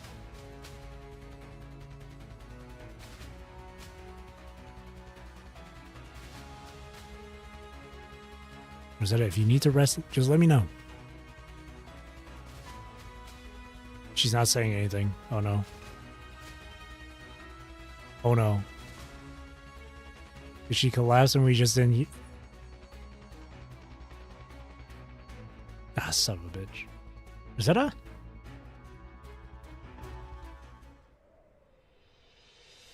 You and Rosetta choose to use the blizzard as cover to break through the sealed enemy perimeter. The snowfields roar like something dying. Sky and ground churn together into a boiling vat of white, thick enough to choke on. The light turns into a ghostly gray-white haze. Every direction blends into every other. The world shrinks into a spinning cage of snow, and beyond it, nothing exists.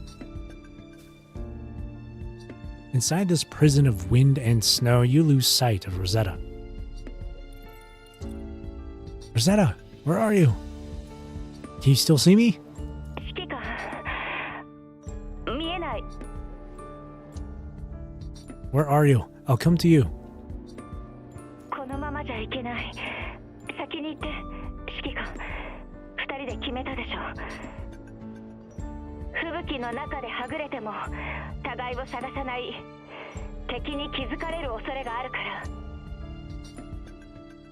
That's what we said, but... Are you doing alright? Do you see any enemies near you? ない。あるのは雪。それと。And what else? What do you see? なんでもない。Oh no, hallucinations again? 絶対ポイントで交流を。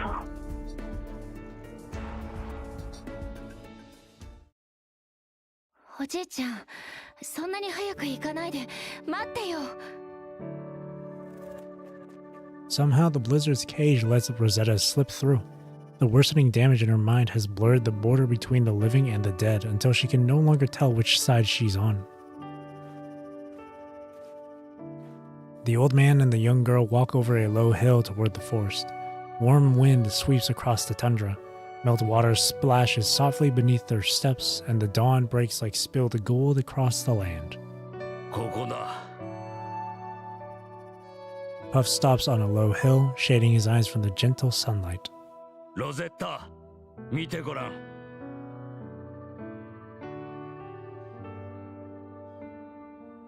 Puff points toward the small town where Rosetta has been staying.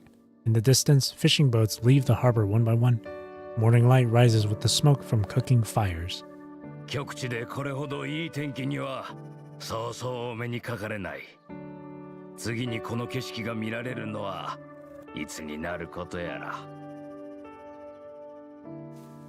Rosetta follows him up the slope, ready to look where he's pointing. The shout behind her forces her to pause. Before she can look at the view Puff wants to show her, she turns to see who's calling her name. But before she can focus, a soft snowball hits her square in the face.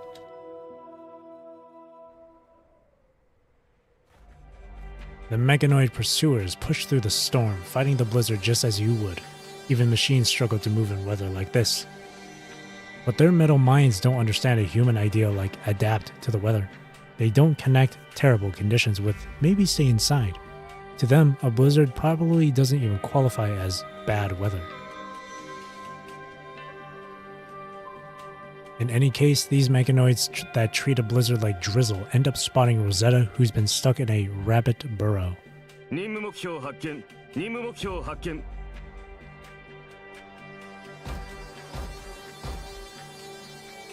More cold mechanoid lights cut through the howling blizzard.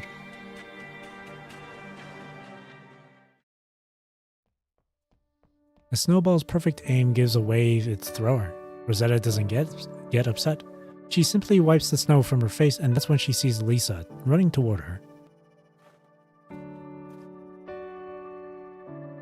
Maybe the rare warmth of this Arctic spring draws them out, because more and more residents of the departed town gather around. みんなどうしたの？見送りにな。見送り？誰かここを離れるの？何言ってるの？ロゼッタよ。自分で行くって言ったんじゃない。私？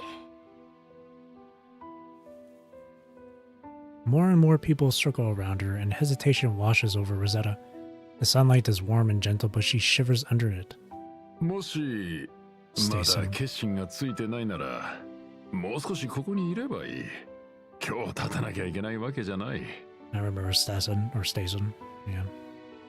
ねえ、もうちょっとだけここにいないよ。空中庭園の面白い話、まだ全部聞いてないし。今言っちゃったら、もう二度と聞けなくなっちゃうもん。リーシャ。二度と会えなくなっちゃうよ。だから、もう少しだけいてよ。お願い。The girl standing before her, forever frozen in the past, has tears filling her eyes, held back only by sheer will. おじいちゃん、私。Unable to bear the pleading faces, Rosetta turns toward Puff, but the old man keeps his back to her, gazing toward the harbor that waits like an open embrace. The faint tremble of his shoulders is already his answer. 私がここを離れる。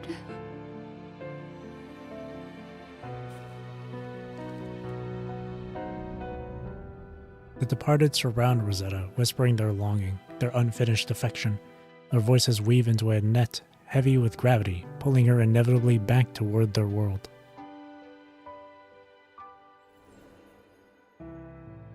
In that haze, memories of Usabeni surface on their own in her mind. Before joining the departed, we must leave something behind in the living world. Something for those who come after us.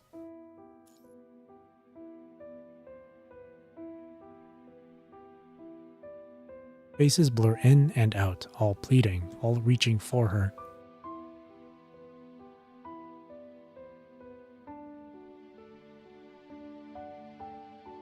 Rosetta pushes through them.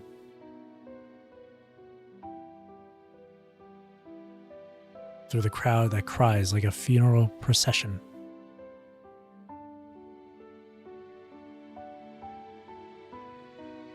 Searching for the one living person who cannot possibly appear here. Rosetta, I know you miss them, but it's not time yet. かわいい子よ。指揮官はここにはいない。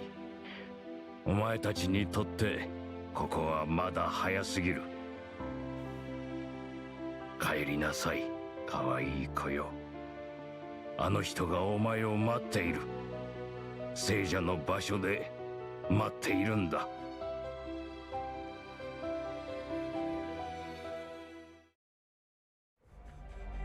The mechanoid pursuers tighten their circle around Rosetta. The blizzard traps her body here, the machines prepare to claim it, while her mind remains shackled to the realm of the departed. This is the hardest part of the road to the evacuation point. 任務目標の状態に異常あり？なぜ単独行動を？何にせよ好都合だ。目標が意識混濁状態ならばこちらの損害を抑えられる。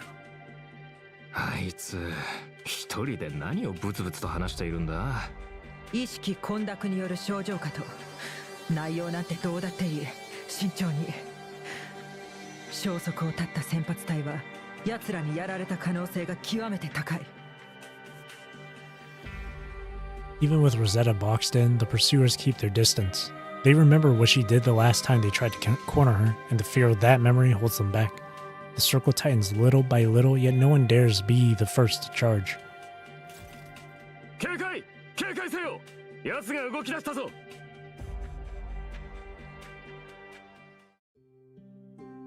On the tundra of the departed, Rosetta makes her final farewells to the people she may not meet again for a long time. ごめん、リシャ。私戻らないと。私を待ってる大切な人がいるの。私たち親友でしょ、ロゼッタ。私は一度あなたを失った。リーシャ、あなたの葬儀に出られなかったことを私は一生悔やむと思う。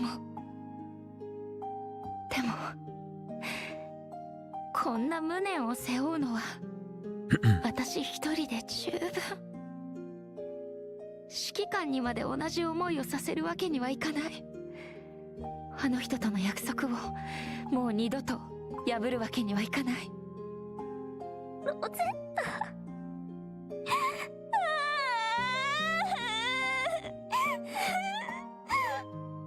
泣かないで、リーシャ。指揮官が言ってた。私たちは誰もが死者になる。そして死とは現在進行形なんだって。私はこれから大切な出来事を何一つ見逃したりはしない。だからごめん、もう少しだけ待ってて。他の聖者たちのために命を尽くしたら、もっとたくさんの素敵な物語を携えて、きっとあなたのもとへ帰ってくるからね。Oh, I thought she was dead talking, my bad. Her damaged frame groans under sudden strain, and Rosetta vanishes in an instant. Her halberd drives through her chest and tears free in one powerful sweep. The severed mechanoid watches its remaining body become Rosetta's makeshift shield. The others take its fall as the signal to attack. Moments ago, the pursuers only surrounded her, perhaps feeling a pang of fear at the fate of their fallen ally, but as Rosetta strikes, they finally charge over. After saying goodbye to Lisa, Rosetta finds herself standing before a man and a woman whose faces she can't recall. Her mind holds no memory of them. Oh, don't tell me these are her parents. These are the parents she never had the chance to meet. もう少しだけここにいてもいいじゃない。あなたの顔もっとよく見せて。私たちはまだ食卓を囲んでゆっくり食事をしたことすらないじゃないか。ごめんなさい。私たちの愛しい子、どうしてあなたが謝るの？親としての責務を果たせなかったのは私たちの方なのに。そうだ、チャンスをくれないか。私たちの過ちを償わせてくれ。インブルリアへの過ちを償った時のように。The two of them fall silent, stunned. おじいちゃんが言ってた。あなたたちは私が健やかに幸せに生きることを望んでいたと。それがインブルリアに対するあなたたちの最大の贖罪なのだと。Rosetta raises her arm, looking at the modification lines and the scars buried beneath her bionic skin. 人間の基準で私が健やかと言えるかどうかはわからない。あなたたちがくれたこの体をいささか無茶に使いすぎている自覚はある。これが私があなたたちに謝る理由。そしてあなたたちが私をおじいちゃんに託した時の願いを私はまだ叶えていない。だからここにはとどまることはできない。お父さん、お母さん、その願いが何だったか覚えてる？ Two stand frozen, sinking into thought. For a moment, understanding dawns on their faces, but before either can speak, tears already choke the woman's voice. 私たちが望んだのは、君が健やかに幸せに生きていくことだ。この世界に健やかなんてほとんどないし、幸せはもっとない。でも私はあなたたちの願いを叶えるために努力する。全力で生き抜いていく。だからさようなら、お父さん、お母さん。Nothing about a blizzard belongs anywhere near the idea of warmth. The raging snow wipes out every advantage the enemy had. The wind twists every shot off course, and with less than 5 meters of visibility, aiming becomes impossible. Firearms are nothing but dead weight out here.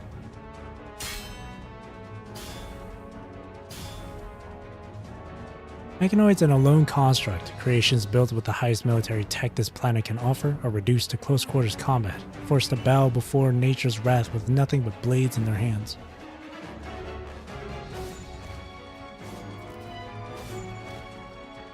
Rosetta weaves through the tide of enemies. The air is dense and bitterly cold, every breath scraping down her throat like icy grit. Heat drains from her frame in an instant, as if an unseen maw were swallowing the world's last trace of warmth. Her movements begin to slow. The blizzard that stripped her enemies of their weapons now traps her just as mercilessly. The storm bites at her unhealed wounds, and the window she has left is shrinking fast.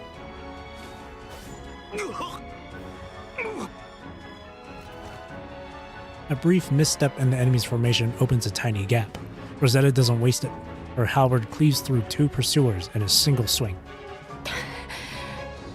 Okay, going soon? Alright. Thanks for sticking around, Ksenia. Have a good rest of your day and good luck with college. She gasps for air, clinging to life with everything she has left.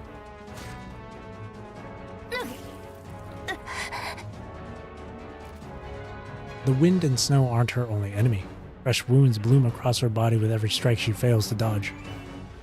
This long farewell is drawing to its final moment.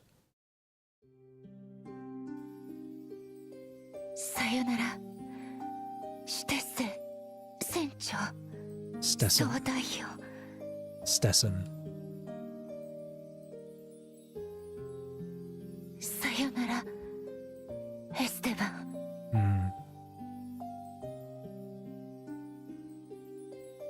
さよなら、デミア。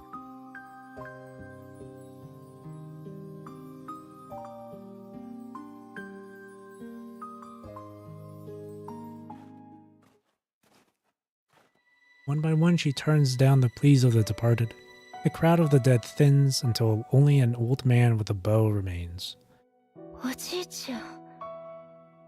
ロゼッタ、もう行くんだ。Rosetta says nothing.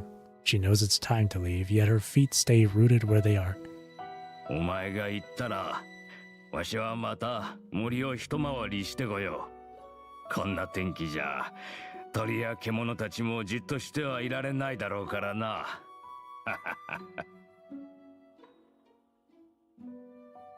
かわいい子よ。お前は頑張りすぎるところがあるからな。それではダメだ。すべてを一人で背負う必要なんてない。たまには誰かを頼るんだ。お前がいつも口にしているあの指揮官はなかなか頼りになりそうじゃないか。わしの代わりにあの人に礼を言っておいてくれ。わかった。おじいちゃんの言葉は必ず指揮官に伝える。He talks the way elders do before sending a child off to school. Light, casual, as if this goodbye were nothing at all. ほら、これでも食べるか。He holds out a fresh fruit before her. 食べたらもう行きなさい。わしのような年寄りのことなどいつまでも気にかけなくていい。向こうにはお前を思ってくれる人がいるんだから。In the wind and snow, Rosetta pulls her halberd, shattered into two pieces, for the corpse of the final pursuer. 指揮官。あっちにはお前が命を懸けて戦うべき世界がある。The blizzard sweeps across the battlefield without mercy. Rosetta forces her battered body to hold together, refusing to become just another thing for the snow to erase. お前のいるべき場所はここじゃない。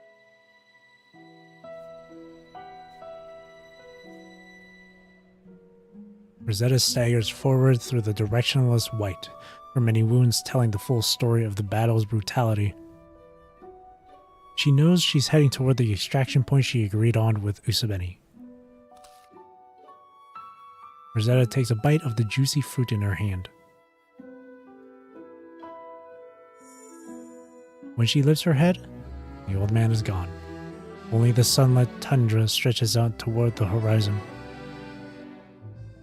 さよなら、ヒョードルおじいちゃん。She has finally said goodbye to every departed soul and begins walking toward the distant forest. Rosetta collapses face first into the snow.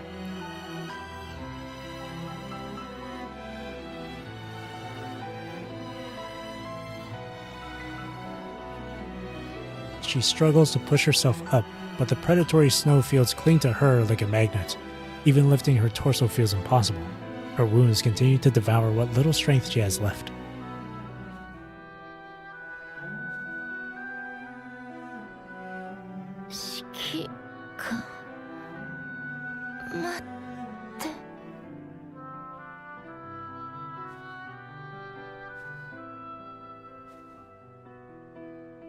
She is now lying prone in the snow, its touch burning against her skin. Silence and darkness spread from beneath her, staining the endless white into black. This is the border of pure directionless chaos, a land called death. She knows that if she stops now, she'll truly join the departed.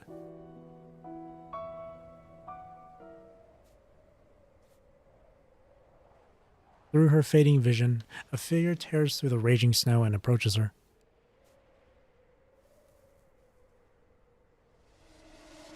Through her fading vision, a figure tears through the raging snow and approaches her. It stops, then slowly kneels beside her, and she feels its stare cut straight through her. It's another version of herself. どうして死者の国を訪れたのか分かってたでしょ。この自己欺瞞の死に損ないが。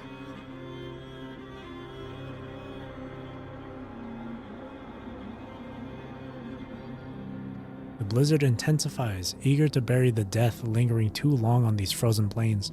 Even the dying woman's final footprints, her last unspoken will, are nearly swallowed along with the scattered corpses.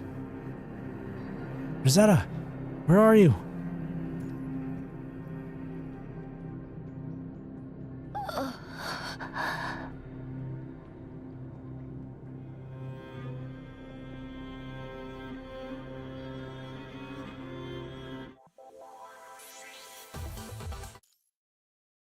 That was all from one node? That was really long. The last one. The returned. Rosetta, you've suffered enough on this lonely road. The evacuation safe house is already in sight, yet you turn back into the blizzard. Rosetta has gone silent. Rosetta, where are you? The snow groans under your boots. You try to follow your own trail back to Rosetta, but most of your footprints have already been buried. What's left looks like a puzzle with half the pieces missing. Eventually, you spot tracks sunk deep into the snow, far deeper than anything a human or a construct could make. Only a heavy metal body could leave marks like these. The mechanoid pursuers have passed through here. A heavy sense of dread settles in your chest. They're still on us? Driven by anxiety, you run against the wind and snow. It can barely be called running anymore. Days of trudging across the tundra have drained every ounce of strength you had. You force your numb limbs to respond, willing your body to move just a little faster.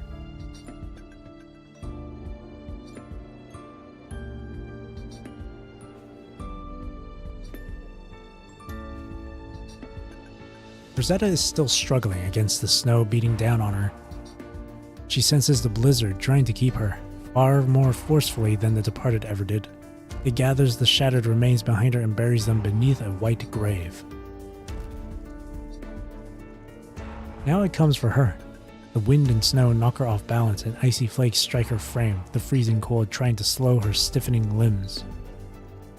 The blizzard behaves like a patient grave digger. It never rushes.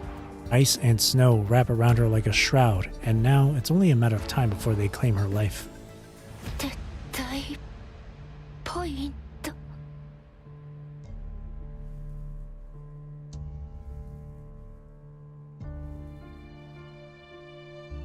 She can barely form a coherent sentence.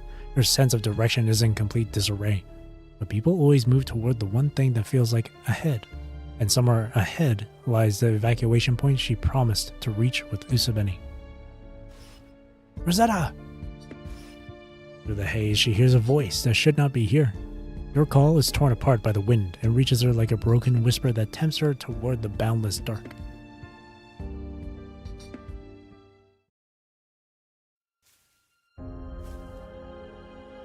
She pushes through a dim and tangled forest. Shadows overlap like layers of woven netting that shut out nearly all sunlight. The place feels like a dark kingdom claimed entirely by trees.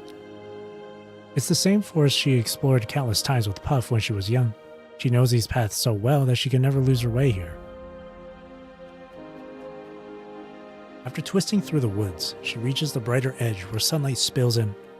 She searches her mind for what lies beyond the forest, and she remembers clearly the world waiting on the other side. Yet the moment the sunlight reaches her, its glare leaves her briefly stunned and disoriented.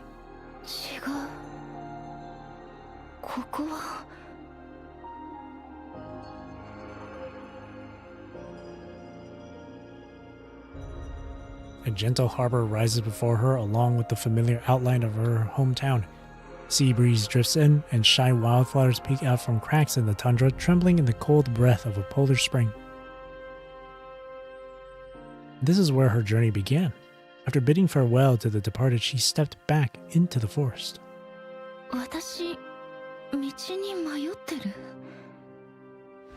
She remembers checking the trees her grandpa marked long ago before she left the forest. Those markings meant that she had already reached the far side. A long funeral procession winds toward the cemetery, and the departed murmur their sorrowful lament once again.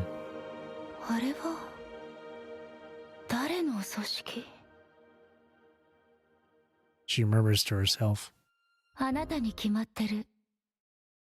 The other version of her appears again, the one who claims she is already dying. The two Rosettas watch the procession enter the cemetery while the cries of grief rise once more. 自分の葬式なのに、あそこにいないの。 So many questions swirl through Rosetta's mind, and the presence of this other version of herself feels like the least important among them. 私の葬式。 Rosetta looks puzzled. 死者の国があなたを受け入れようとしている。それが何を意味するかわかる？死はすでに指先に触れている。私が死にかけているってこと。 The other Rosetta neither nods nor shakes her head. Her silence is the answer.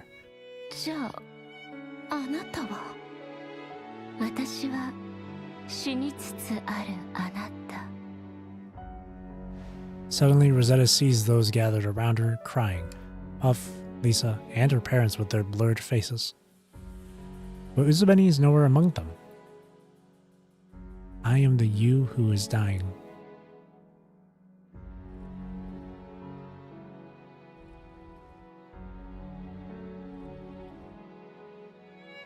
The words seem to push the coffin lid closed, and darkness rises again from every direction.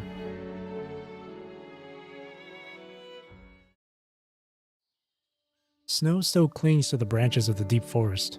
A few hardy birds emerge from their nests, hopping lightly from branch to branch. Loose snow shakes free and patters softly to the ground.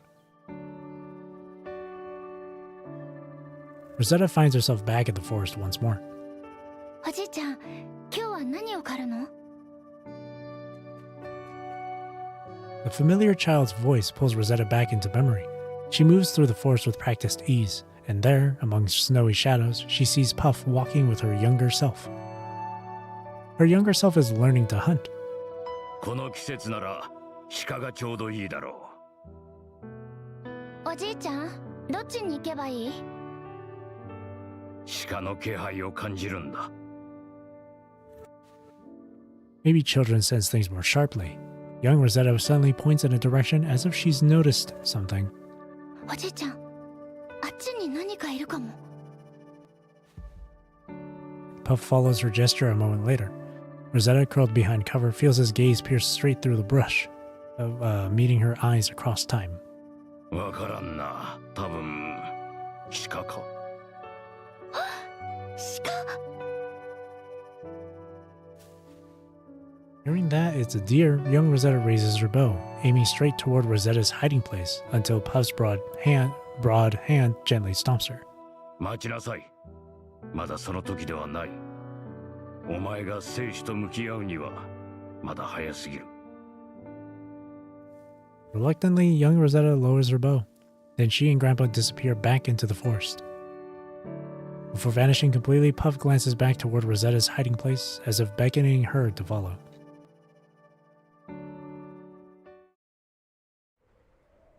The patience of the snowstorm is terrifying, and the patience of this construct is just as frightening. The mind alerts have long since blurred into white noise. Confusion, drowsiness, and exhaustion, and every ache from her wounds rise through her body like a growing tide.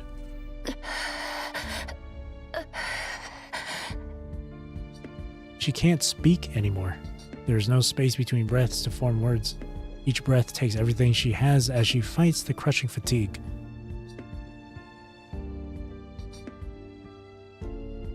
The blizzard that raged for so long finally begins to fade. The wild, sweeping snowflakes lose their strength. In this respite, you continue moving across the snowfields, searching with determination. The clues before you are easier to read now, but the answer they point to brings no comfort. The pursuers' tracks appear to gather in one direction. Rosetta, what happened to you?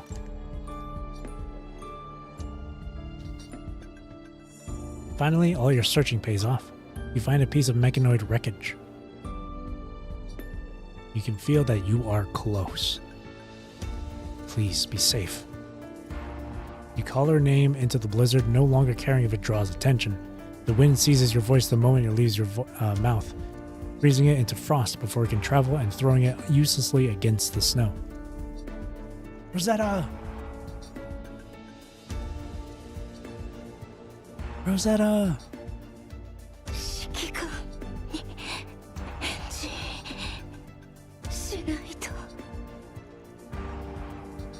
In her fading awareness, your voice feels distant. It could have been a minute or an entire day. Staying conscious at all is already pushing her limit. Her world narrows into a blinding white that burns her vision and overwhelms everything else. She sees weapons abandoned by the enemy lying dozens of meters ahead.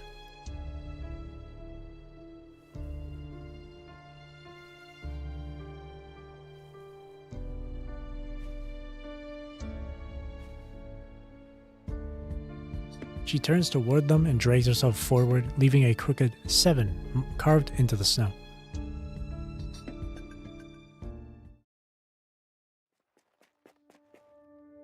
She moves through dim corridors of underbrush and clustered branches deep in the forest. Rosetta catches up to her younger self once more. Puff is nowhere in sight. Her young self crouches alone behind a snowdrift, bow drawn, facing her target. A strong reindeer with unusual coloring stands before her. Rosetta has seen it many times in the realm of the departed, but has never reached it.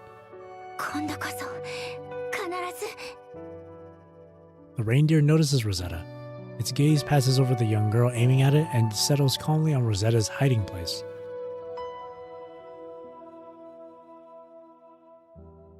Though it's through its eyes, she and her younger self meet each other's gaze.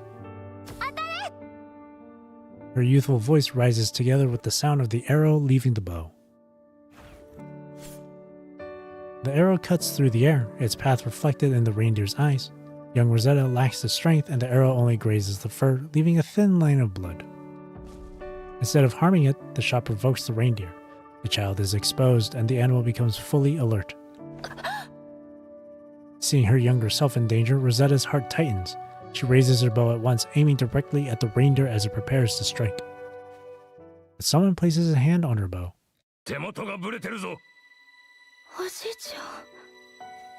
The old man steadies her grip, firming her hands that had loosened from shock. Rosetta,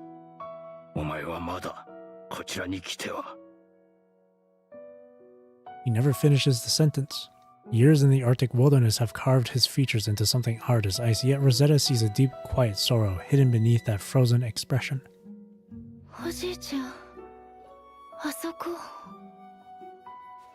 Rosetta signals toward the child and the reindeer still facing each other, but the old man ignores the danger, keeps his hold on her bow, and guides her aim away from the scene. Rosetta, お前の過去はあまりに重く、今にもお前を押しつぶそうとしている。The old man's face is filled with sorrow. ロゼッタ、わしらのような死んだ者になど縛られるな。開墾と未練の連鎖にとらわれるな。お前は死者ではない。過ぎ去った日々から放たれる矢に追われてはいけない。Rosetta remembers the first time her grandpa taught her to shoot. The memory returns with perfect clarity.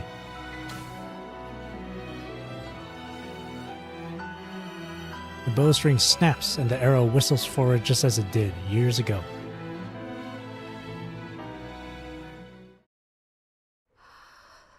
Every breath burns. The freezing air feels like tiny ice needles stirring inside her lungs. The wounds on her frame have long since gone numb, yet each small movement revives the frozen pain for a brief moment.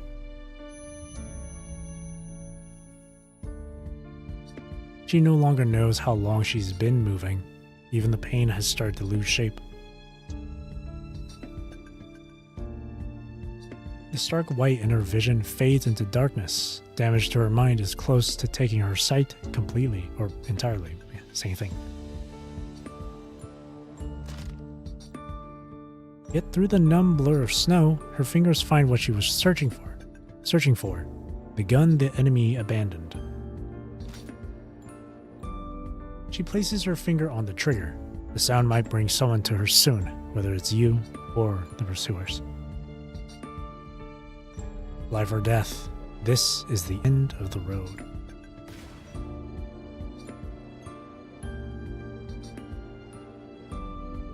The heavy gunshot cuts through the snow.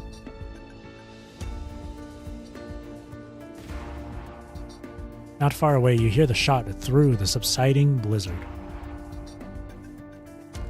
You run toward the sound without hesitation.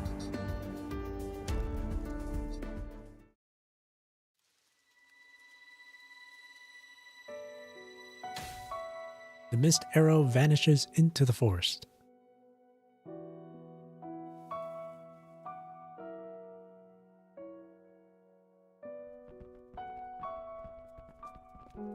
The reindeer facing the child moments ago turns toward Rosetta, then leaps into the woods. 走れ、ロゼッタ!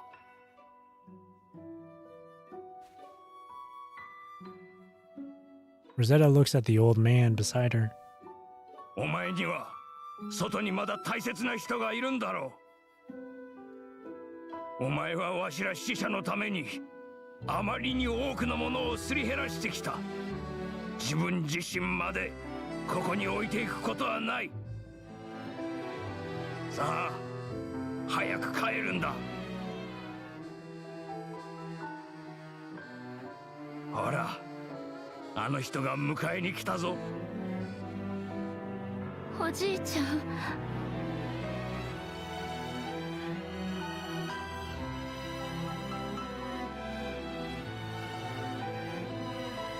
She's never seen him so emotional.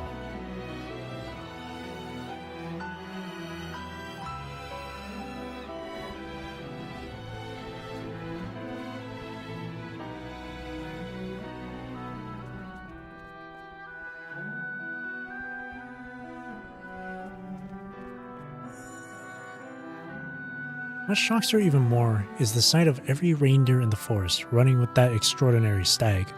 The herd moves like a flowing river as if showing her the path home. 帰るんだ。お前が大切に思う人のために。お前が守るべき聖者のために。ロゼッタ、走れ!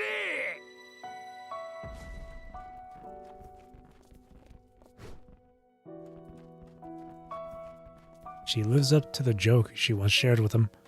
Now she really is running faster than the deer.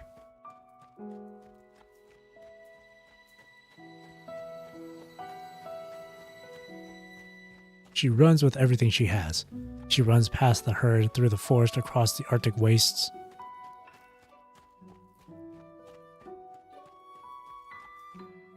The imagined guilt and the weight of the dead can't reach her anymore. The horizon opens beneath her feet.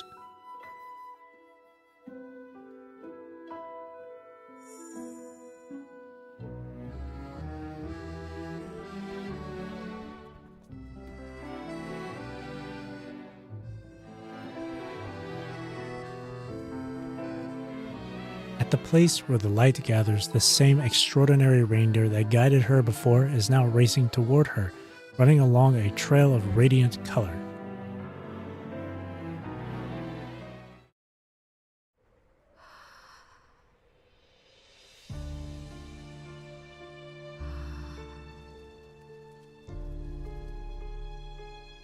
Rosetta keeps running through endless darkness. She runs even without direction. She runs even when the effort seems meaningless.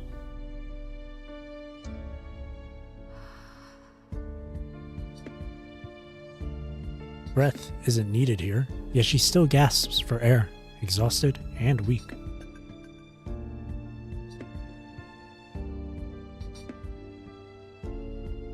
After this long, painful, lonely run, she finally hears a faint sound again.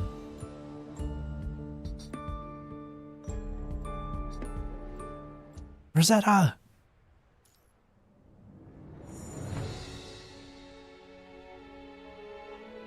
The world's sounds rush back all at once, loud and chaotic, like a newborn's first cry. She's overwhelmed by the noise of life returning. やっとた。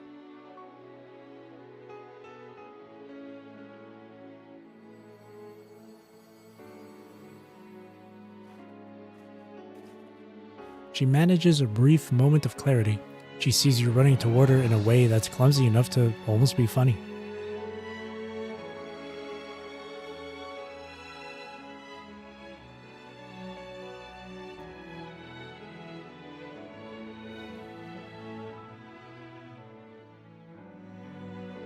First, she feels your familiar, steady hands.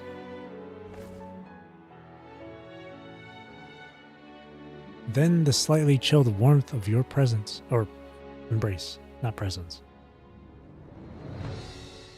Thank goodness I made it. I'm sorry you had to go through this. Rosetta, stay with me a little longer. I'll say that. Because that's what the people, the departed, said to her. So. I feel like saying stay for a little longer, while it being the same sort of line that the departed gave her. Saying it as Commandant here in the world of the living will have will obviously have a different meaning and a different sort of weight to it. I believe. What did you say?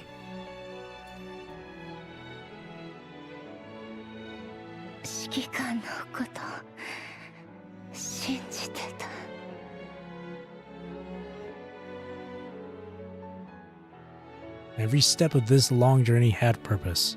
She held on until this moment. In your arms, she could finally drop her guard and let the exhaustion sweep her away. She falls asleep with a soft smile. Sweet dreams, Rosetta. You've suffered enough on this lonely road. Oh, that was lovely. Yeah. This being a journal of promises stuff, of course, is going to focus entirely on the character involved and shit, as well as the bond between the said character and Commandant. This was really nice, you know? Can't let go. Again, it's kind of like, it's like what Chapter 39 had a bit, you know? You can't let go of the past. This is like, people just can't let go of the past. The past is what's keeping them in place, not being able to move forward, you know? But she's able to break through that.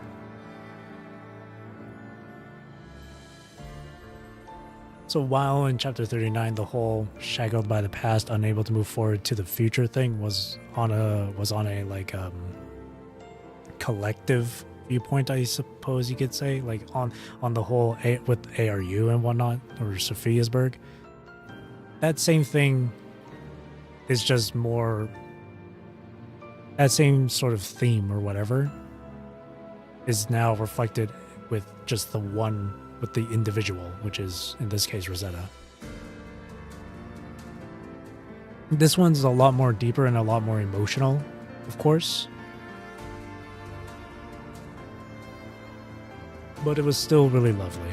You know, it was really lovely, and it's bittersweet.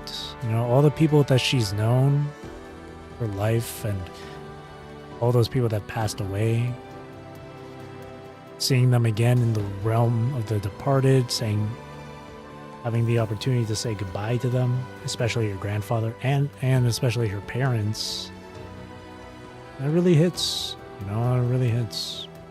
It really hits. Yeah. So again, while Chapter 39 does have the theme of, you know, staying with the past or moving forward with the future, it deals with that same sort of thing in this one, but on a much more deeper level, which is really nice. I understand why people really liked this a lot more with the chapter. And I will say, I did enjoy this quite a bit, too. A bit more than the chapter, in fact. Actual chapter. The only reason I say that is because the actual chapter is the main story. I'm very much more interested with PGR's main story, more so than... Well, if I were to scale this, like percentage wise, I'm more I'm like, how do I put it? Like the main story of this game, I'm obviously really into, really focused with. But I also really do enjoy and appreciate, you know, character development and understanding these characters on a more deeper level, how their brains work, how their past, their personalities, and all that stuff. That's why I said like earlier that I enjoy the JOP just a bit more compared to the main story. A bit more. Like if I gave the main story like a 7.5 or an 8 out of 10, then the JOP would just be like a 9. Or maybe less, maybe like 8.5. I don't know. If you think I'm being a little too generous about it, I mean, hey, that's just my personal thoughts. We all have our own opinions on this stuff. Me, I enjoyed it. Overall, the story with this patch, the Babylonia quest that you first get that you should first do before the main story chapter, that was really good because it helped set in like a sort of theme. It helps set in like what sort of theme or message that the chapter was going to give you, which had to do with, you know, embracing change or embracing or just having or choosing to move on, right? The civilization, the different memetics, and then of course stuff with the phyla tree and whatnot. Those are what made the chapter enjoyable for me. That's what made the chapter enjoyable for me. On a more fun perspective, I did like the whole war thing that they were going on here. It wasn't as crazy or anything like, I guess, Kowloon Metropolis. But I liked that they were doing something different, especially with these different phases where you direct your allied forces to certain spots and whatnot. It's a really simple, small thing for them to do, but I just really enjoy it. I just really like it. And then on a gameplay standpoint, there wasn't a whole lot of combat stages during this one. There was only like maybe 4 to do. Well, there wasn't a whole lot. But from what I went through with the combat stages, especially with, of course, with playing Rosetta. Rosetta is really fun. You can have a whole mixture of whatever to her combat. You can do whatever. And it keeps it fresh. Keeps it unique. It makes it unique too. So it's really fun. Yeah. And then with the boss fight with Zack was a good fight. Zack was a fun fight. I mean, that's all I could really say. Overall, though, I enjoyed this. The main chapter 7.5 or 8 out of 10, while the JOP was like 8.5 or 9 out of 10. I can't really rate the patch as a whole because I have yet to experience things like Hyperlink Array and the other Babylonia quest lines with like Lee, Liv, and I think Teddy. They showed from that little teaser thing before the patch happened with that like radio frequency shit. They did show Teddy there, so I'm guessing she has a quest in the Babylonia mode. Well, I'll know once I play it. Once I get around to playing it. Whenever that'll be. But yeah, that's it for me then. So with that being said, thank you for watching, thank you for chilling with me, thank you for chatting with me. I really do appreciate it. Hope you have a great rest of your day or night, wherever you're on the world. Take care, stay safe, drink plenty of water. Hope you enjoyed the stream. See you, I don't know about tomorrow. I mentioned yesterday that there's at some point during the weekend I'm not going to be available to stream. It might be tomorrow or the day after. But just like yesterday, just as I said from yesterday stream, in regards to today, you'll know once I schedule a stream. So the next time that I do stream, it'll be on Wuwa 3.1 patch. I'll be going through the story on that one. So again, thank you for watching, and again, I hope you enjoyed the stream. See you later this weekend then. Thank you. Bye-bye.